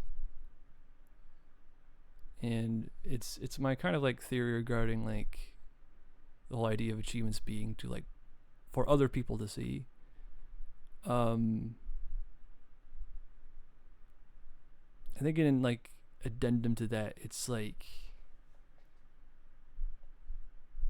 it's a way to like let people know to get the feeling you're letting people know you've done things in games without having to like tell people directly. And that can kind of like be beautiful in a way of like, like having your own little blog that it's like, well, why are you publishing this online like on such a low follower account? It's like, well, first off, you got to be in touch with the love of the game of like, just having your own internet profile and something. And like what I'm saying right now is like, not necessarily a need to think about thing, but I do think about how like the steam kind of like empties from me when I sort of like Like in comparison to just like playing a game with somebody or talking about it versus like, you know, I got all the achievements and it's like, well, I don't know. I'd rather just yap.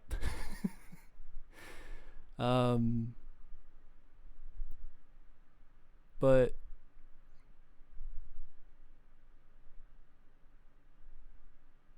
you know, in times when it's just sort of like, well, not much to do right now, but play some Shock Tetris. That's I don't know. And I come back around to just like it's just a way to I don't know. I've been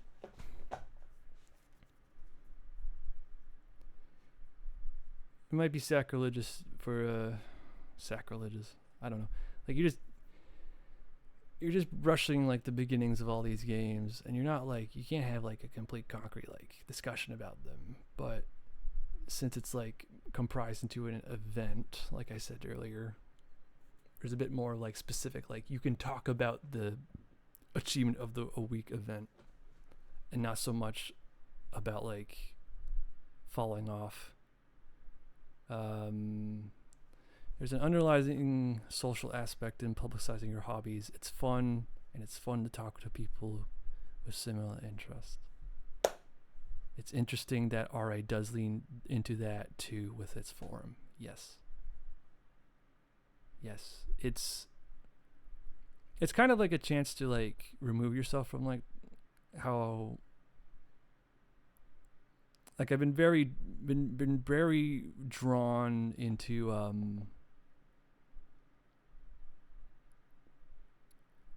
like the gravitational pull has proven too strong. I've been like sitting in the achievement complication discussion, which I want to be in because that's what I've been doing it's a big part of what I've been doing for the past 7+ months.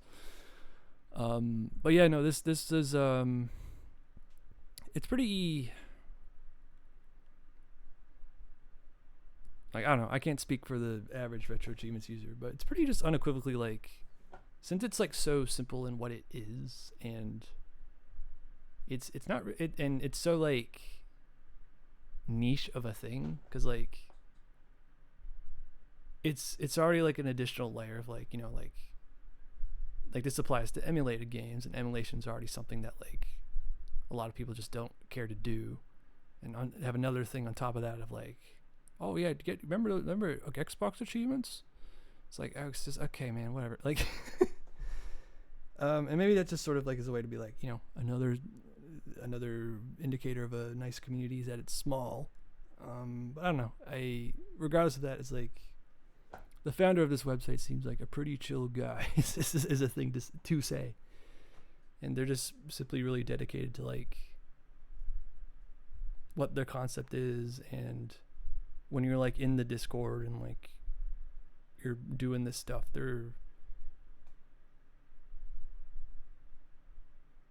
it's just people unambiguously just going for like how they like to engage with games. And that like that's what I meant earlier by like having my mind freed. Like there's no like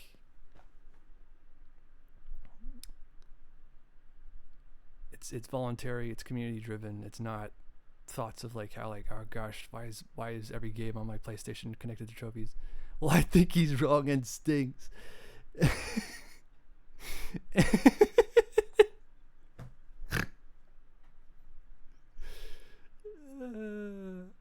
Hate world, hate games.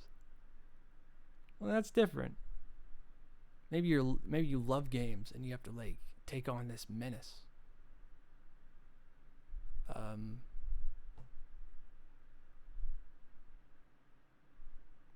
But yeah, I don't know.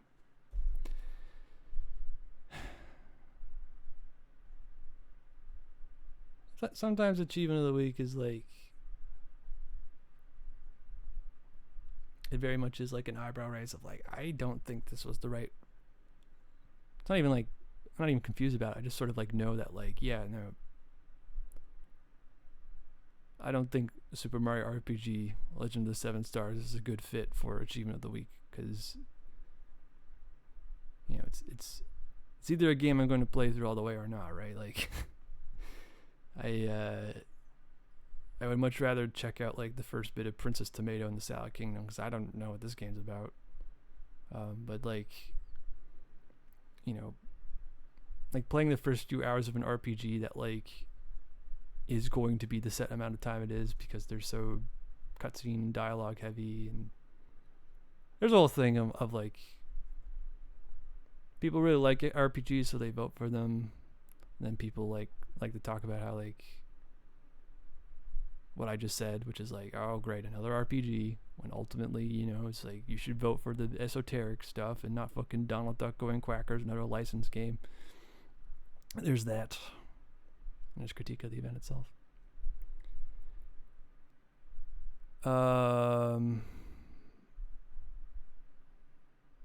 Yeah, right. It's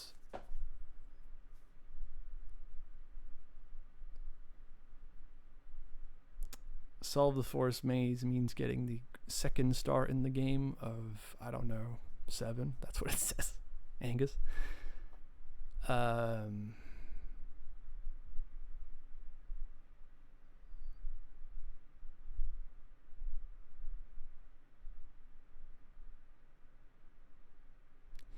also like got this achievement down to the wire.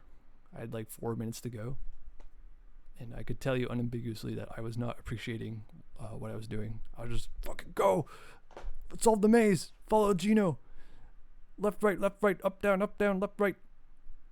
What do you mean there's a part where you don't see him? Okay, get through that, left, right, up, down, left, right, up, down. And you find the boss. And it's like, all right, I can't die in this fight, or else I have squandered the last 10 minutes. It's funny.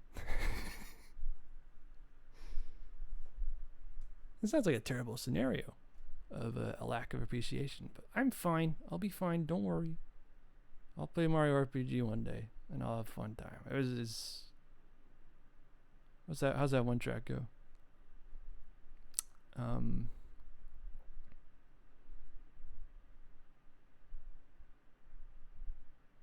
It's so annoying. My memory recall abilities just get so shot by the streaming stage performance.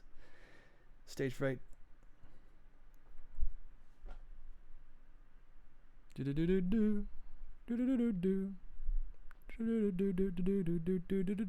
Whatever. Wait. Pikmin 1 and 2 and Pikmin 3. I get confused with the Wii Shop theme. Cuz it's like Super Mario RPG, Sonic the Hedgehog, Donkey Kong 3, and that one's ingrained. Now I got to get to the bottom of this.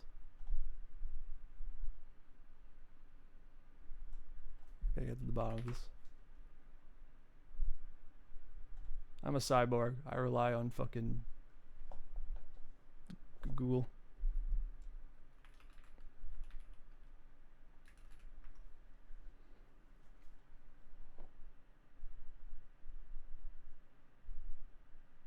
I've had my headphones off this entire time because like I feel like I can talk better with them off. So if any terrible audio things have happened, that's a bit of a downside to doing that. Did I have these cranked? I did. I had them at 100. Okay, I would have heard. No, I'm assured it's fine. It just occurred to me I was so in the zone.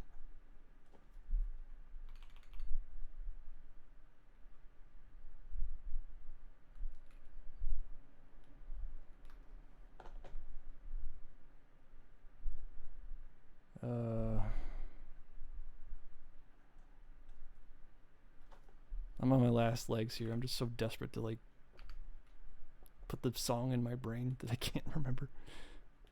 It's the Forest Maze. How loud is this gonna be? Oh, it's muted. My headphones are off.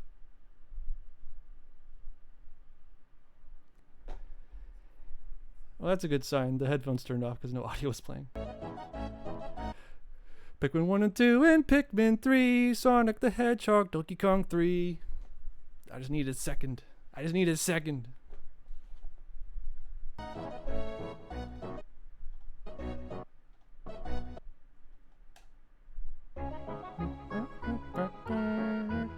Wait.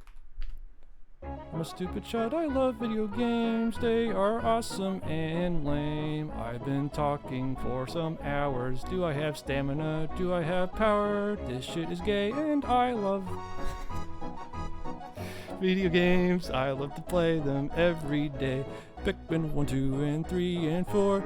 That one is Ochi, he is a dog. I want to play it, but it is long. Tutorial long? Well, I appreciate it. Fucking pick up sticks. Pikmin is a good video game. I picked up shit and put it in my base. That is a ship Olimar goes in. He goes to space and he loves his wife. Fat Chud Louie and Pikmin 2. Quests of capitalism, whoop-dee-doo. You're in debt. Then there's a fruit crisis, that's Pikmin 3. That one was okay, maybe it's good. I don't know. It was the only one I played for a bit. Gino is great, they should put him in Smash. They should kiss me in the ass.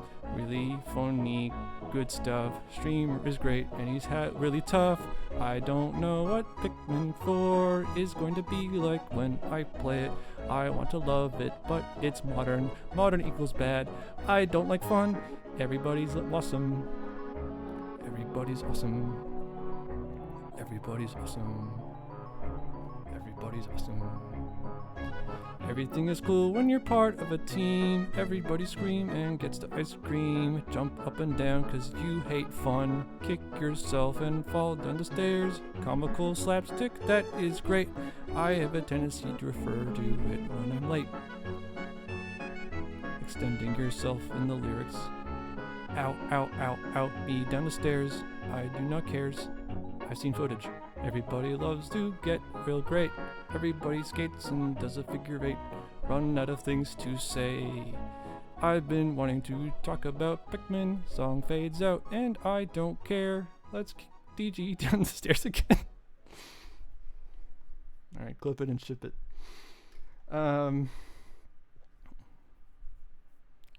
What's the chat room been saying? I was so locked in.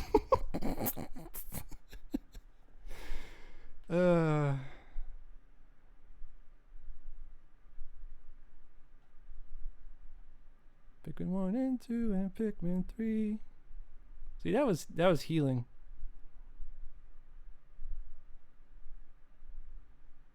Man, I didn't even... DG was talking about shit ass and it got automated and now it's expired and I can't approve of it. God damn. Masterful performance, sire. Thank you. Thank you. Bows. Bows. Bows.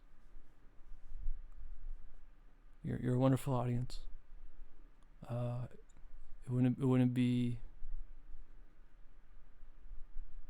I don't know, the hoity-toity conductor or the yeah, no, I receive the flowers you've thrown at me and I humbly bow and exit the stage.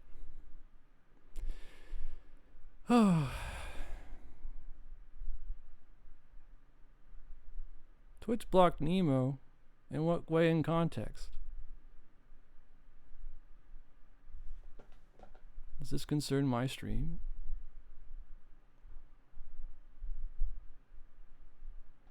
Oh, you can't see Nemo.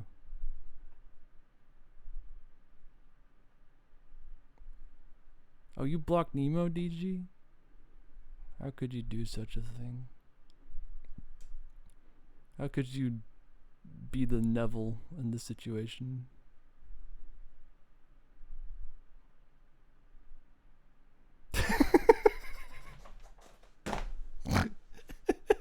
I know you. It's fine. It's fine. It's fine. It's fine. It's fat. Is touchscreen accidents. Strange occurrences. Oh, right. It probably did do that. It was sloshing all over the place.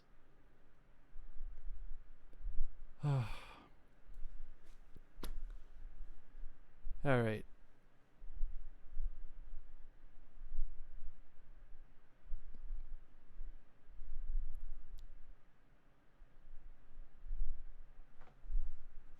No, liquids are like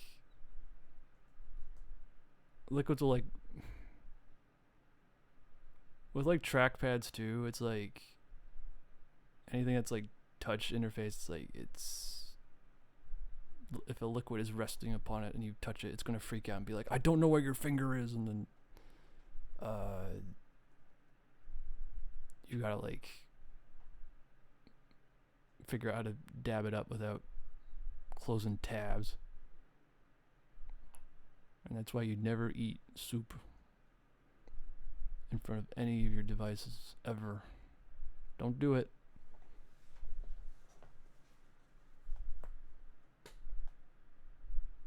I'll I'll snitch.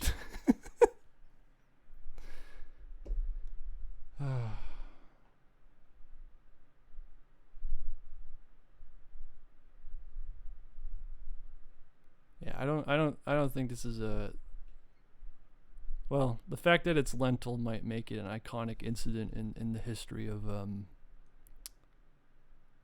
of the community at large. We're gonna be mocking you for this for years to come. And you'll be like, I like Nemo, and we'll be like, haha, I know. I'll take Lentil Boy over Cat Boy. I'll take you up on that.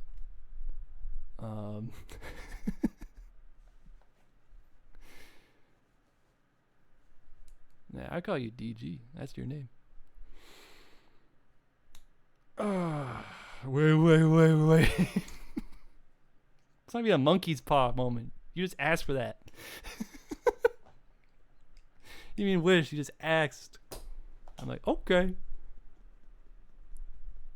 No, you didn't. I'm twisting your words a bit. You said you would take it. I'd take getting drowned in water over drowned in lava. And I'm like, okay, drowns you in water. Bub, bub, bub, bub, bub.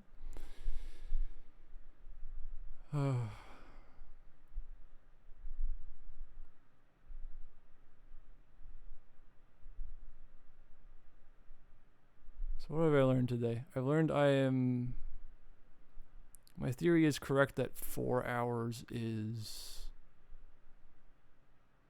my comfortable limit. I'm not a 6-hour powerhouse like the Fifth. Well, also it's like, actually no, hour and a half. I could keep going for an hour and a half. That's just landing the plane.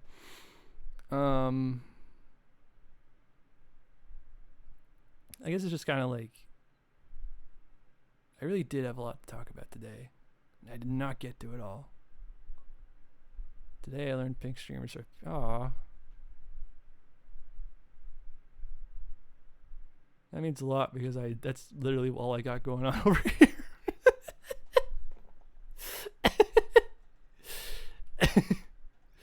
What you see is what you get. Just a guy who loves pink. But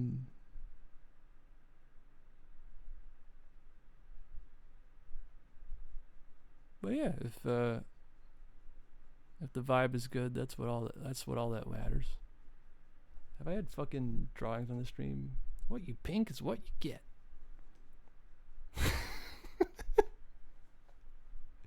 It sure is. I don't know.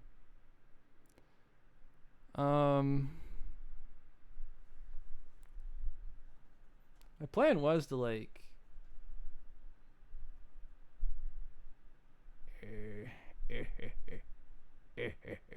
my plan was to where's my fucking magical browser? Eloquently solve every grand game philosophical problem I ever had, and then end about talking about the collectathon marathon, and then play an actual game on stream. But I've just yapped. My plan going forward Maybe retro achievements really is the bane of my stream. No, it's not. There's been no indication of that. But when it comes to streaming, just playing a game to get through on stream, that's enough on its own. Mediating with retro achievements is like, because this does take up, like, I don't even know what I really talked about as well, like how much I do get out of this site. I did. I revolved talking around like what the, it was good yapping. I'm glad.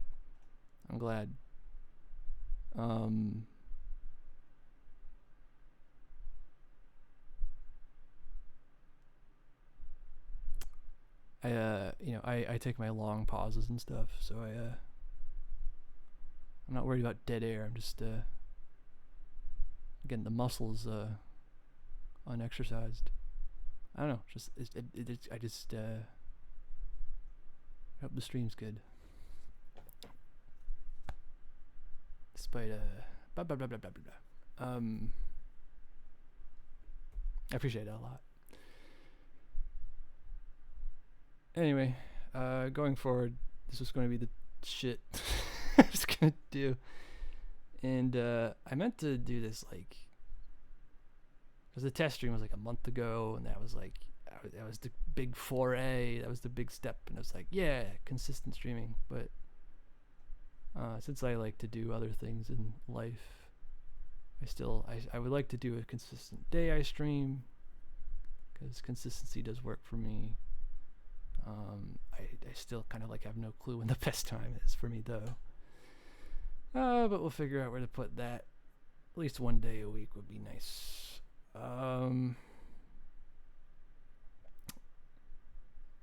since I was going to, like, I was like, oh yeah, August can be the collectathon month, but we're already quite a ways through it, and I'm about to go on a trip.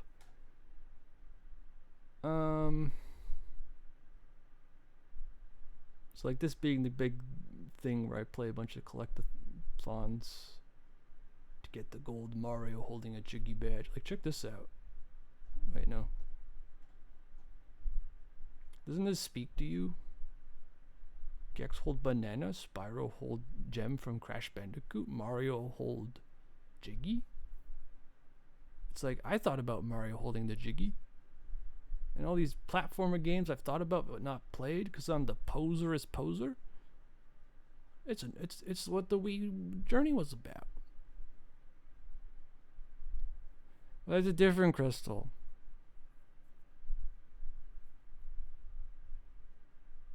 I will admit, it does look appropriate he's holding that. Are all rocks the same, TCG?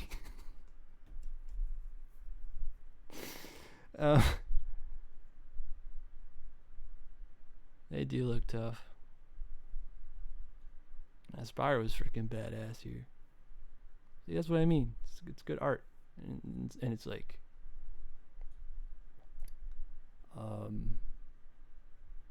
shoutouts to Salvador Bastard for drawing this.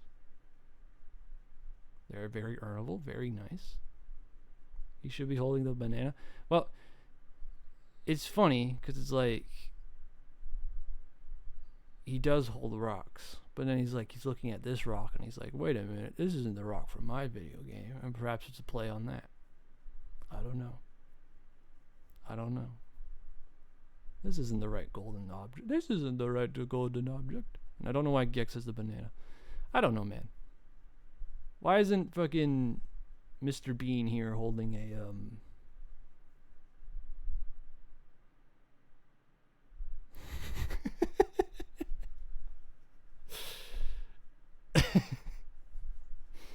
I'm gonna mog this rock because it's so hard. Oh my god, what have I done? Okay, no, it's fine.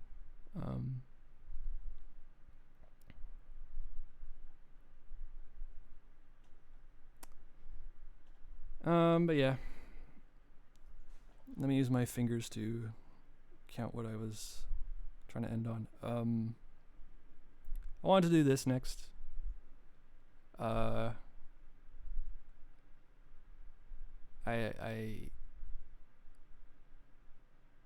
would use a bunch of my free days to just sort of do this and work at it and play a bunch of platformers I've not played before.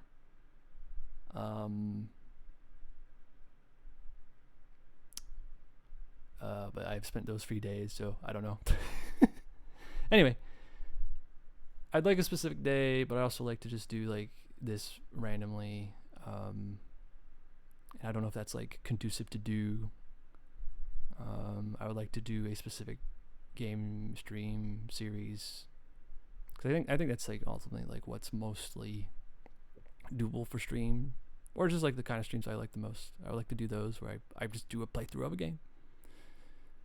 And that's what's kind of like really thrown like me, like it's the trajectory I've been on, being thrown into like playing games for game's sake. Getting in touch with that in the face of having a few wild years. And with that, I have freed my mind, and I've uttered the end point of what I was trying to reach, and I look back at everything I've said, and ultimately I went off on all sorts of tangents, but it was good, because it was what was said, and what is said is often the best. Oh my god, here it comes. Is the alert going to work? Is the alert going to work? Oh, I don't think the alert's working. Oh, wait a second. I can fix this. Raiders, welcome. You're just in time for me to solve a technical problem. Wait, I can fix this. DremEP. That's not how. Okay, hold on. Wait, this is actually really easy to do. And how many viewers were there? That many. And then hold on. Refresh. Will this work?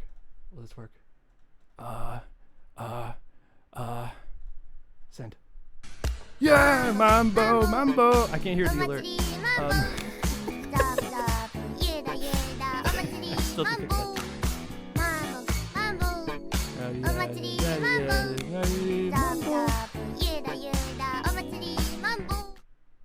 Raiders, welcome in. DremEP, welcome in. Not Nemo, welcome in. Slapperpal, welcome in. I hope you had a great stream. What did you stream? I know, yeah. It was Metroid, was it? On the scale of freakage, how bad was it? Really, really lost. I remember you got really, really lost the first time. Did you get even more lost? Did the situation improve? Freak 10 was fun. Is there a Metroid? Oh, Freak out of 10 was fun. That's a funky rating. Well, thanks for rating.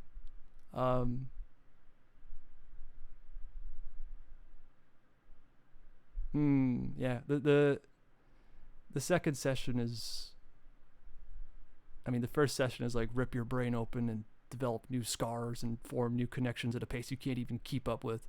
And then the second session is like, oh wait, this game's actually good. How am I doing? I'm doing, I guess I'm quote unquote wrapping up. But I'm also just, I've been yapping for coming up on 5 hours, because I just wanted to like do a stream where I establish myself. Because like I would just like to start playing games, but at the same time it's like I should have like something out there that's a bit about me. So that's my attempt at that. I tried to do as close to a VTuber debut as I can manage, where I talked about myself, and then I talked about streams and how I think about streams. And I mostly talked about retro achievements with DG. He was very pleasantly along for a lot of the yapping.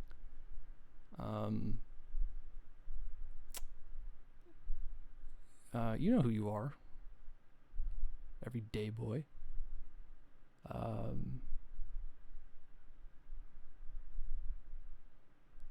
It's funny. It's like I gotta like. I don't necessarily know what to say during raids, or I don't have like the speech rehearsed. But it's funny just seeing a bunch of really. It's like, whoa, a bunch of really nice people showed up to my stream that I like. I like these people a lot. These usernames, they're all really cool. So thanks for rating. If you had a laborious stream yourself, you know, do what you gotta do, or hang out as I waddle on to a conclusion. Yeah, Nemo. I've seen some Nemo, some little Nemo. Nemo's been here.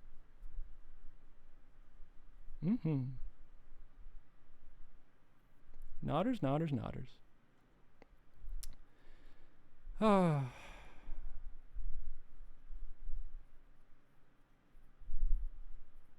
Love World indeed. That was the thing I wanted to catch. Happy Love World, everybody.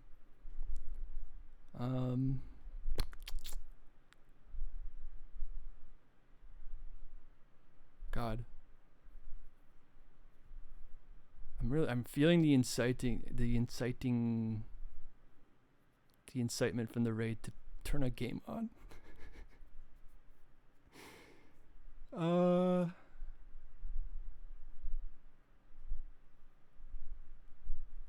You know what? I got a little bit of juice in the tank.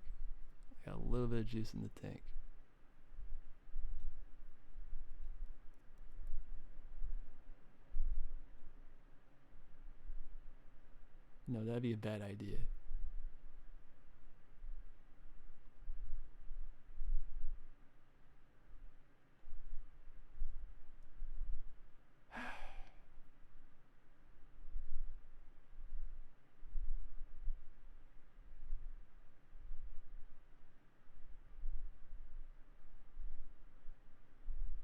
Nah, I don't have an enemy. I can't turn the game on. I was looking at fucking Mr. Bean platform and I was like, I already deduced I didn't want to stream that. Heck. I know. It's good to know you've been down for it. I don't know. I gotta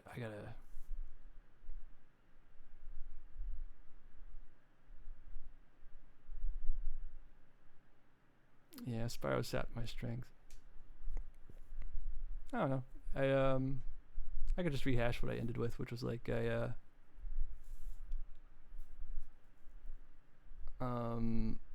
going forward I wanted to I'm looking at my wrong overlay. Where did I put my Where's my browser? There it is. I was wanting to do this this retro achievements event that is currently ongoing called the Collectathon Marathon. Where just a nice little excuse to play a bunch of 3D platformers. So I might let's check out the checklist. I could play Ape Escape. I could play Banjo-Kazooie. I could play Blasto. I need to ask not Nemo about Blasto. Crash 2. Real Drummy P Raiders know that, or viewers know that he likes a bit of where is it? Spyro the Dragon. Boot up Linda Cube again. Well, I've never done it the first time. So it'd just be Linda Cube.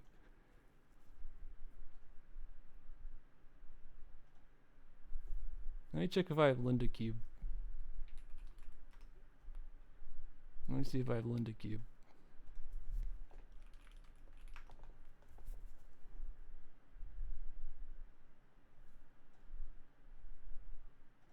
Scanning for Linda Cube. Yeah. Sorry, I didn't follow up on like understanding that of signifying that I understood that I understood what again meant.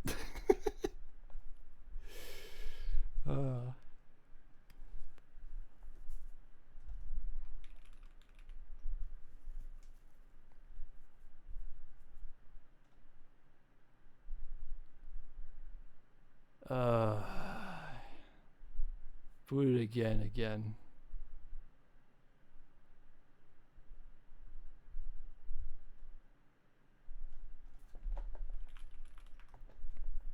I don't have Linda Cube. You know what? I do want to. Linda Cube again. English patch 10 out of 10 on CDR. Ooh. Ooh, I'll look into that. You know what?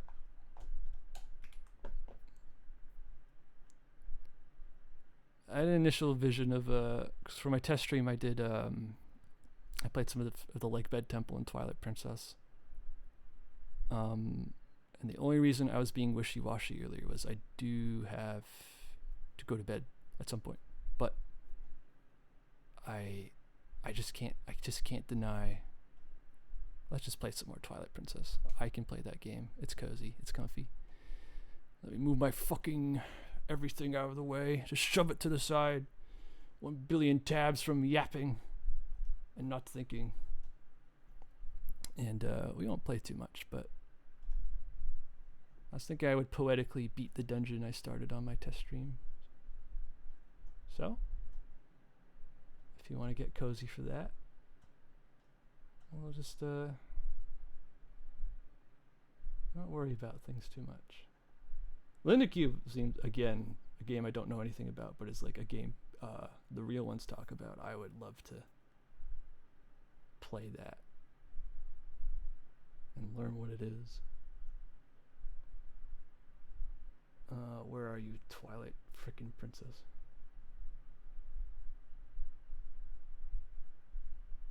An absolute roller coaster of a game.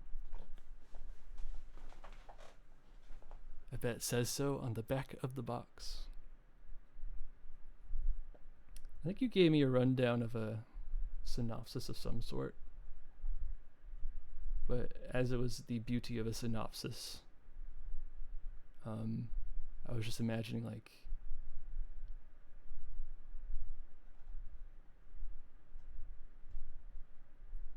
just making up a game in my mind that no one's ever played. Even though it might be like turn-based or something.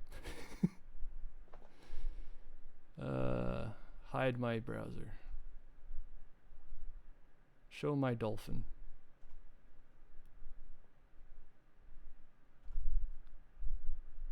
Not my dolphin. That's an animal. My real game, we. They all start with the god.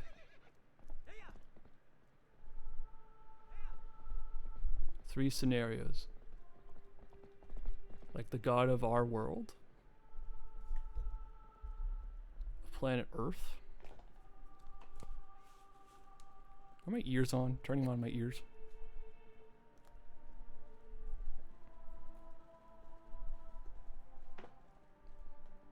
Alright, ears are on. You're hearing the game. Don't ask me why Christian God resides over planet Neo Kenya. I'm asking you why there's a Neo Kenya on a different planet. That's what I'm asking. The universe is Christian.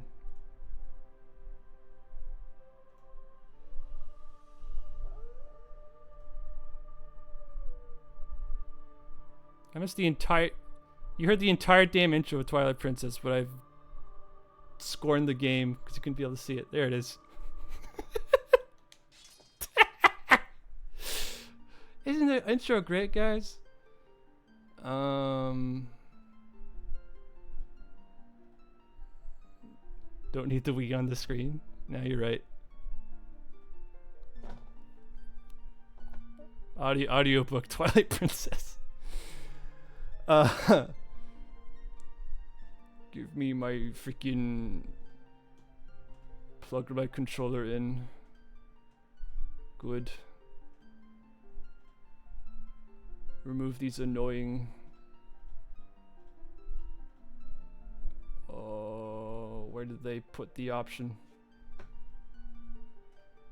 Graphics. Here we go.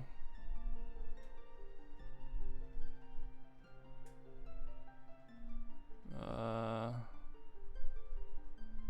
will make you look beautiful.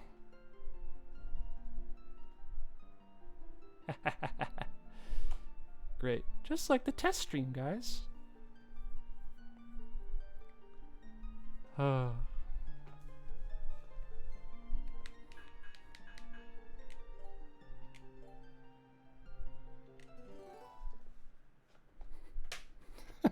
Hitting the 5-hour mark and playing a video game. You have to understand this. It was a 5-hour pre-stream.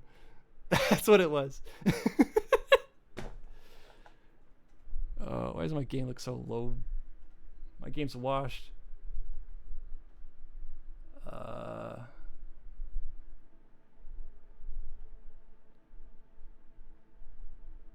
this is bad.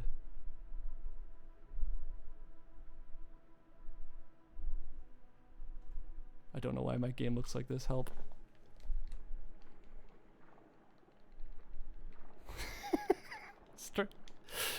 Oh, crikey.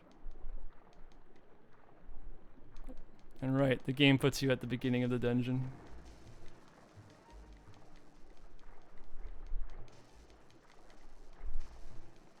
I love reloading my save. Oh, this doesn't look as bad on stream.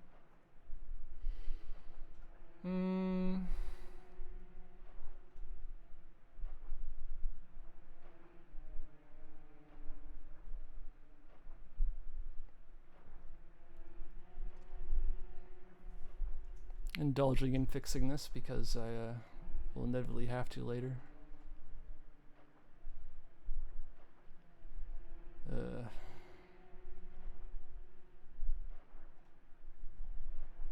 Oh wait. No.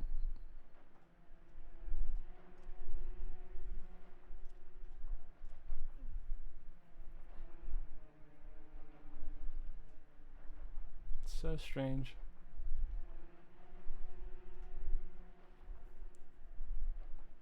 Oh, you know how it is.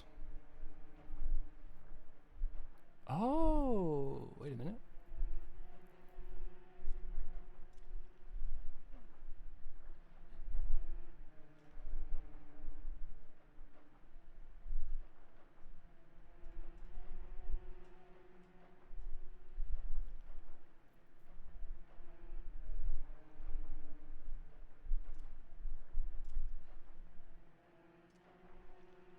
Yeah, for 5 hours. I'm just allowing myself to sit in silence.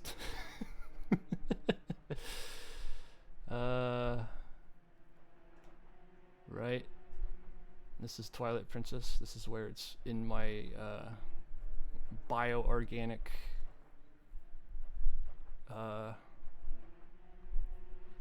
we.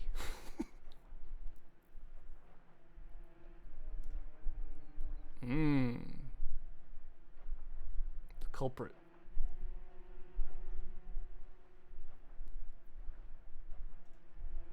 Nope, you're on.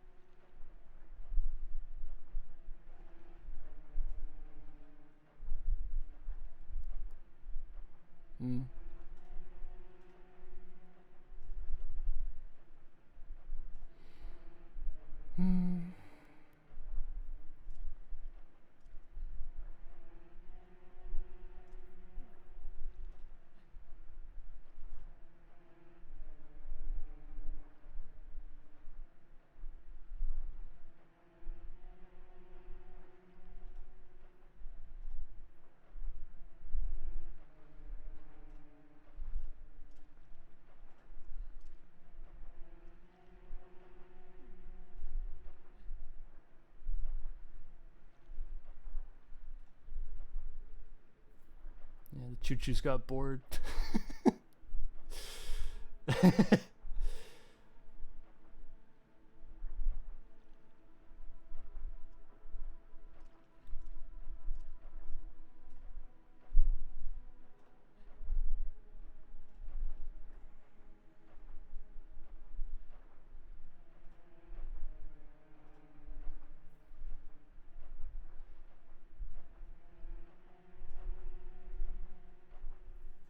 What if I reset you? Die.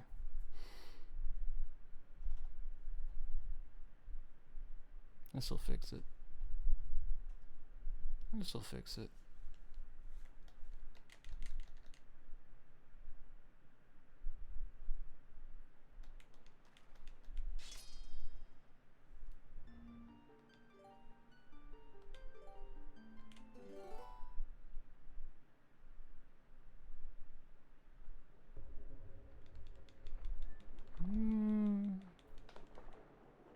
It didn't.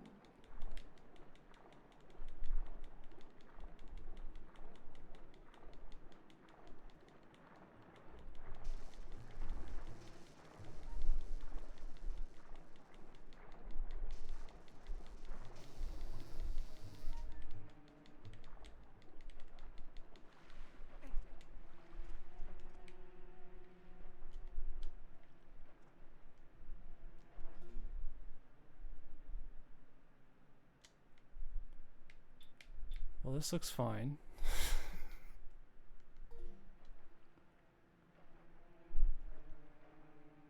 It's just a huge shaking of my head. It's just like, is this how it always looked like?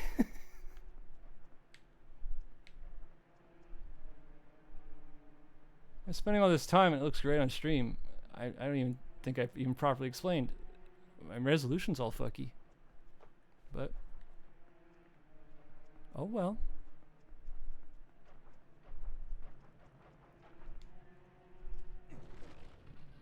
You can just play it. You can just play the video game.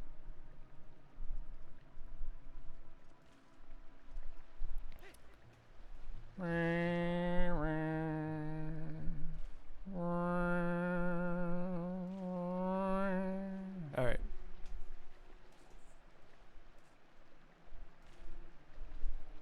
Maybe Nemo was right. Or is right. Just play on your overlay.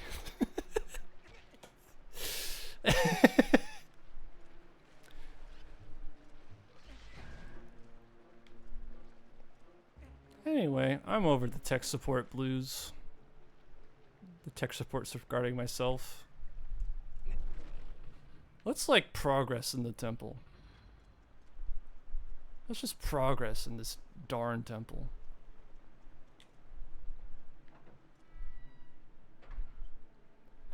You'll never play through OBS? You're right. I'm on your side. I'm your ally in the made-up battle that does not need so intensive of terms. But I will say, I flick the stick. It's a one-to-one correspondence of what is happening in the game. And if I look through OBS, I can see the chat. It's right there. As per my setup anyway. But no, I don't. I will look at the game window. Don't you worry.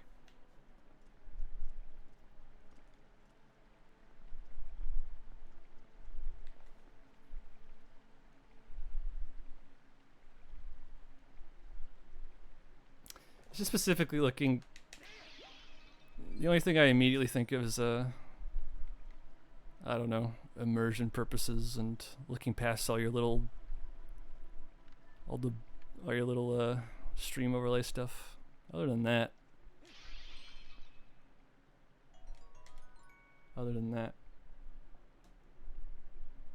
hello Bloodia, hello Bloodia. Hope you're well, hope you're well. Thanks for lurking.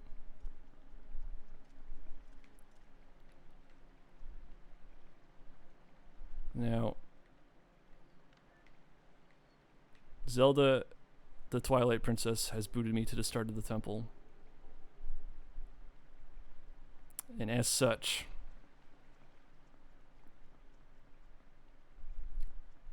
I had last time I was playing in this godforsaken lake bed temple. I don't know why I'm being so mean to it. I love this temple.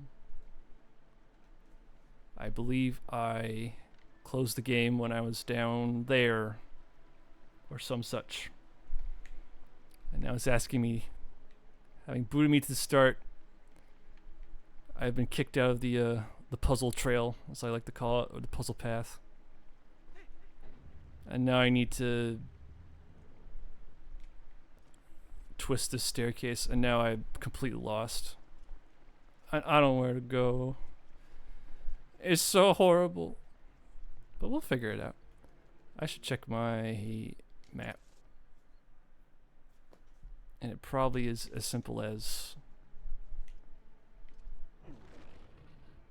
No, it's not. It's not as simple as that. I gotta find where I left off. Where was the boss fight? Where's the mid-boss fight? I have a... No. It's embarrassing. It's not embarrassing, but it's... I got the grapple hook. And now I get to use it. That's a difference. Let's do mid-boss. This is a mid-boss ass temple, ain't it? I got a piece of heart. Nice one, Link. Like, this is basically where you fight mid-boss in Deadlock. There's gonna be a big, disgusting booger creature down here. You go down the stairs, around the corner. You smash the... You get stat buffs from the pots. And then down there. Mid-boss. Whee! Link's entire head has been pushed in. The piranhas! Link's entire head has been pushed into their torso, cartoon style.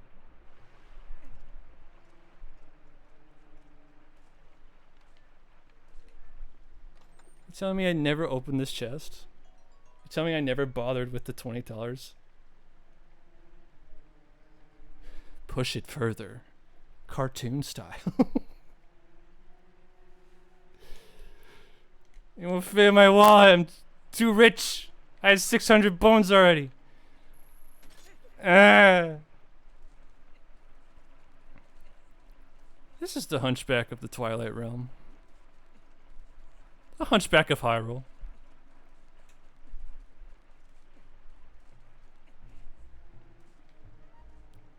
I want to play the Zelda game where Link has horrible posture. It's just like an absolute, like... I don't know. Like, this guy pushes goats all day. He's the strongest Link to ever was.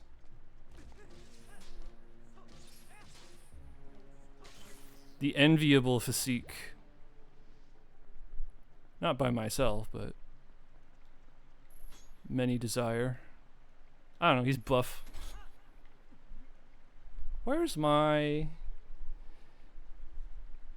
Play the Kingdom Hearts game where Sora gets racially profiled in Hunchback World. Does he? Because I'll be like, that's the thing with Hunchbacks. Like, I do immediately think of like the Hunchback of Notre Dame and how poor Quasimodo gets treated. He 100% does. Like, as a...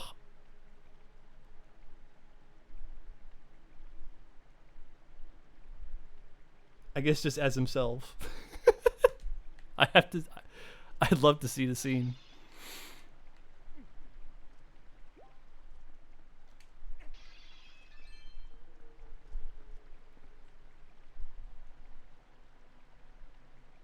Straight up? Like, it's something that's like already like in the film and like they put the line in the game, or is it like new and original and accurate to his character? Oh man. Poke in the butt.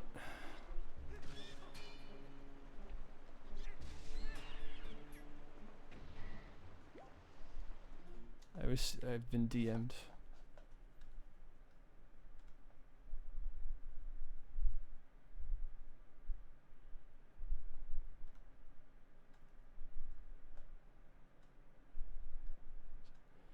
The tweet doesn't exist, Slapper Pow. It doesn't exist. What the heck?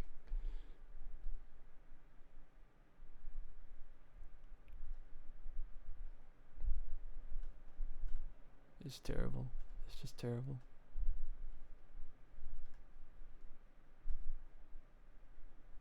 Edited.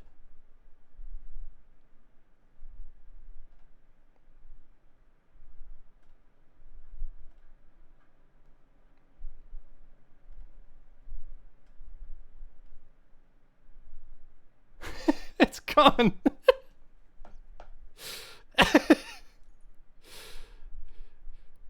Speak of it, and it shall wither. A morning glory. Oh well. YouTube, pull me. YouTube, pull me up Judge Frollo compilation. Kingdom Heart.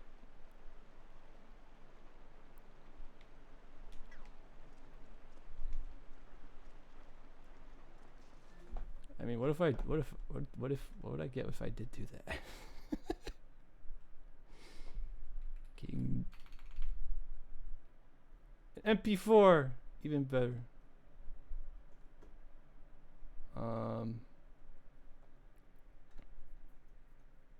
Let's share this with the chat room or with the stream.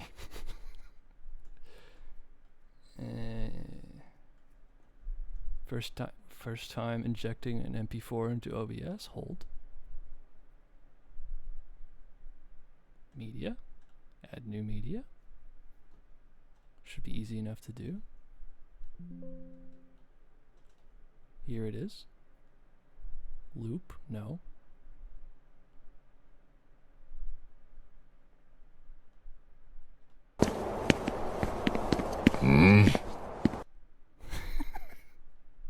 The raw MP4. Alright, how do I hear it? Right, I have to say I have to monitor the audio. This is great. Oh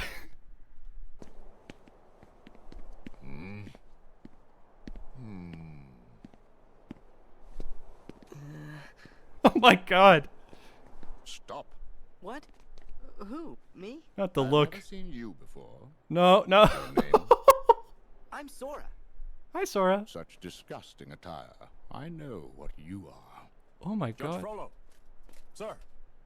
What is the matter, Captain Phoebus? Can't you see I am interrogating this gypsy? I see. I see. I'm familiar. Oh my god. Judge Frollo, you suck. You're the villain.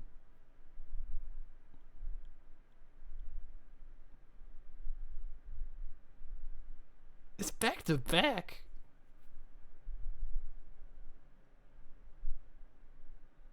I know. It's just what it is. Like, look at your wonderful chat messages, Slapper Pal, and be like, oh, well, the silly Kingdom Hearts Disney Enix crossover. It's like, no, there wasn't a percentage reduction in based on what the thing was. That's literally what it entailed. Kingdom Heart, real fucking shit.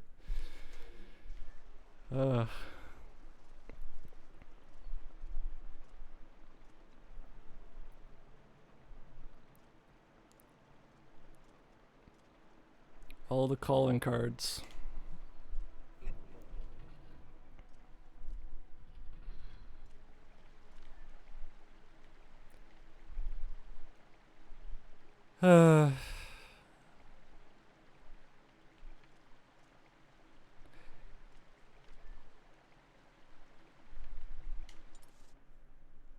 using my brain. Being smart, using my brain. Alright, I fought Le Frog in the upper left there. And so I would have oh, do I have a key? I can't tell if I have a key. It was like this in the test stream. I just like wandered around in here, in this room, just ecstatic at the mere fact that I was streaming. And then eventually I came around to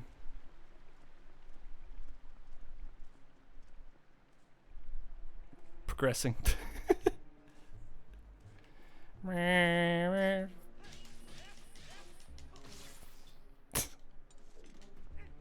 I've never done that before. Never pressed the map.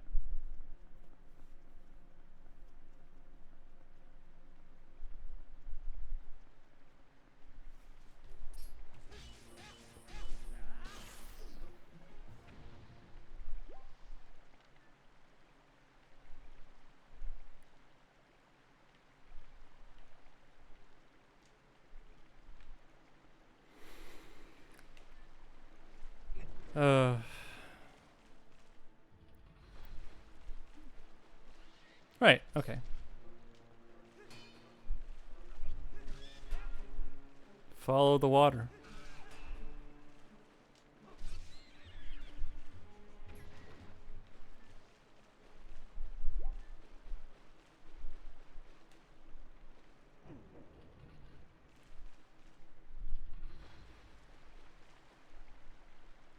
Oh.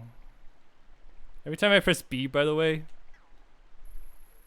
it sends my claw shot out. I don't know why it does that.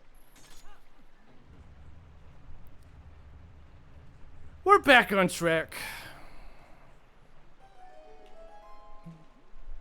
The jingle played. That's how I know.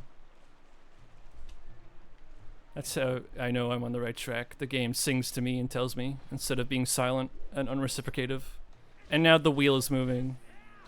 I even knew to come in here initially.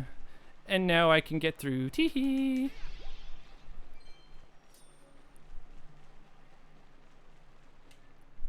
It's interesting because I used to associate that main room as being like hard to navigate. But it really isn't. Just to sort of say that in general, but I don't know. It's cluing in that the claw shot really can get you where you need to go. Now this room. Now this room. Now this room?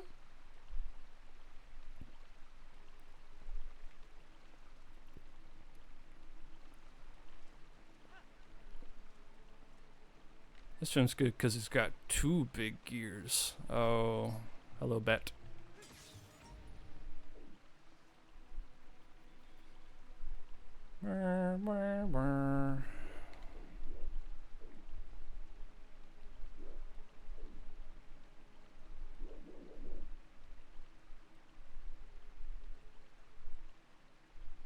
It's so funny. I got 2 monitors set up and I just shoved all my tabs to the other one. La la la.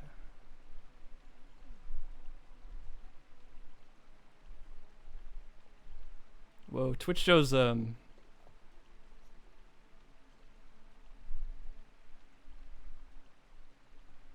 Twitch shows you all as raiders. There's just a big sea of green. Awesome.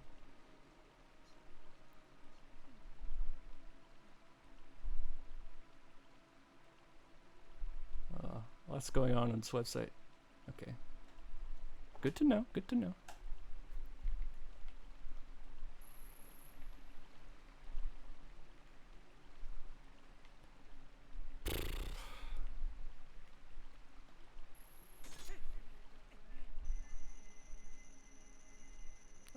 I do this if I want a chest. But I already have $1 million.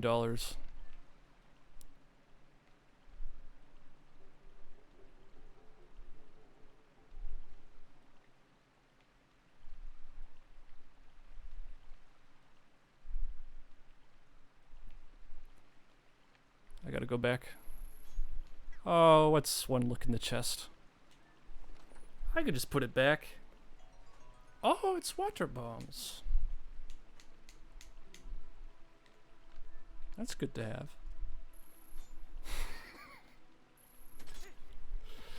Why is my Twilight Princess busted? It's okay.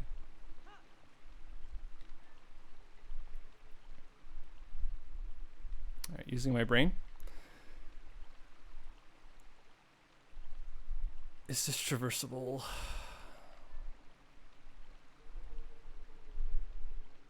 Oh, wait a minute.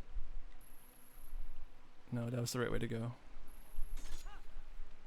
I'm silly. I'm silly.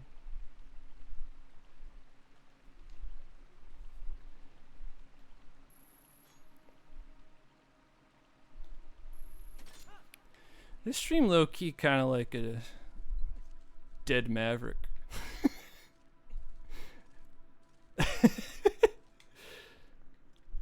This sounds like a deprecation, but sometimes there's a vibe, you know?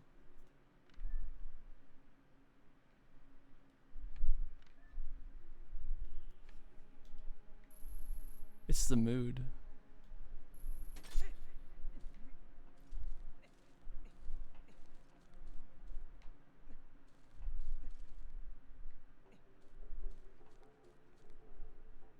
Exactly.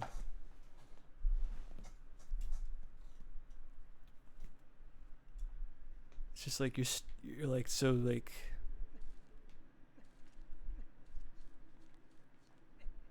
you're just so happy to be alive.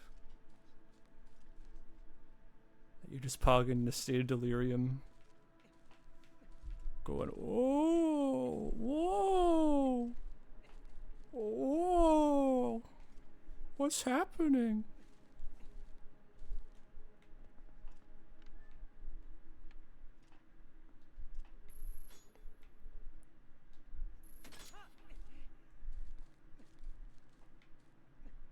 What is sleeping and snoring, if not a form of pogging?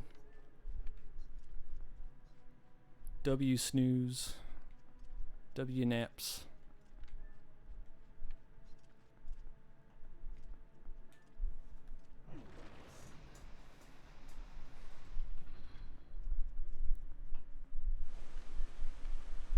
Or knee gushing geyser.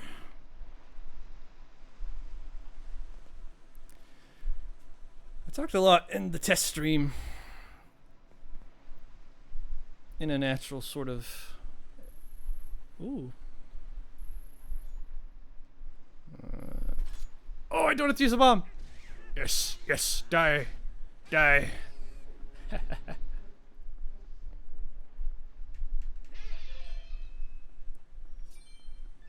Since this is a childhood game, doing a test stream involving it gave a lot of chance to reflect and remember and contend with how I used to go through this temple. But I really don't think I got very far. You know, without a guide, because this, granted, I am past the mid boss, but I'm not used to these sights, which is really funny.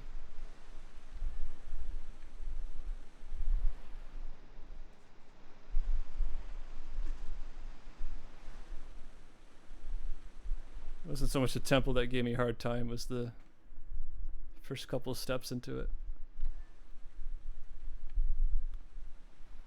And right, this iconic moment.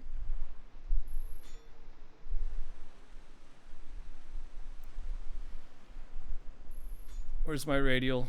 Thank you. I will set the item. I will combine the item.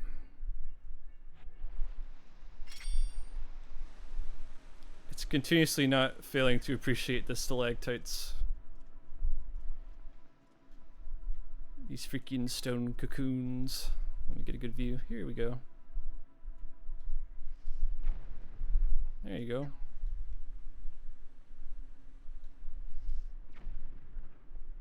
Obviously the solution. See that? Oh, maybe that. I should get a closer look to see if that is interactable. Let me up. Ah.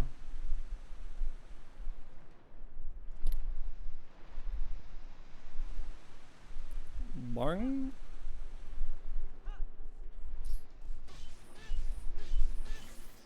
Barn.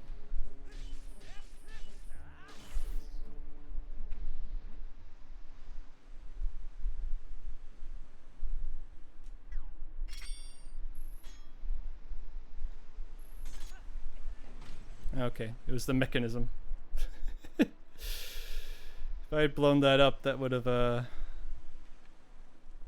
would have soft blocked myself.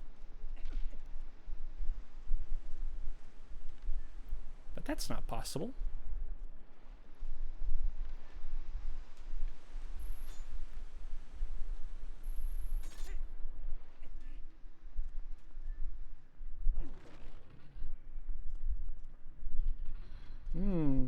Okay.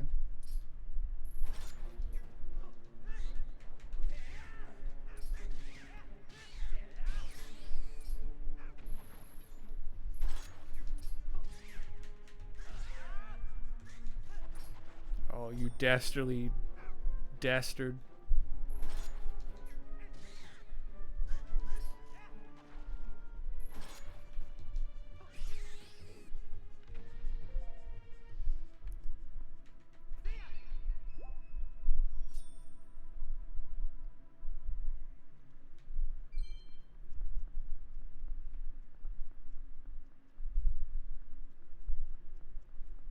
Appreciate this temple,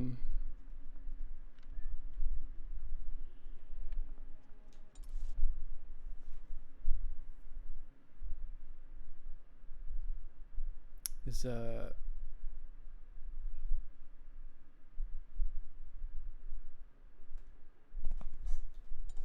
like this on the other side of the temple there's a it's basically mirrored. And I don't want to say mirrored because that's not exactly how it is, but it's just like it's due to that the central room works with the water.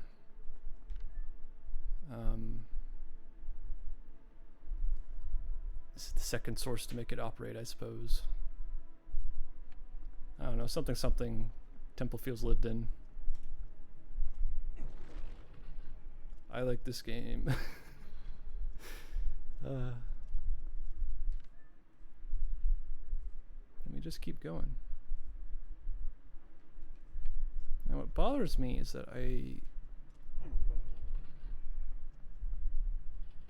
should be able to muck about in here. And yeah, I was right to be bothered because obviously it's a grapple hook scenario.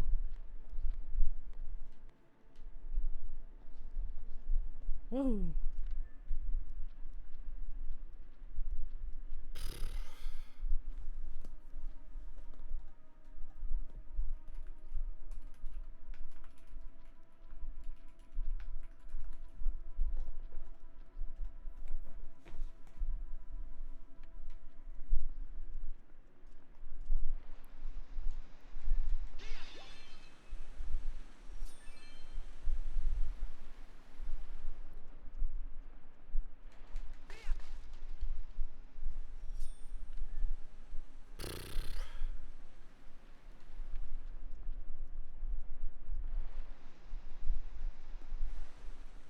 Appreciating how simple this temple is. Also how involved it is.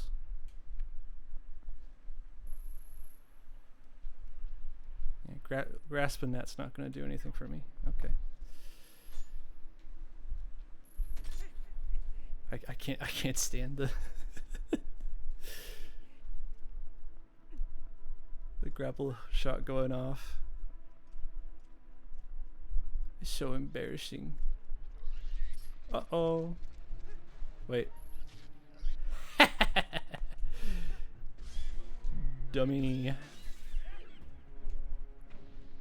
Cruelty. That's me. I'm Cruel House.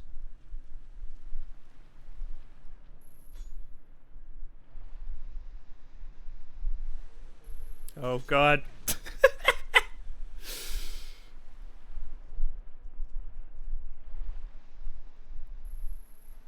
I deserve that.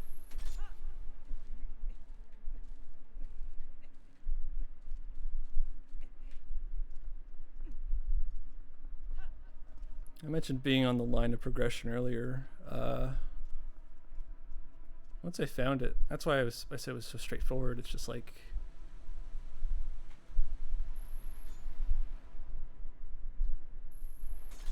they're letting you play with the claw shot, I guess at this point. But I'm just going, man. Just taking a stroll through the lake bed.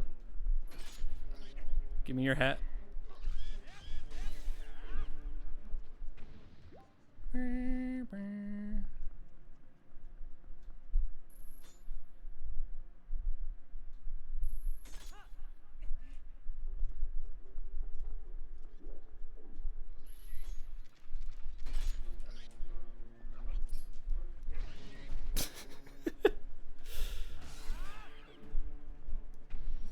I placed it gently in front of you.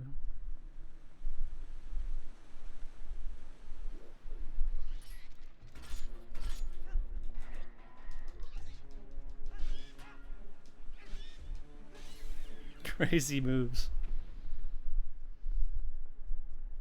Alright. You got water bombs.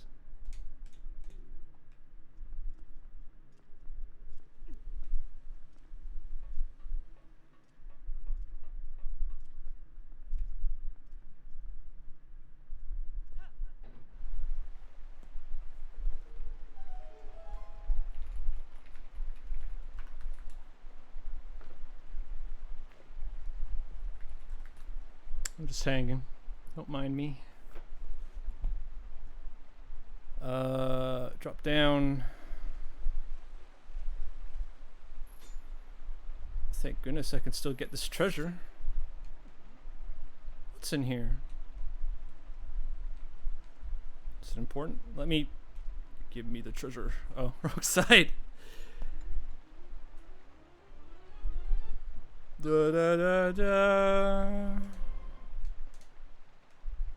That's a good spot for the compass. Alright, get me out of here. And just like last time, but maybe a bit softer, a bit quieter.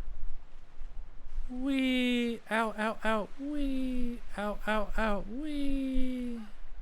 Oh, wee!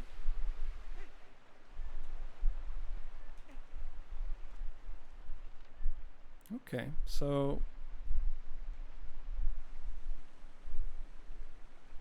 it goes around. I'm just curious how the flow of water works in this place. Right, the water's falling there because the bridge is broken there. Otherwise, it's intact. Goes ooh, and then it breaks there, but it makes it where it needs to go. Cool. Now, what do you do?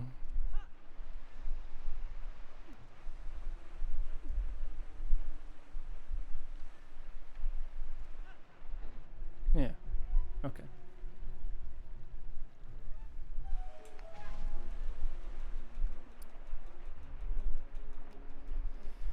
The fishies may bite my link meat as a treat. I got enough hearts.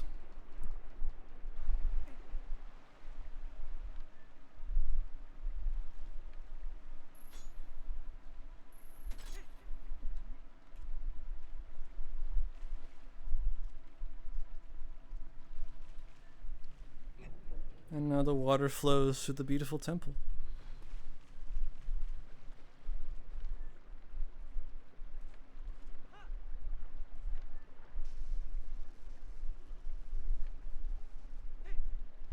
Dive. Oh. The clam.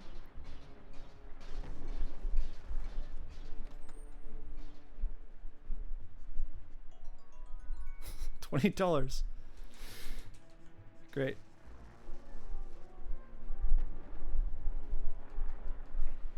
This shit ain't a dungeon, it's a bank. And I have the right to gain interest.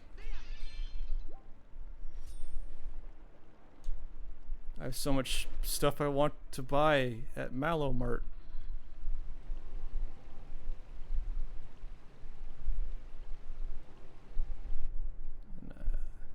This is the best part, to be honest, when the gears turn.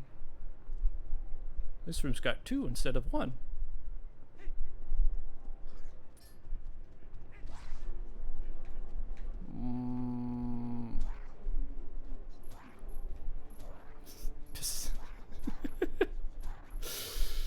Pisses you off, annoys you. Grinds you in the gears.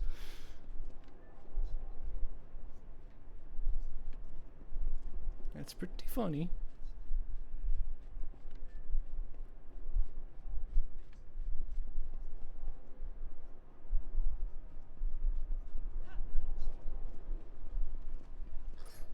Alright. I'll beat you for your fair and square, though. Like I said, fair and square.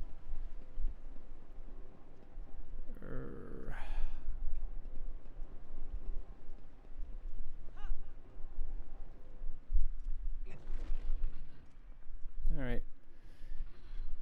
So now that I got... We'll open you because you're accessible. You are also $20. I can't stand this. Bonk.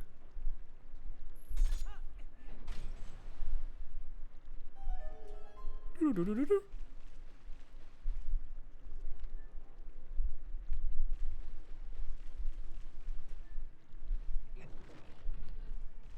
Remarkably similar process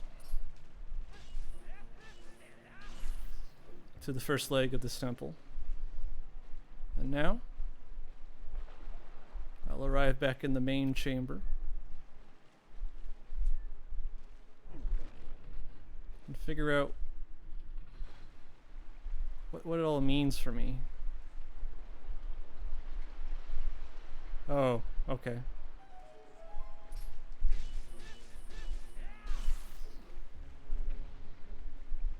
I don't have the boss key, do I? Of course I don't. Why would I even think that? Where would I go to get that?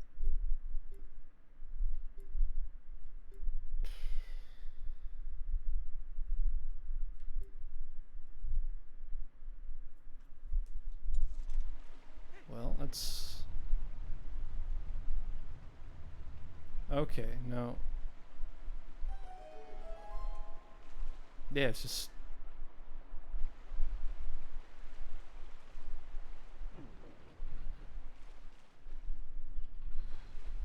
It's as simple as seeing what the water flowing this way does. What do you give me?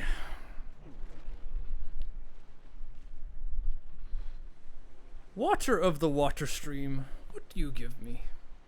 Oh, right. This beautiful little bridge. I knew it. I knew that I would come back here later. Just what I've been saying for all the chests I've been walking by, but specifically...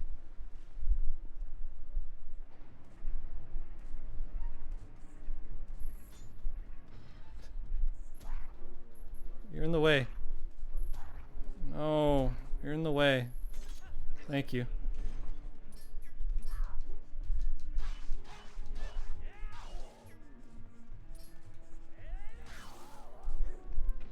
Die, lizard.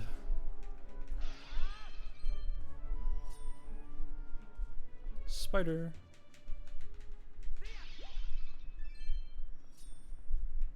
I missed the chest. This has to be the boss key. It's not. It's a piece of heart.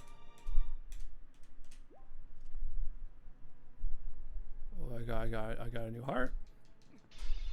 So that's cool. I was gonna say, standing on that one tile to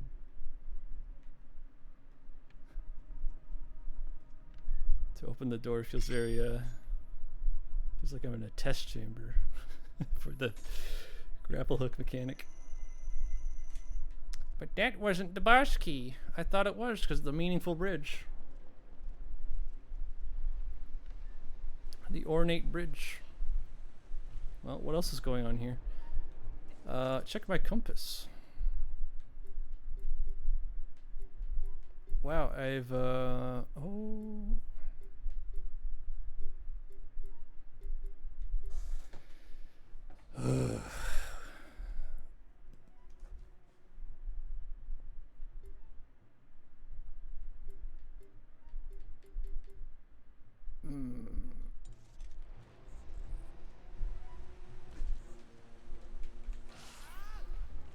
God, I don't remember.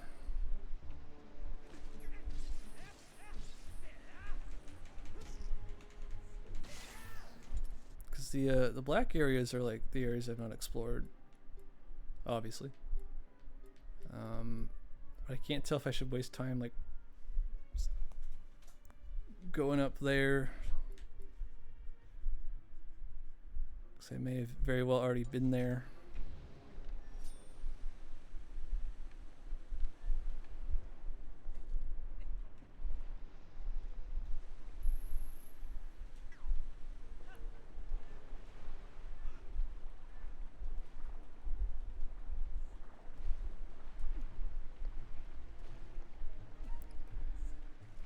I'm so close. I really could do the Lake Bed Temple. I really could finish the poetry that I set out to create. But then I was like, maybe not. But nope. I'm committing.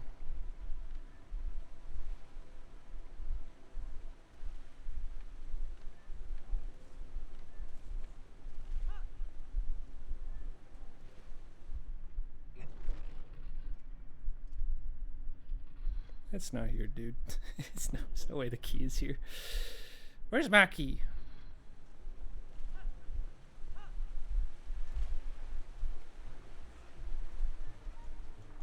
I'm making the presumption.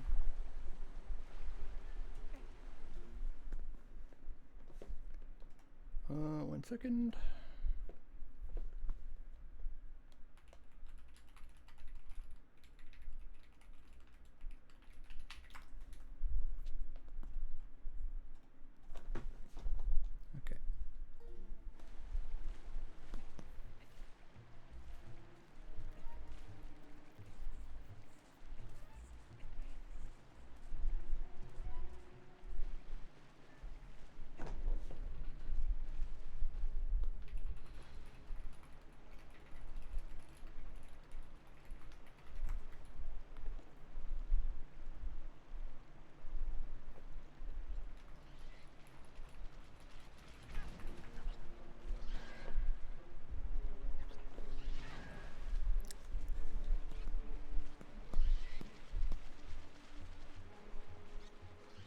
Angus, wake up.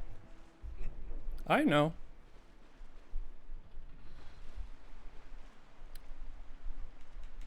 I was taking some notes, as I'm liable to do. Oh, the crutch's too strong. Okay.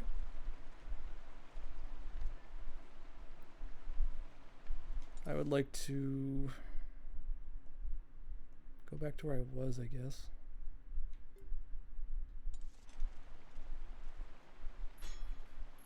Alright, this is the part that's hard.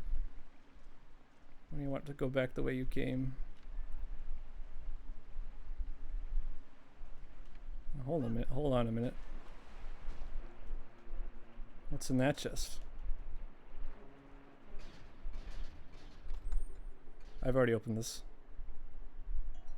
I already opened this very stream. It's terrible.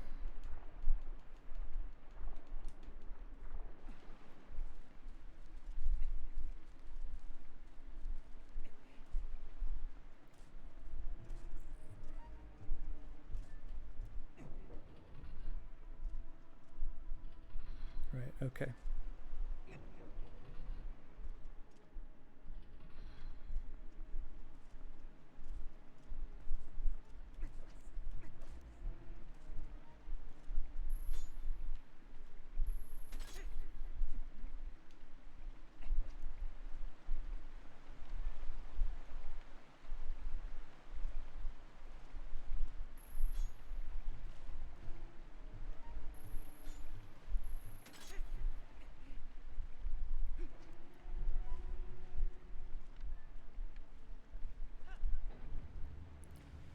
Turn the whole thing around so I can even walk up it. Because with the water flow, I can't climb it.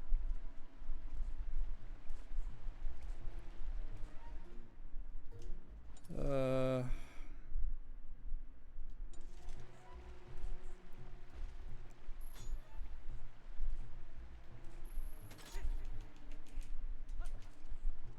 now I go all the way around.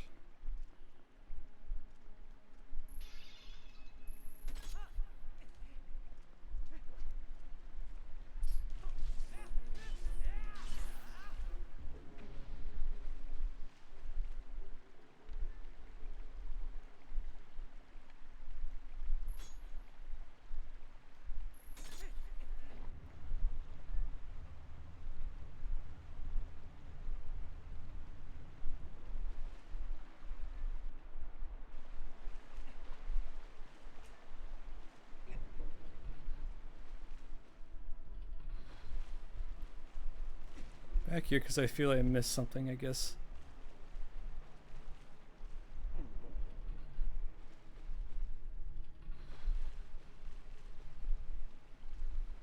Yeah, no, okay.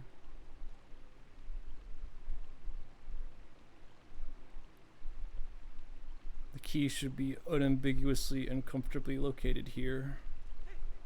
Mark my words.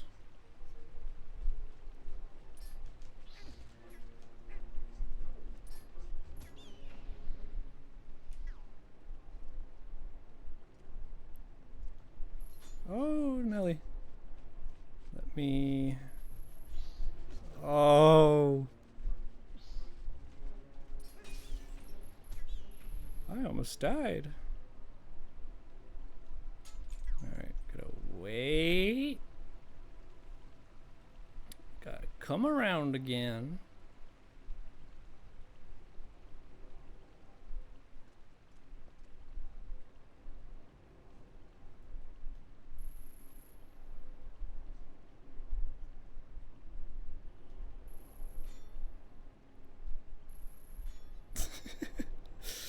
So it's gonna be like that, huh? Oh no.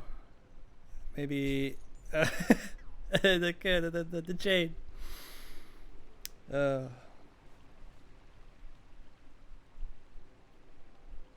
Is that a little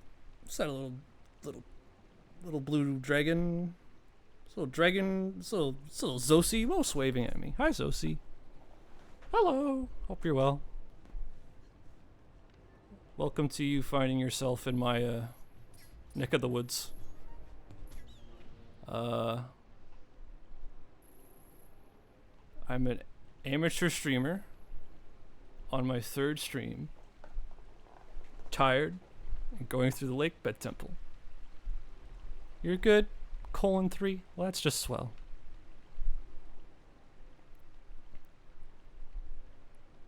Really enjoyed your League stream today. That was a lot of fun. Oh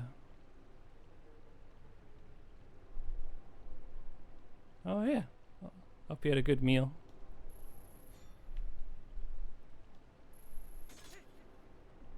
Yeah.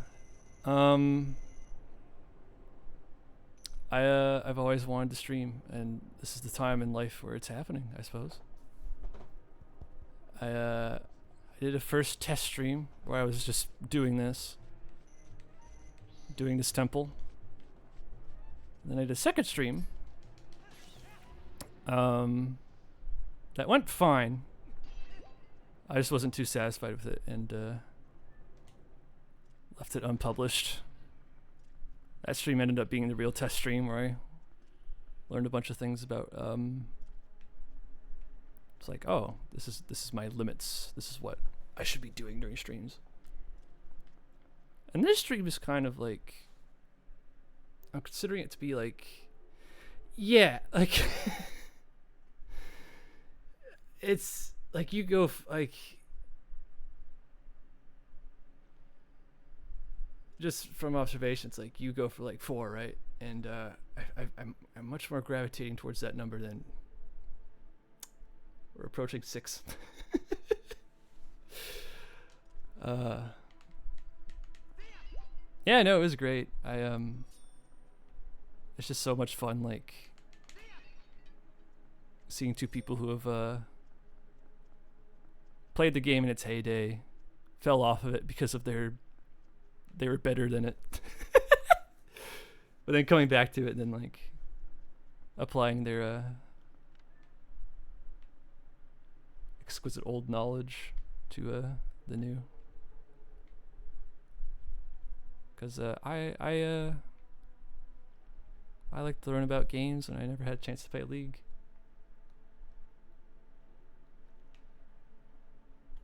Well, I don't know. You prioritize what you like. That's that's what's important. Oh, that's what popped in my head. It's like, oh, the old gotcha self-awareness. I don't know. From my understanding, it's like they just kept making League a definitively worse game, and like gotcha games are like poking at your vulnerable. Where am I going? I'm looking for a key. Gotcha games are poking at your vulnerable, exploitable human tendencies, but like in light of that, at least that makes them sort of good. But it's probably worse, right? I don't know. I don't know.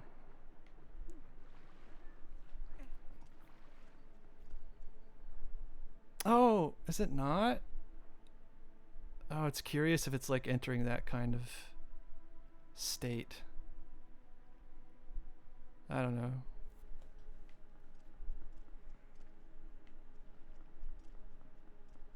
I guess it's hard to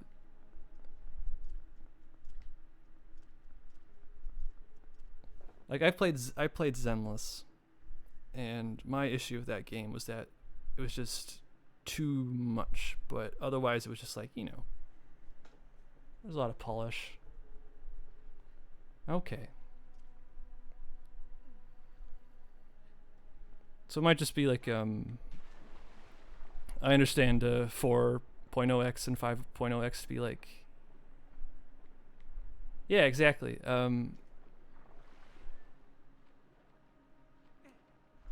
It's like Dawn Trail to hopefully what Evercold will be, you know? That kind of situation is what I immediately recognize as a comparison. And it's great that Zenless is great. It's so... I put a lot into Zenless. Oh, don't apologize. I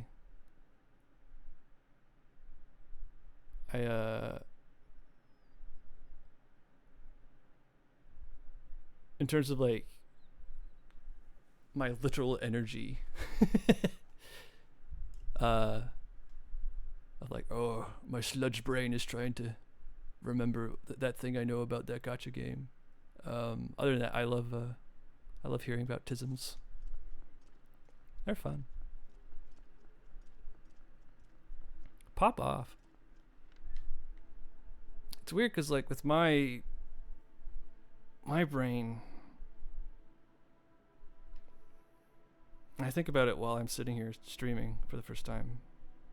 And again, I'm like, the real issues I drag myself out for 6 hours. It's just sort of like I run out of things to say or run out of the capacity to do that.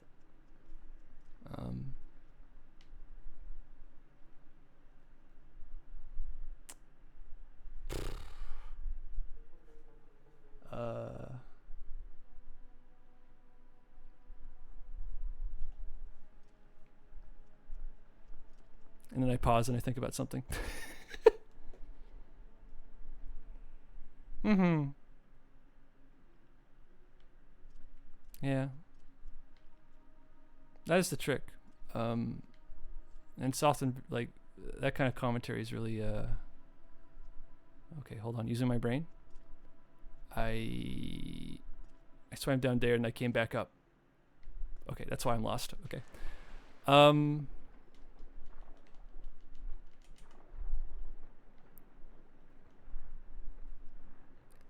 I think I'm so like, for whatever reason, my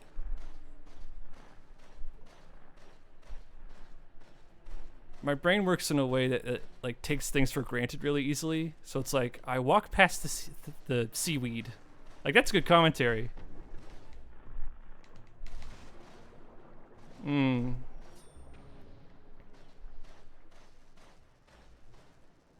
Yeah, that's the difference. I get worried about explaining things. It's not even explaining things well, it's just doing that in general. But narration is like,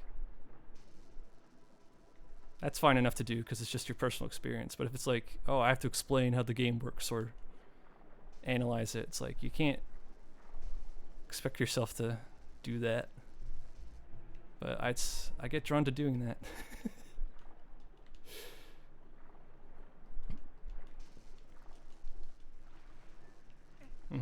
It's a lot of muscle.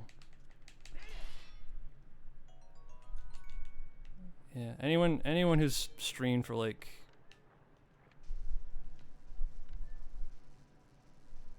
I don't even know the number, just like an amount of years, you should really be proud of that because you really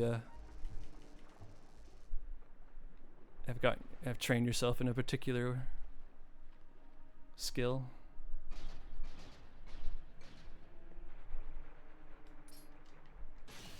Oh, the bomb fish. That's an item, not an actual fish. Oh, there's another one. Can I? Hey. I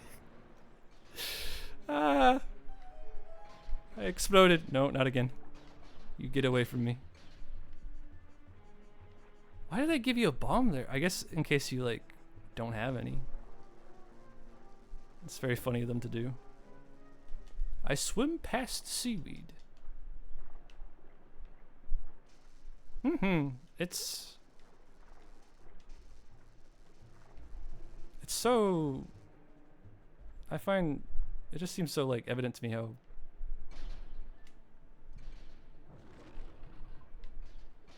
healthy it can be to do streaming. It's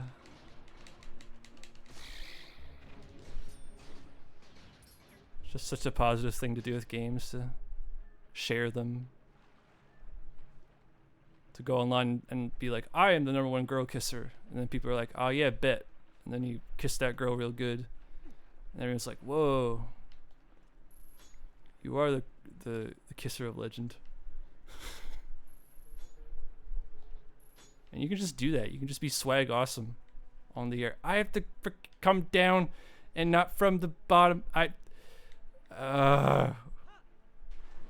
Time to find a hole.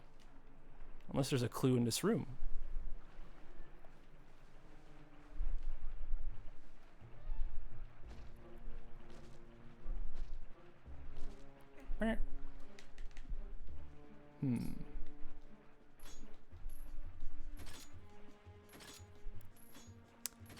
But yeah,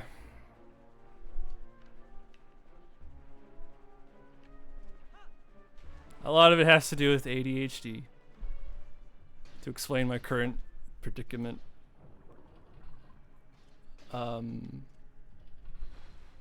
Yes.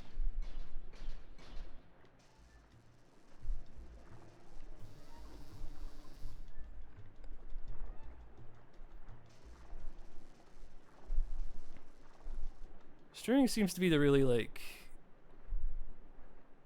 it's a space where like a lot of that is happening. Some real good like community forming, and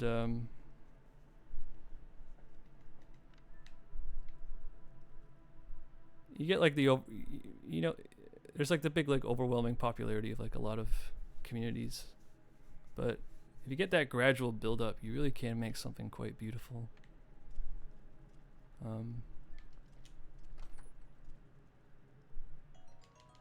And on my end, having been mostly a part of these communities as a viewer, it's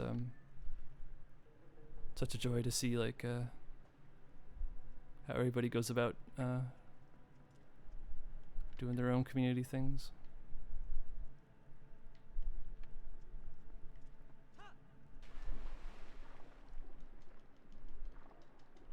And I definitely don't take for granted that on my third stream, like Dremmy raided earlier, and that was so overwhelmingly nice of them to do that.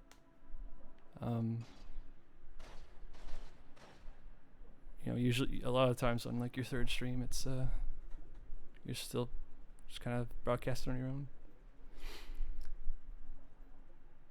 Yeah, I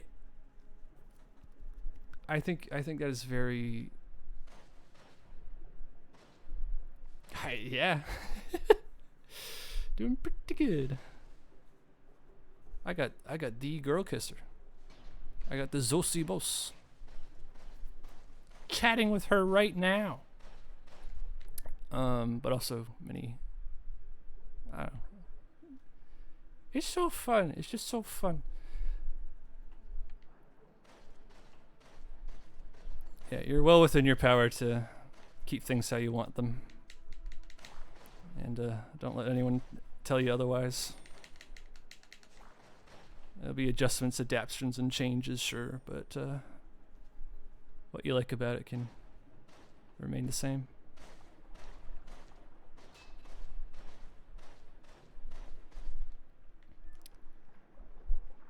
Oh, right. Right, okay. Angus, you can't fire a bow underwater.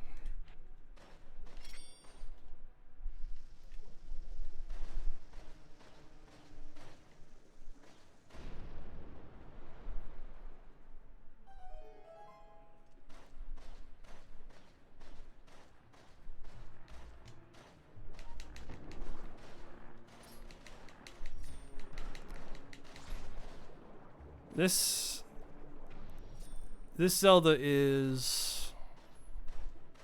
I've had a long-standing need to figure out if Skyward Sword or Twilight Princess is my favorite one. But as such, the wheat.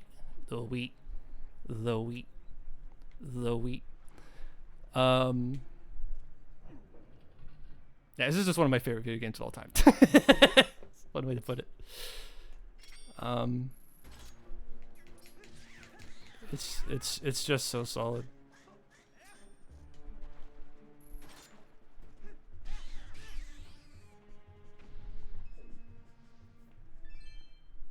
If you were to play, if you don't mind me asking, Zosi, if you were to play like a Zelda on stream, would there be like one you would gravitate towards first?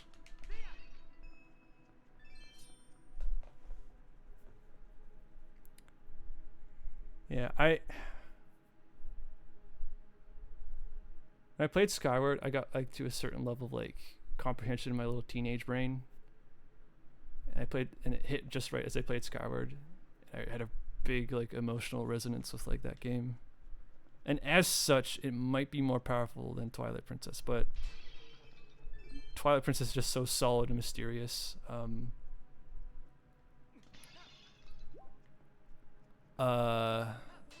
The whole way through. I don't know. It's very undetermined.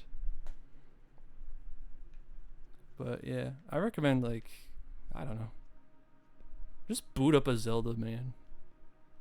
Just revisit it. And that's the thing, like Link to the Past is a good pick because I'm certainly not of the generation of the older Zeldas. And that's why I was considering playing through Zelda 1 myself. It was one of my first stream games. Because as much as I love the series, I've not played a lot of it. I'm playing the old games that suck balls and reacting to them as a streamer. That's just good content. Link to the Past?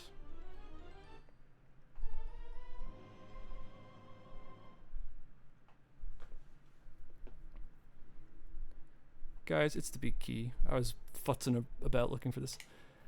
Let's fight the big one. The big guy.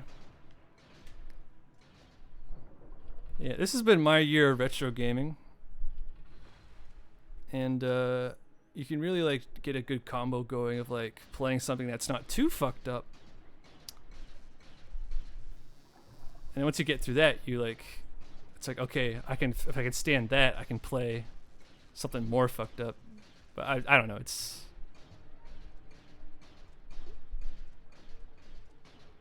I remember having this like really big concern of like focus. It's like, oh, modern games are too noisy. I can't read a chat and play a game at the same time. I want to play the simple bleep bloop game.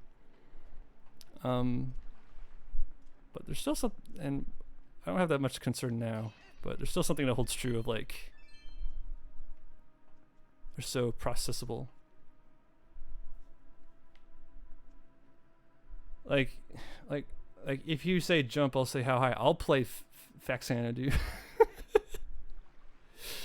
If I get asked, I'll do it. I'll drop everything. There you go, Zosi. That's a good game to play.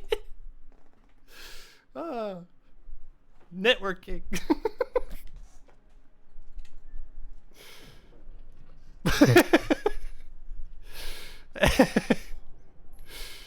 Yeah, get poisoned. Oh, right. I think Slapper has like a good like 3-sentence description of what it's like, but it's like a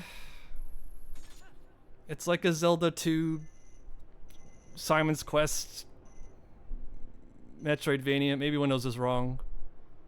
But you gotta travel a fantasy world in 2D. I don't even think I even watched Slapper played it. She played it while we were doing an archipelago. Yeah, oh yeah, it's old. Old and busted. She played it during an archipelago. And she would have the items that we would need to find in our worlds, assuming you are familiar with like what an archipelago is. But an item that is common in her game is poison. Platform RPG, fuck. That's a good way to put it. That wasn't even 3 sentences. That was just 3 words. Slapper Pow gets it done again. Yeah, we kept playing our games and finding items and setting poison and poisoning her.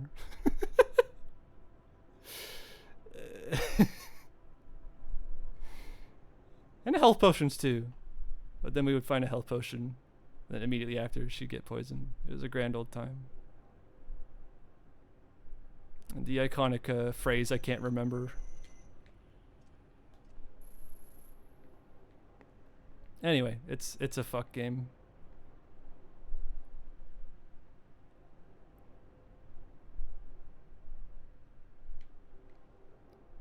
Yeah, I've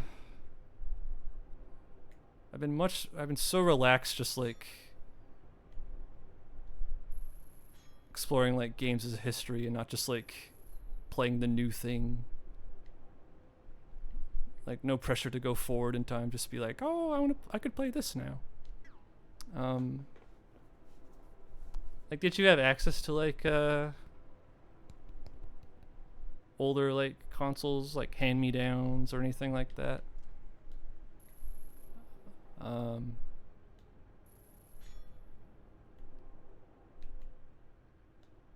Like being a kid of our generation and like having like a NES somehow. Falcom codified a bunch of RPG tropes. Yeah, Xandu's like important. That's another thing. Now Fact Xanadu is like, yeah. You got Castlevania and Vampire Slayer. All that weird game history type stuff. Won't you play them all?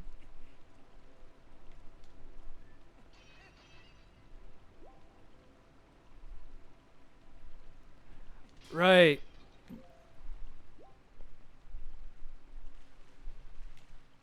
Emulation was this big scary thing growing up, but like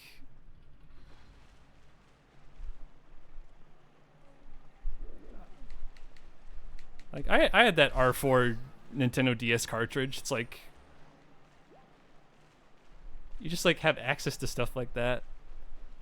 And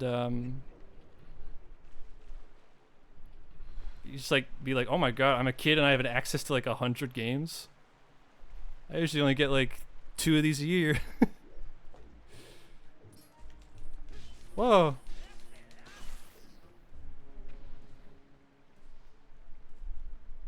A rare Nemo has appeared in chat. Not rare in the sense that they aren't around, but rare in their grand value. Fish him! Fish him up! Fish him for bed! No, I hope you're, that's so poggers to be in bed.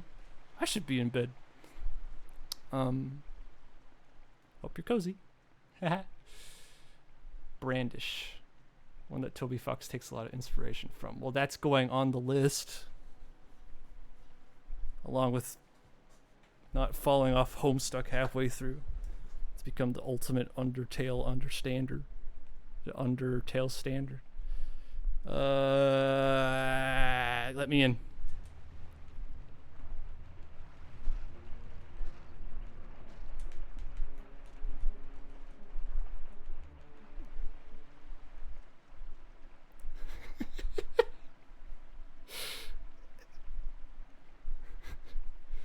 I can't tell if that's like burning in hell or like it's lit. Like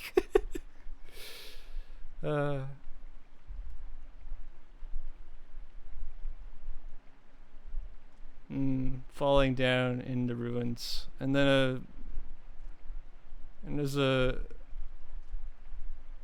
goat mother show up. And does she bake you pie? Does that happen to you?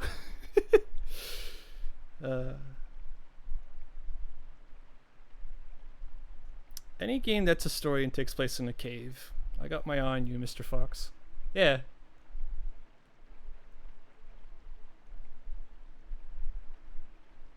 The goat beast is inspired by a cave story. Yeah, no. Definitely should have, I didn't say cave story because we were talking about Brandish, but see, that's what I mean. I take stuff for granted. I should just say what's on my mind.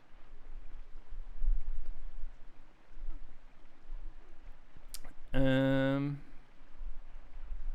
stalling outside the boss room because I just, I don't know, I just want to say thanks to everyone. I appreciate you guys a lot, just being around.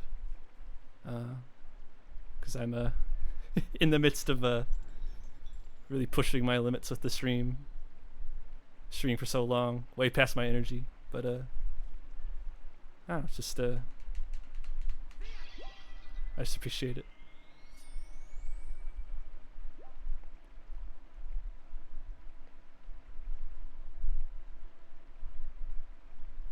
Nearly everything in Brandish is out to kill you, but you can definitely do some morally dubious actions.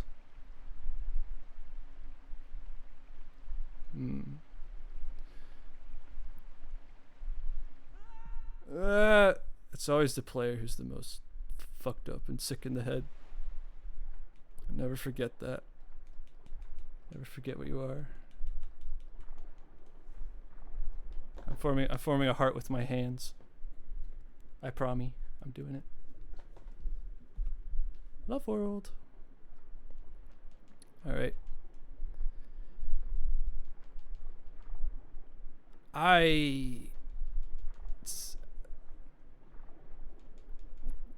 Last time I played Twilight Prince was distinctly, you know, the threshold of being a different person, a different time in my life. So it is very much an intense revisitation. But I fondly remember this boss. Quite fondly. Oh, I can't wait for the Sky Temple. Sky Temple's like a rock star temple, as in like the musician, not the game company. Ew, man. This freaking waving plastic tube of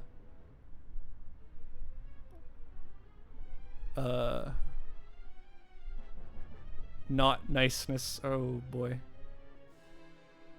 Morpheal, give it up for Morpheal. Woo! All right.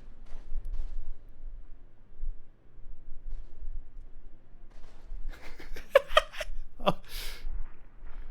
Nemo, you were so insightful. I got chewed. What do you want, Midna? Ba-da-ba. You want me to yank it? I can yank it. No, but Nemo, you're so right. It was my Twilight game. I pog when I read you type that. It's why I like the game. It's what the game's about. It's my connections to my world and place.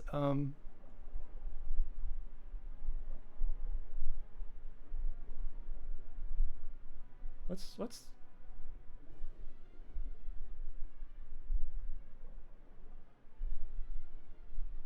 Oh, okay.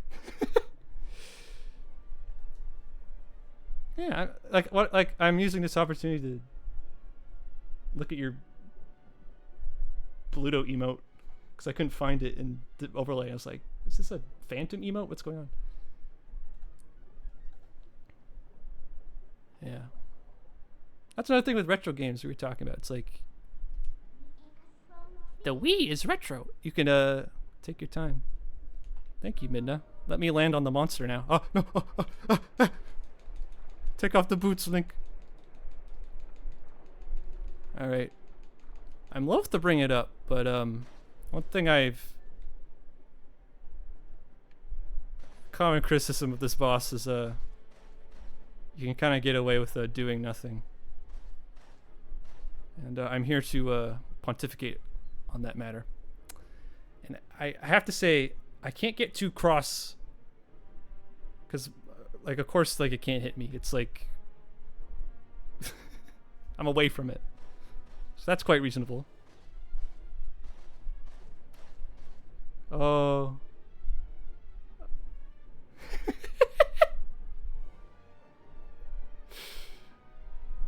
Yeah, with a bigger knife, with a beak. I have vague memories of a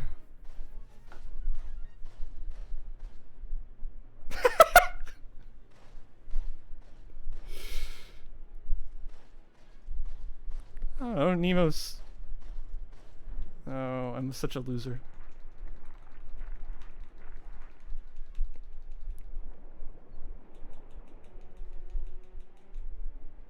I'm sure Nemo's got their hidden power. They're like Malo from Mario RPG. Can't punch for shit, but will cast a spell called Psychopath and like absolutely like question where your mind is.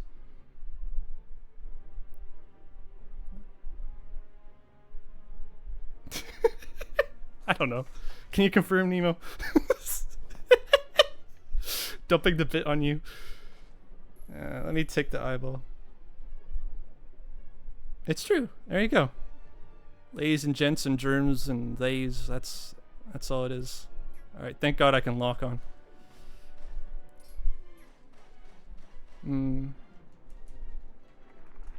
Yeah, Mario RPGs are really wonderful to go through. I've only ever played Super Paper Mario for the Wii. Yeah, fucking come back here. Oh, you bitch.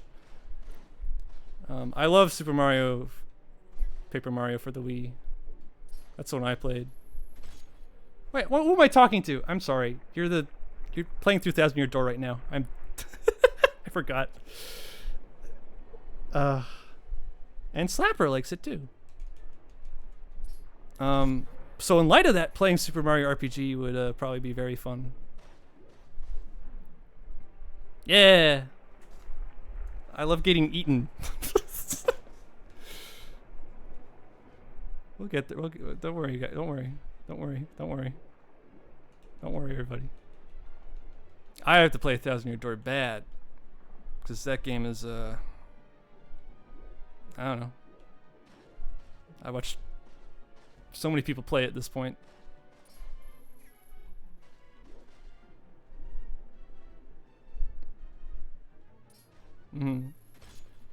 It's one of the best to ever do it. Alright, one hit. Oh, not the bombs. You guys are my friends. And now you betray me. Oh, no, no, no, no, no.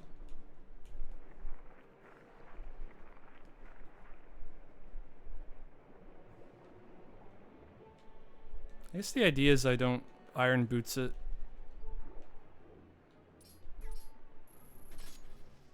Will that kill me?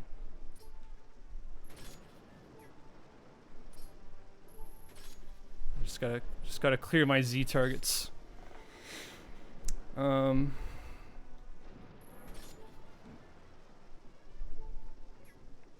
forget if DG mentioned it before. Super Paper Mario RPG is quite short.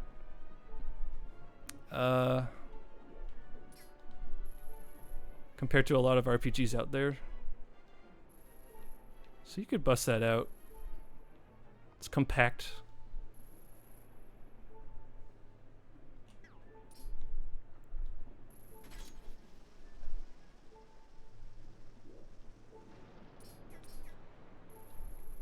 Give me my eyeball.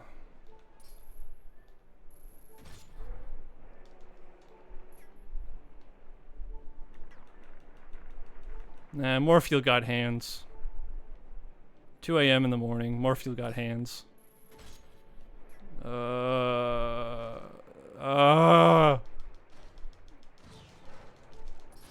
no, no, no, no, no, no, no, no, no, no.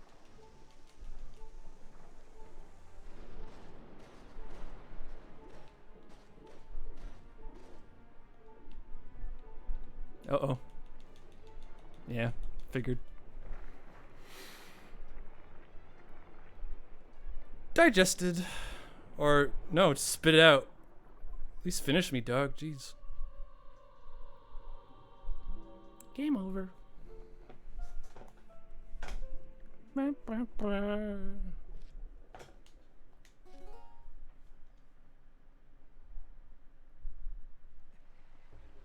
Oh, 3 hearts. Oh.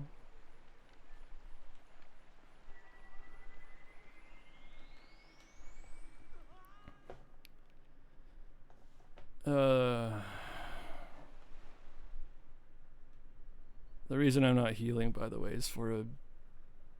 it's for a retro achievement. I figured Morpheal was like, has this reputation of being so passive that I wouldn't die, but I did. Let me check. Defeat Morpheal without recovering any hearts. Simple enough.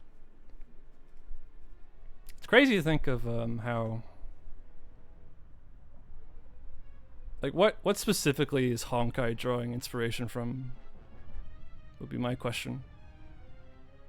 And if you keep going back and playing those games, you'll eventually find yourself at a... I mean, I don't know. You could just make some shit up and say that. Trails in the Sky. Okay. Yeah. The Trails games. What is it, Midna? I'm not familiar with Trails. I was having a crisis earlier. Kind of like realizing like how many like RPGs I feel like I haven't played, because I was struggling to remember like what's a long ass turn-based RPG I played. And a lot of them are like real-time action.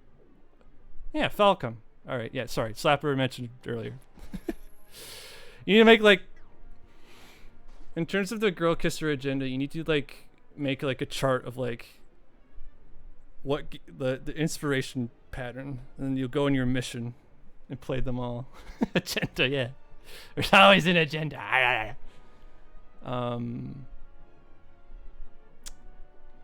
But yeah, one thing I've learned about from retroachievementswebsite.com is one game at a time. If Trails looks cool, play that. Mario RPG looks cool, play that.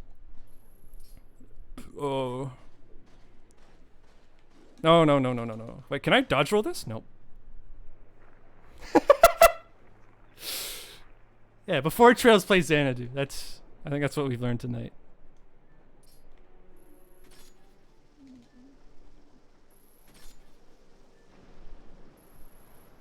It's so cool, like, grappling the bombs and swimming away.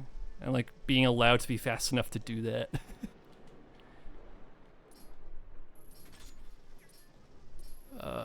Gimme. Give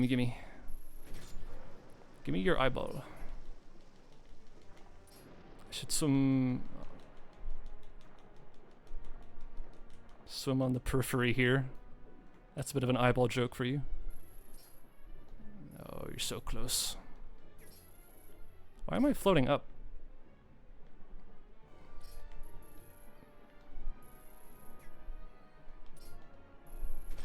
Here we go. Come on. No, wrong thing. Oh, I'm full of hatred. I hate.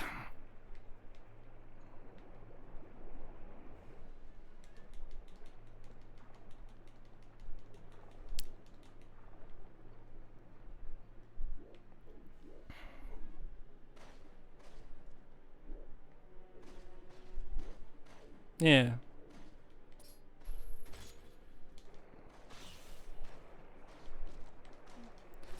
Fast Xanadu would make for like a good achievement of the week, I think. Fuck people up, but make them wiser and better for it. All right, now we're at the real boss fight starts. Cause Super Mario RPG was achievement of the week, and that was not a good selection. Cause I would rather just like committed to playing that game or not. But that's just how it goes. Look at this big, beautiful fish. This big, beautiful eel. This BBE. Alright, this is the part where it's like... Oh, it's... You're good enough as you are, Morpheal. You're gonna whack me with that tail. What if the key items are consumables? What is it, Midna? Did you see its back? It's got an eyeball there too. Just like you did last time, target its eye with Z. Get close and attack using your sword.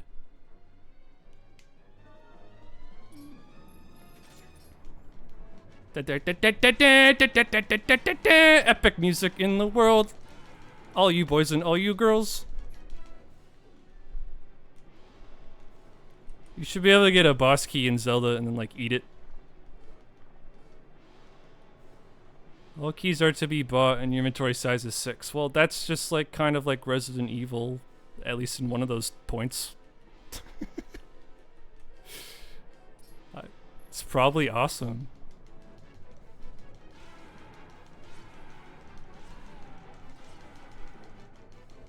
I think this boss is like where I really noticed the triumphant music that plays.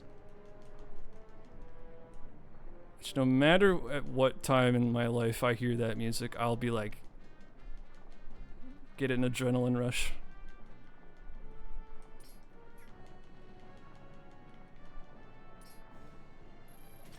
Rawr.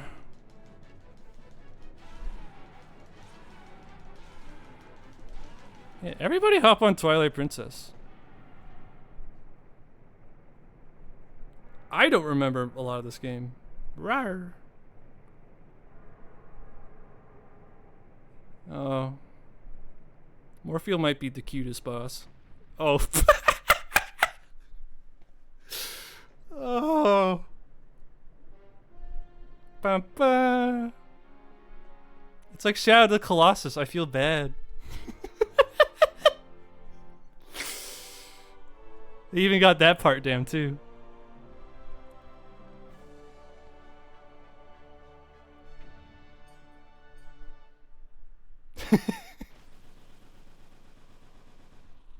Oh, it was black squares the whole time. Don't worry.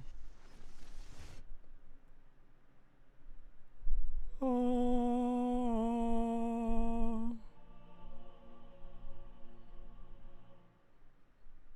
Na-na-na. There it is. The last fused shadow. I'll just take that, thanks. Now, don't resent me for all I've put you through. I need this thing. And besides, we have to do something about Zant, the one who thinks he is the king of the shadows. His power's a false one. I'll prove it. Using these. No one will ever know. So, I've done everything I needed to do. I'm sorry for dragging you all over the place with me.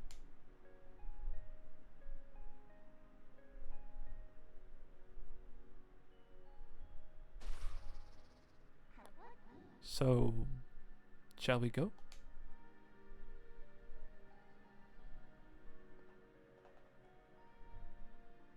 Heart container.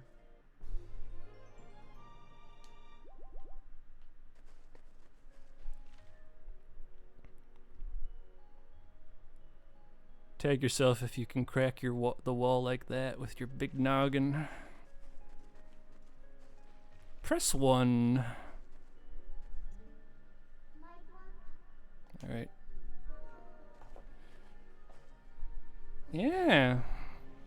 Hints of people irrevocably, or what's the word? Undeniably changing each other by being in their presence on the journey, Midna and Link.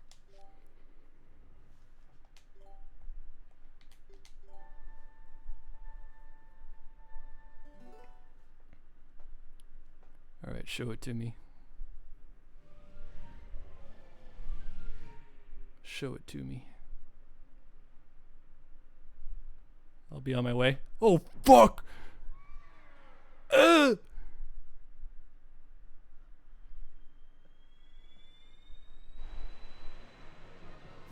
Yeah, bitch. Big snake. Your power's a false one.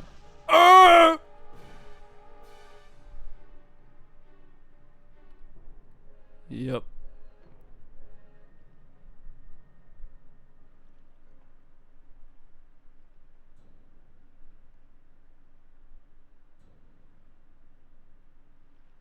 I spent so long getting those tears. Oh, great. Sant!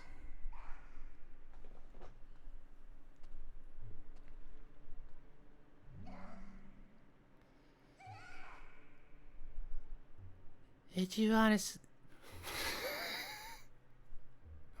What does Zant sound like?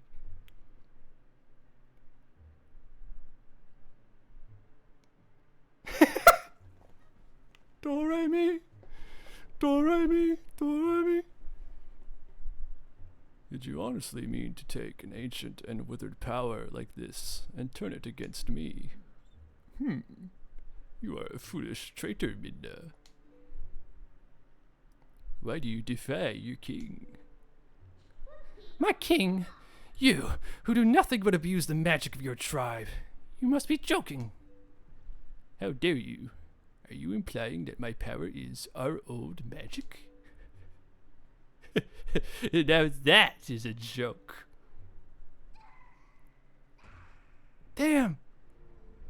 This power is granted to me by my god. It is the magic of the King of Twilight, and you will respect it. Ruff! Doggy, be gone.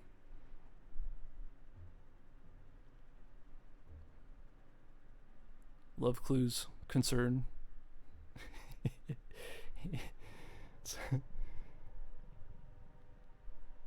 Oh, that fucking stone. I thought it was already in us. My Midna, did you forget? That beast is one of the light dwellers who oppressed our people. No matter how much you may desire otherwise, you'll never be more than a shadow in their world. You cannot consort with their kind. But if we can make light, if we can make their world ours, Midna, light and darkness will meet at last. Our tribe will take back their realm, and sweet darkness will blot out this harsh light. And that, Midna, is why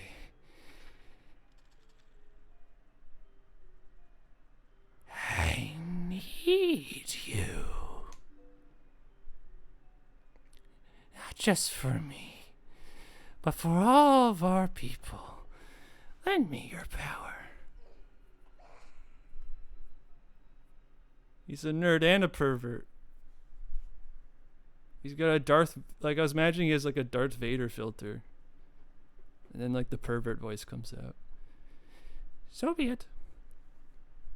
I will return you to the light world you covet. Covet. Nah, this was really distressing when I first saw this scene. Oh no!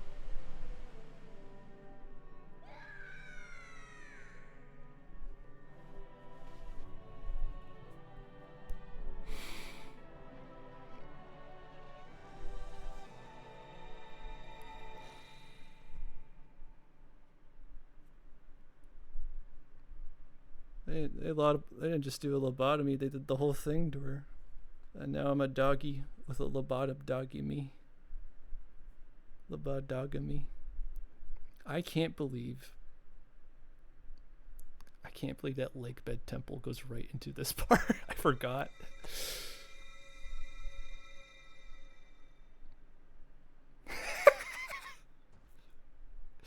Yeah, Slapper, yeah. I'm nodding. I know, Zosie. If there was ever a brain chemistry changing moment. Why are you blue? Link, hero chosen by the goddess. Go to the princess, locked away in the castle. That princess holds the key that can unlock you from your shadow form.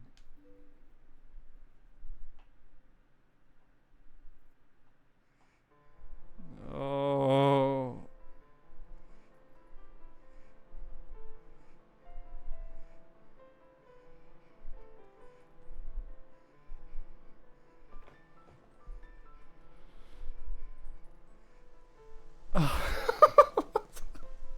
I can't.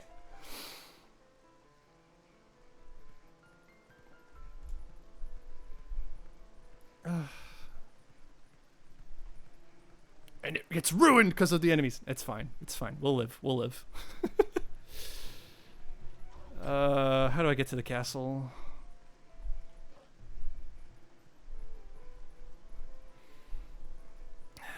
I have a hard time crying, but I can tell like what appropriate moments for like I would cry in, and this is one of them. And I don't just get chills, I get like pulses of chills. It's just hardest they've ever gone in these games. I know, right? I don't think it's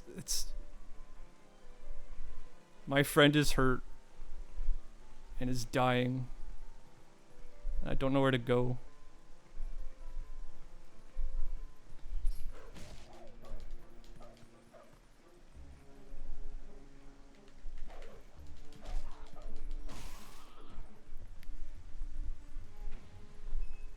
Yeah, no, okay. I'll just head to the castle. My friend is hurt and dying. Banger soundtrack, though. That's how it goes. If you ever were saving one of your oomfies, your besties, and life was like a video game, you just know their theme would be like stellar.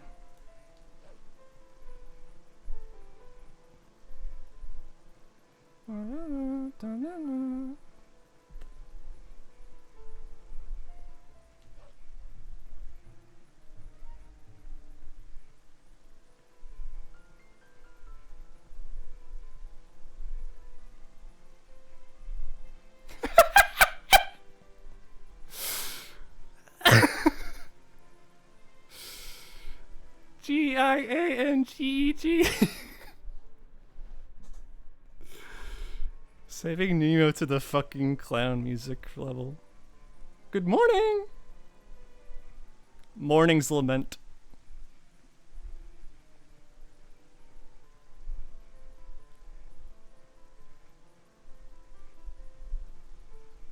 You have to...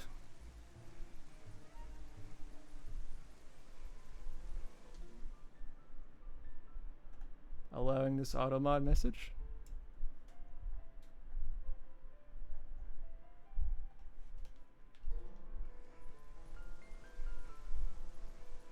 I gotta install Birdland. I gotta add it to the channel. I gotta do all that jazz. I'm only a level 3 streamer.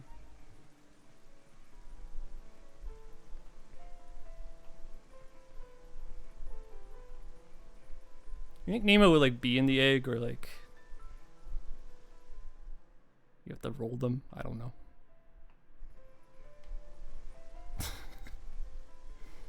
Giantegg.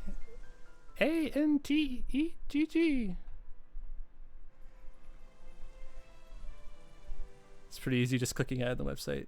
I do have the extension, duh. Sorry, I wanted to.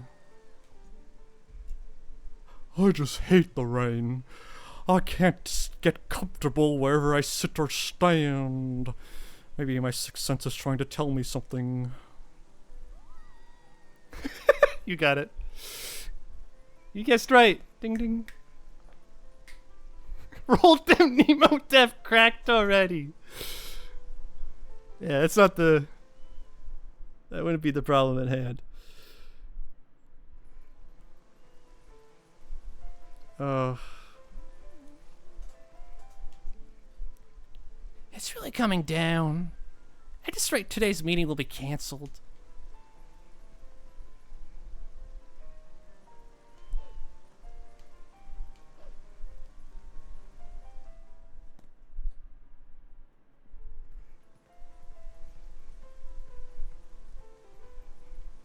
Well, Nemo is certainly goated.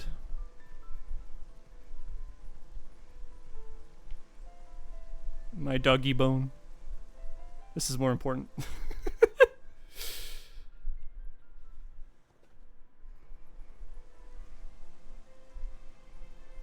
Don't I have to like meet the fuck ass Giovanni Goldman in the middle of this emotional moment? Right. You look so stern. With that look on your face, you'll frighten the humans. I'm cute and adorable. Haven't seen your face around here before. If you want to know about this town, then you should ask Louise, Thelma's cat. A hint! Ask your local cats. I always liked how they chased you. Especially when you're Link. What? Alright.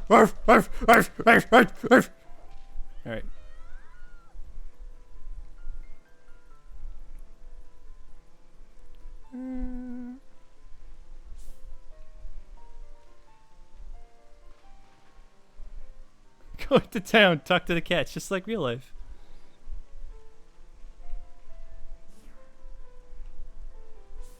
Yeah, all the cool cats. All the cat boys, all the cat girls. Go to the convention, talk to the cats. Go to the market, talk to a fat cat.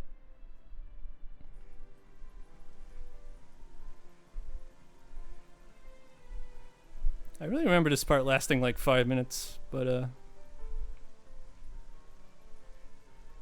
got to figure out where to go.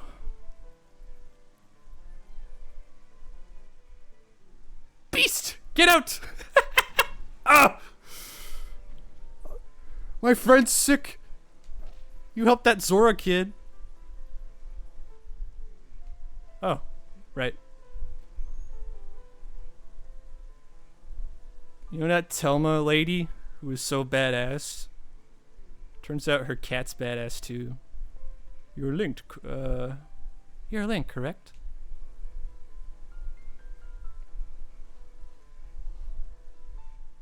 Yes. I thought so. I could just tell you now. Why was she breathing heavy before? Oh. I'm Louise. Do you remember meeting me in this shop before? Though I don't think we were properly introduced. In any case, I must tell you, I'm a bit puzzled as to why you look like that. Really, dear, you can't blame the humans for tossing you out.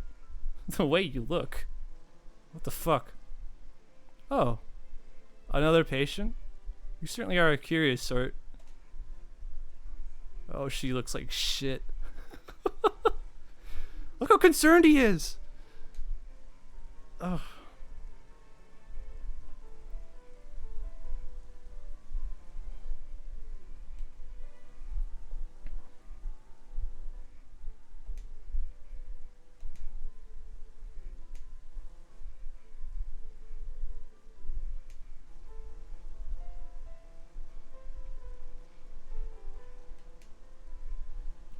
I can't use her amazing jump power. I have to do this by myself.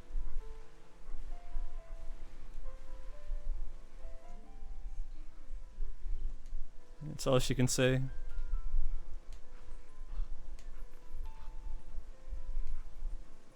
And you have to help her just as you kind of gotten to know each other too. Such an interesting point.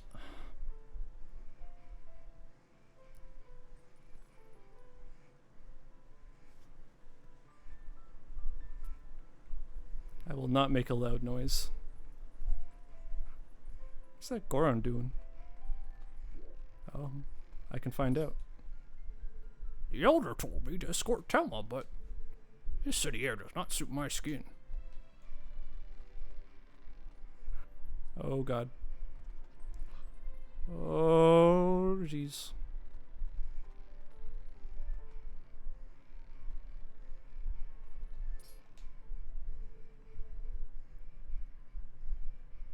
What do you sound like?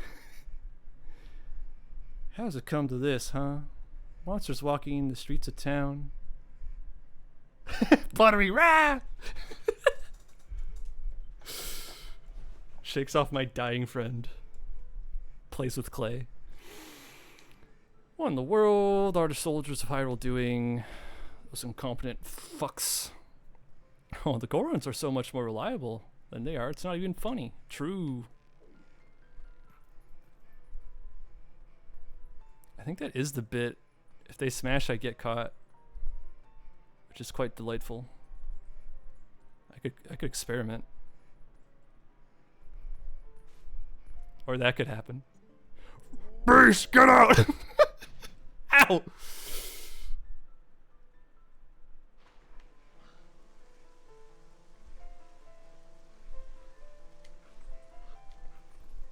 Beasts all over the shop. You'll be one of them sooner or later.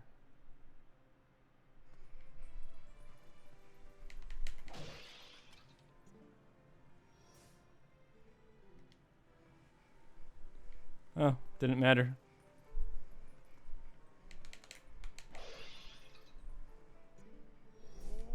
You get two chances.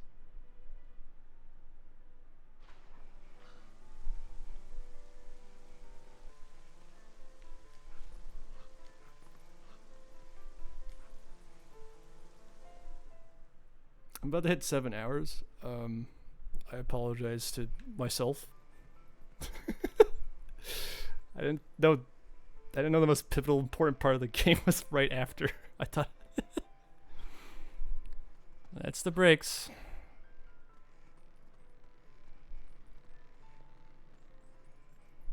But I also got to have some lovely chit chat, so it was worth it. don't fall.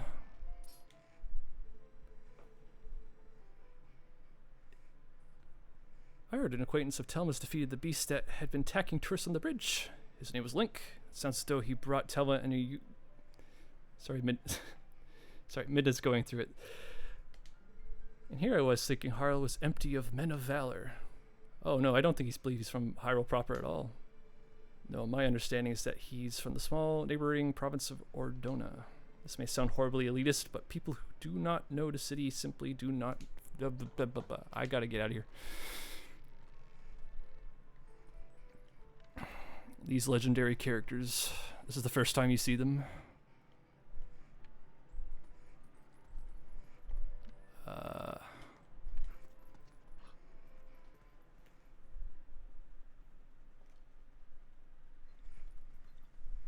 All right, this is what I remember.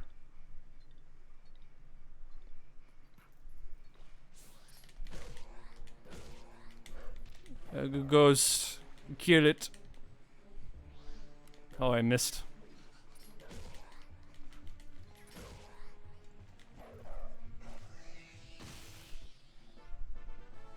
You got the postal.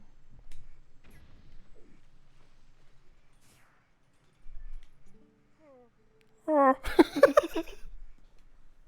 Thanks for feeding the ghost. Can I call you Doggy? I'm Giovanni. I became consumed by greed long ago and sold my soul to a dark creature that did this to me. Oh, I can't move. I can't go see my girlfriend. My pet cat Gangle is frozen on my head.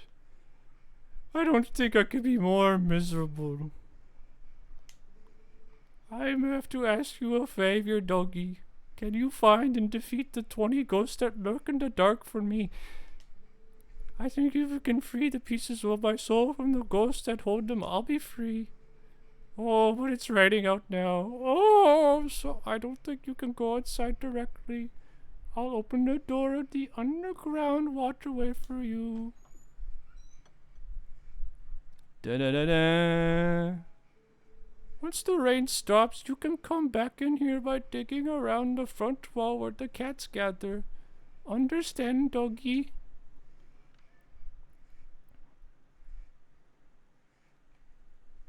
Not only does he got tit rupees, he's got a crazy area like thing going on with his belt area.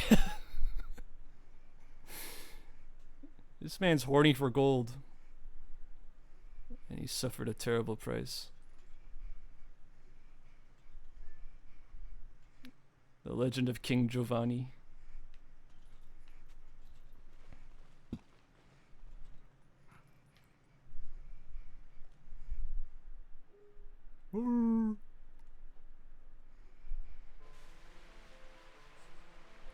Alright, back to the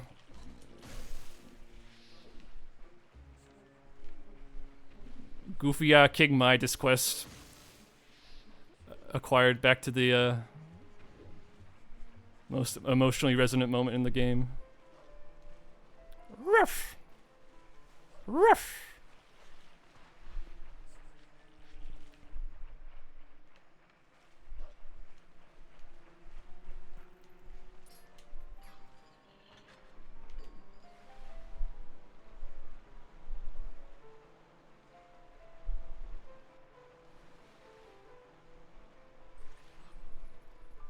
It's thematic parallels.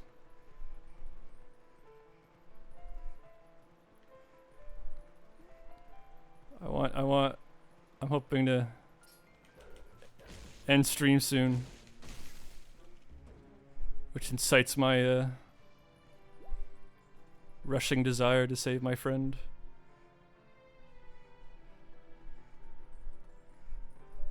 That's what's always been so POV, you're holding a stick.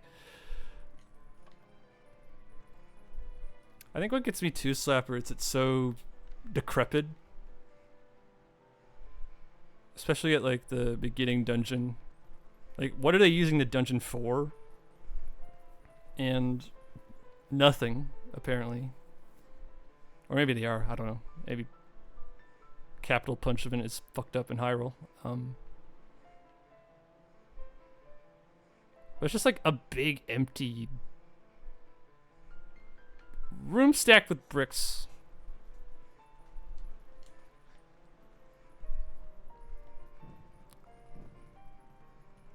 Hyrule Castle is that important. Move out of the way.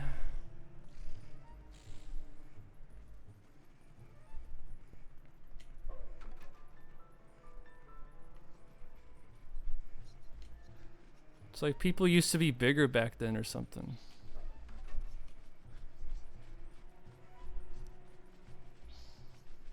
Why is it so big?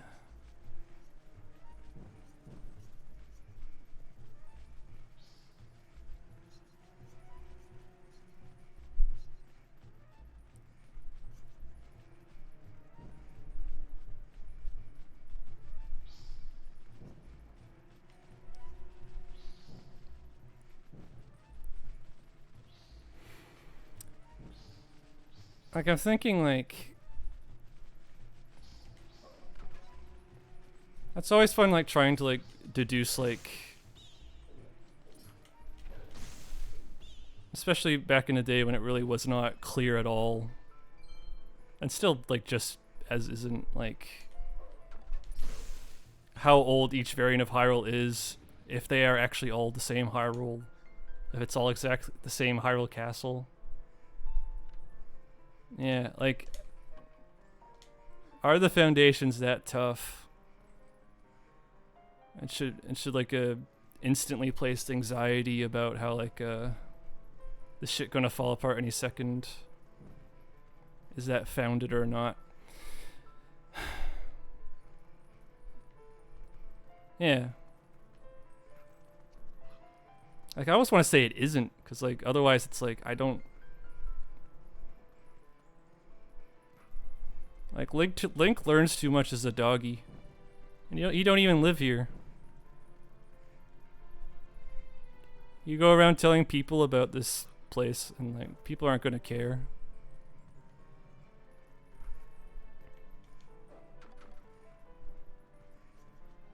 Yeah.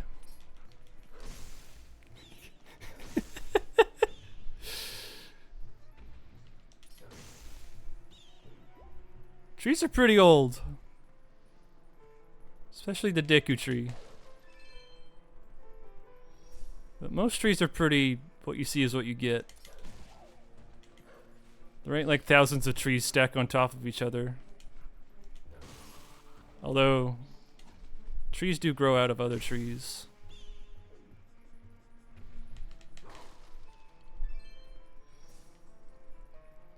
All Link knew was live in tree.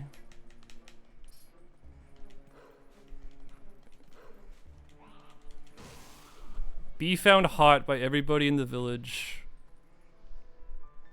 And herd goat. Be followed around by children. That's right. It's the prologue of this game is like so funny.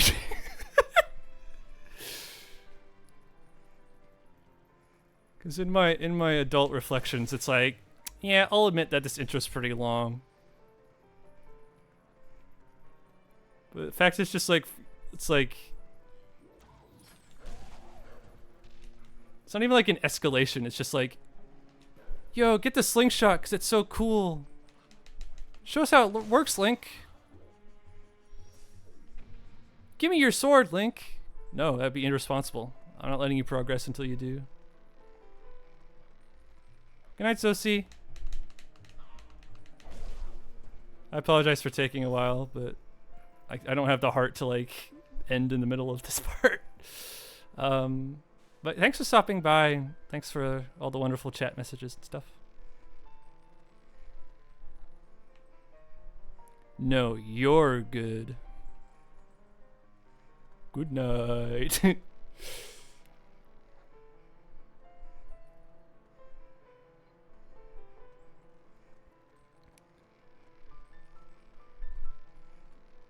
Yeah.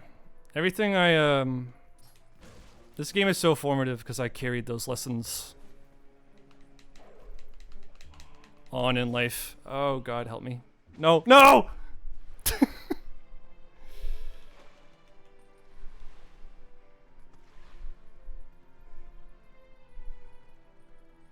It's fucked up because I walked by that bird and I was like, well, my lantern's full. I still have that milk. So I didn't buy anything.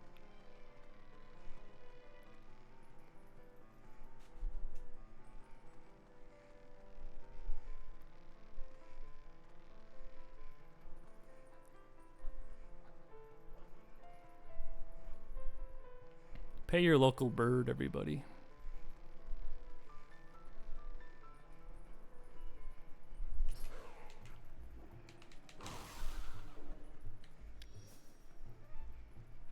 Alright, we're almost there.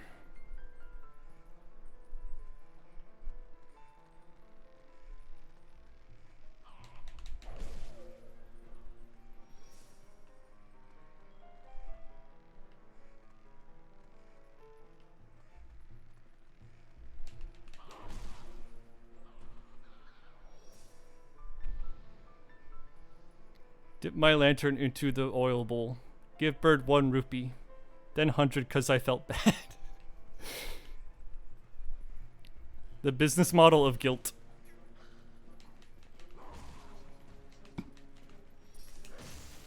See, I'm like sitting here thinking like I'm a little guilty because like I'm pretty sure I would have checked, but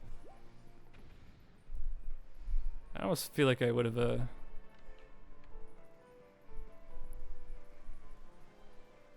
wanted to give some money without taking anything.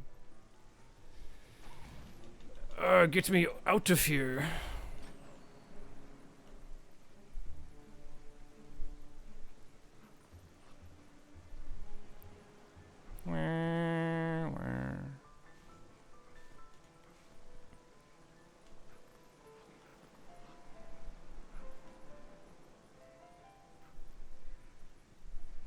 I guess I have to appreciate the geniusness of being in the same area as the beginning of the game, but it's not Twilight, and instead of like Midna like dicking you around, she's at her lowest point. That's definitely reeks of intent.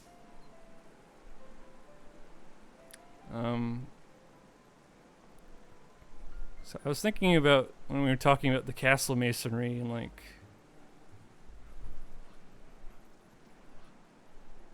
how this game doesn't really get a lot of credit thematically. I was wondering like it's so provocative and not necessarily immediately connected to anything. All right, we made it. We made it. We lamented.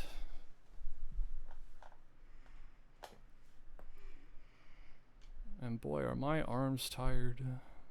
Oh God.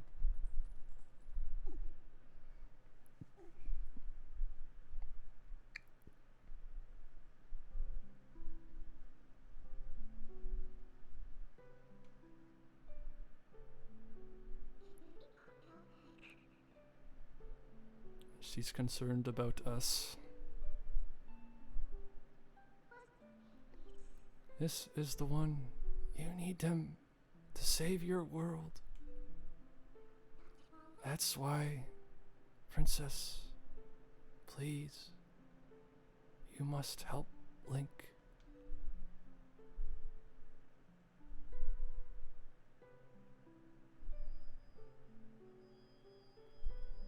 Scanning for lobotomy crystal.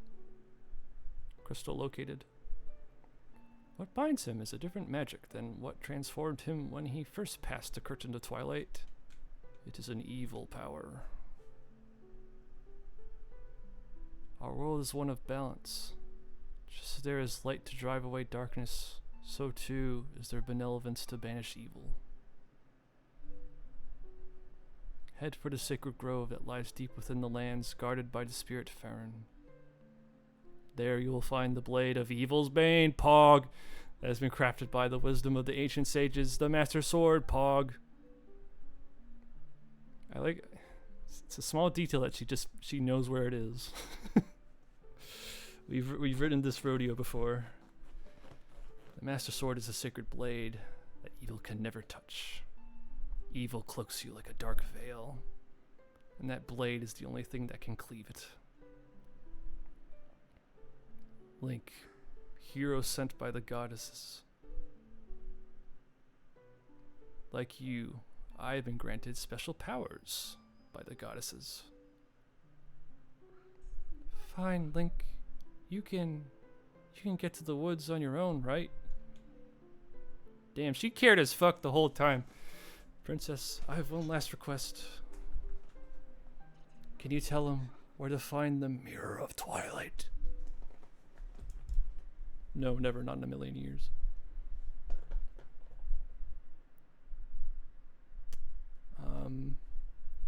I think of something I read. The people of Rome did not know the empire fell. They did notice the bridge and roads not being repaired. The citizens of Hyrule Town didn't do much but complain about this.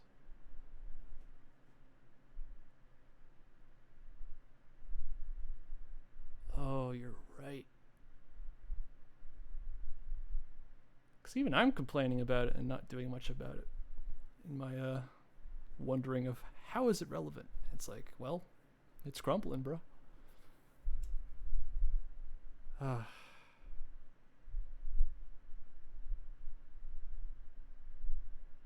just like, dog, the town guard sucks. Where's the water? Slay the beasts. Don't be scared.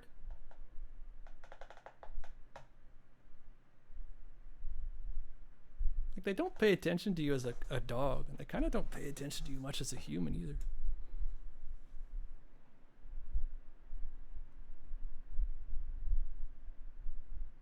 This game's about twilight and sadness and not receiving the attention you need, or it's about decay and stuff.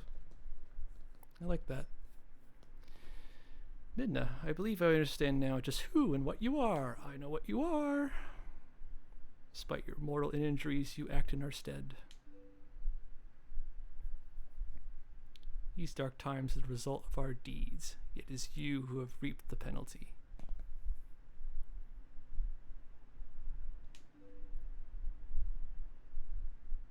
Accept this now, Midna. I pass it to you. Yeah.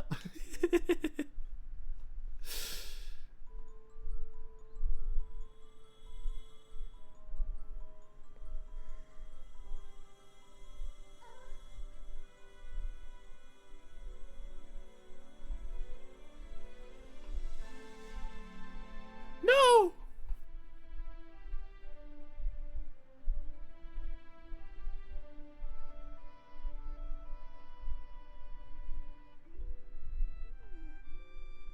What could it mean?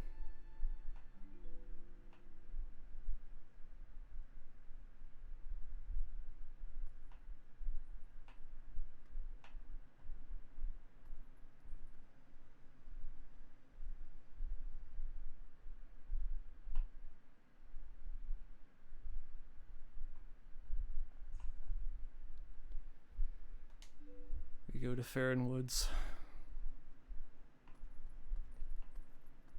I go to fuck to bed. I've taken all you had to give, though I did not want it. Many a Yuri.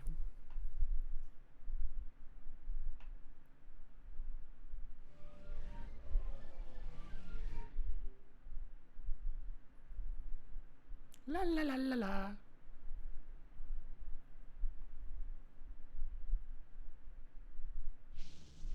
Oh shit. I was wondering when you'd show up. The Ramael of piss. Of burnt yellow brown.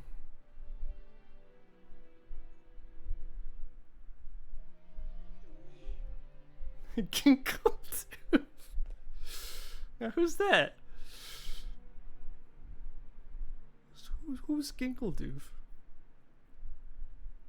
Friend of Garfield?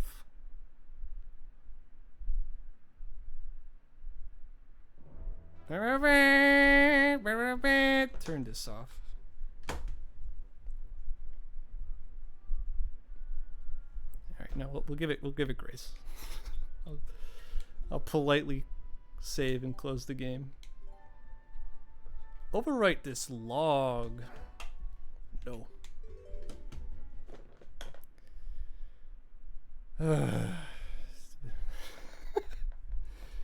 Well, 7 hours. That's again, it was Midna's Lament. Not too many moments that garner such a continuation, but I'll have to watch this tendency of mine to go late. Go figure. Already familiar. Long stream. Well, that went pretty good, I guess. I'm gonna have a field day looking back at that VOD.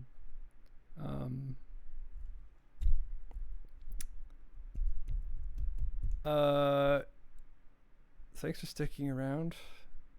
Thank you, Slapper. Shout out Slapper Pow. Shout outs to all the people who likely fell asleep and have told me so. Shout outs to all the lurkers. Yeah, shout out. Let them know. Let the people know. Thanks so much, Drem, for the raid. I really did appreciate that a lot. It's almost downright bizarre to get a raid on your third stream of that caliber.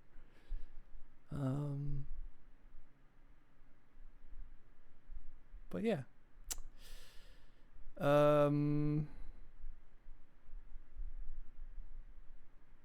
7 hours speaks for itself for the tired, quiet moments. But whatever. Enough blabbing. I should just unplug.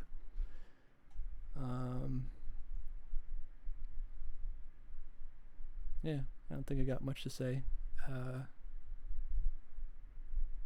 Seek your joys, everybody, and have a lovely night.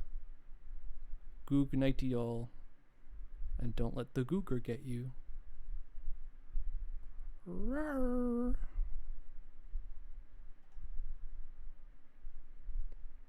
Oh fuck.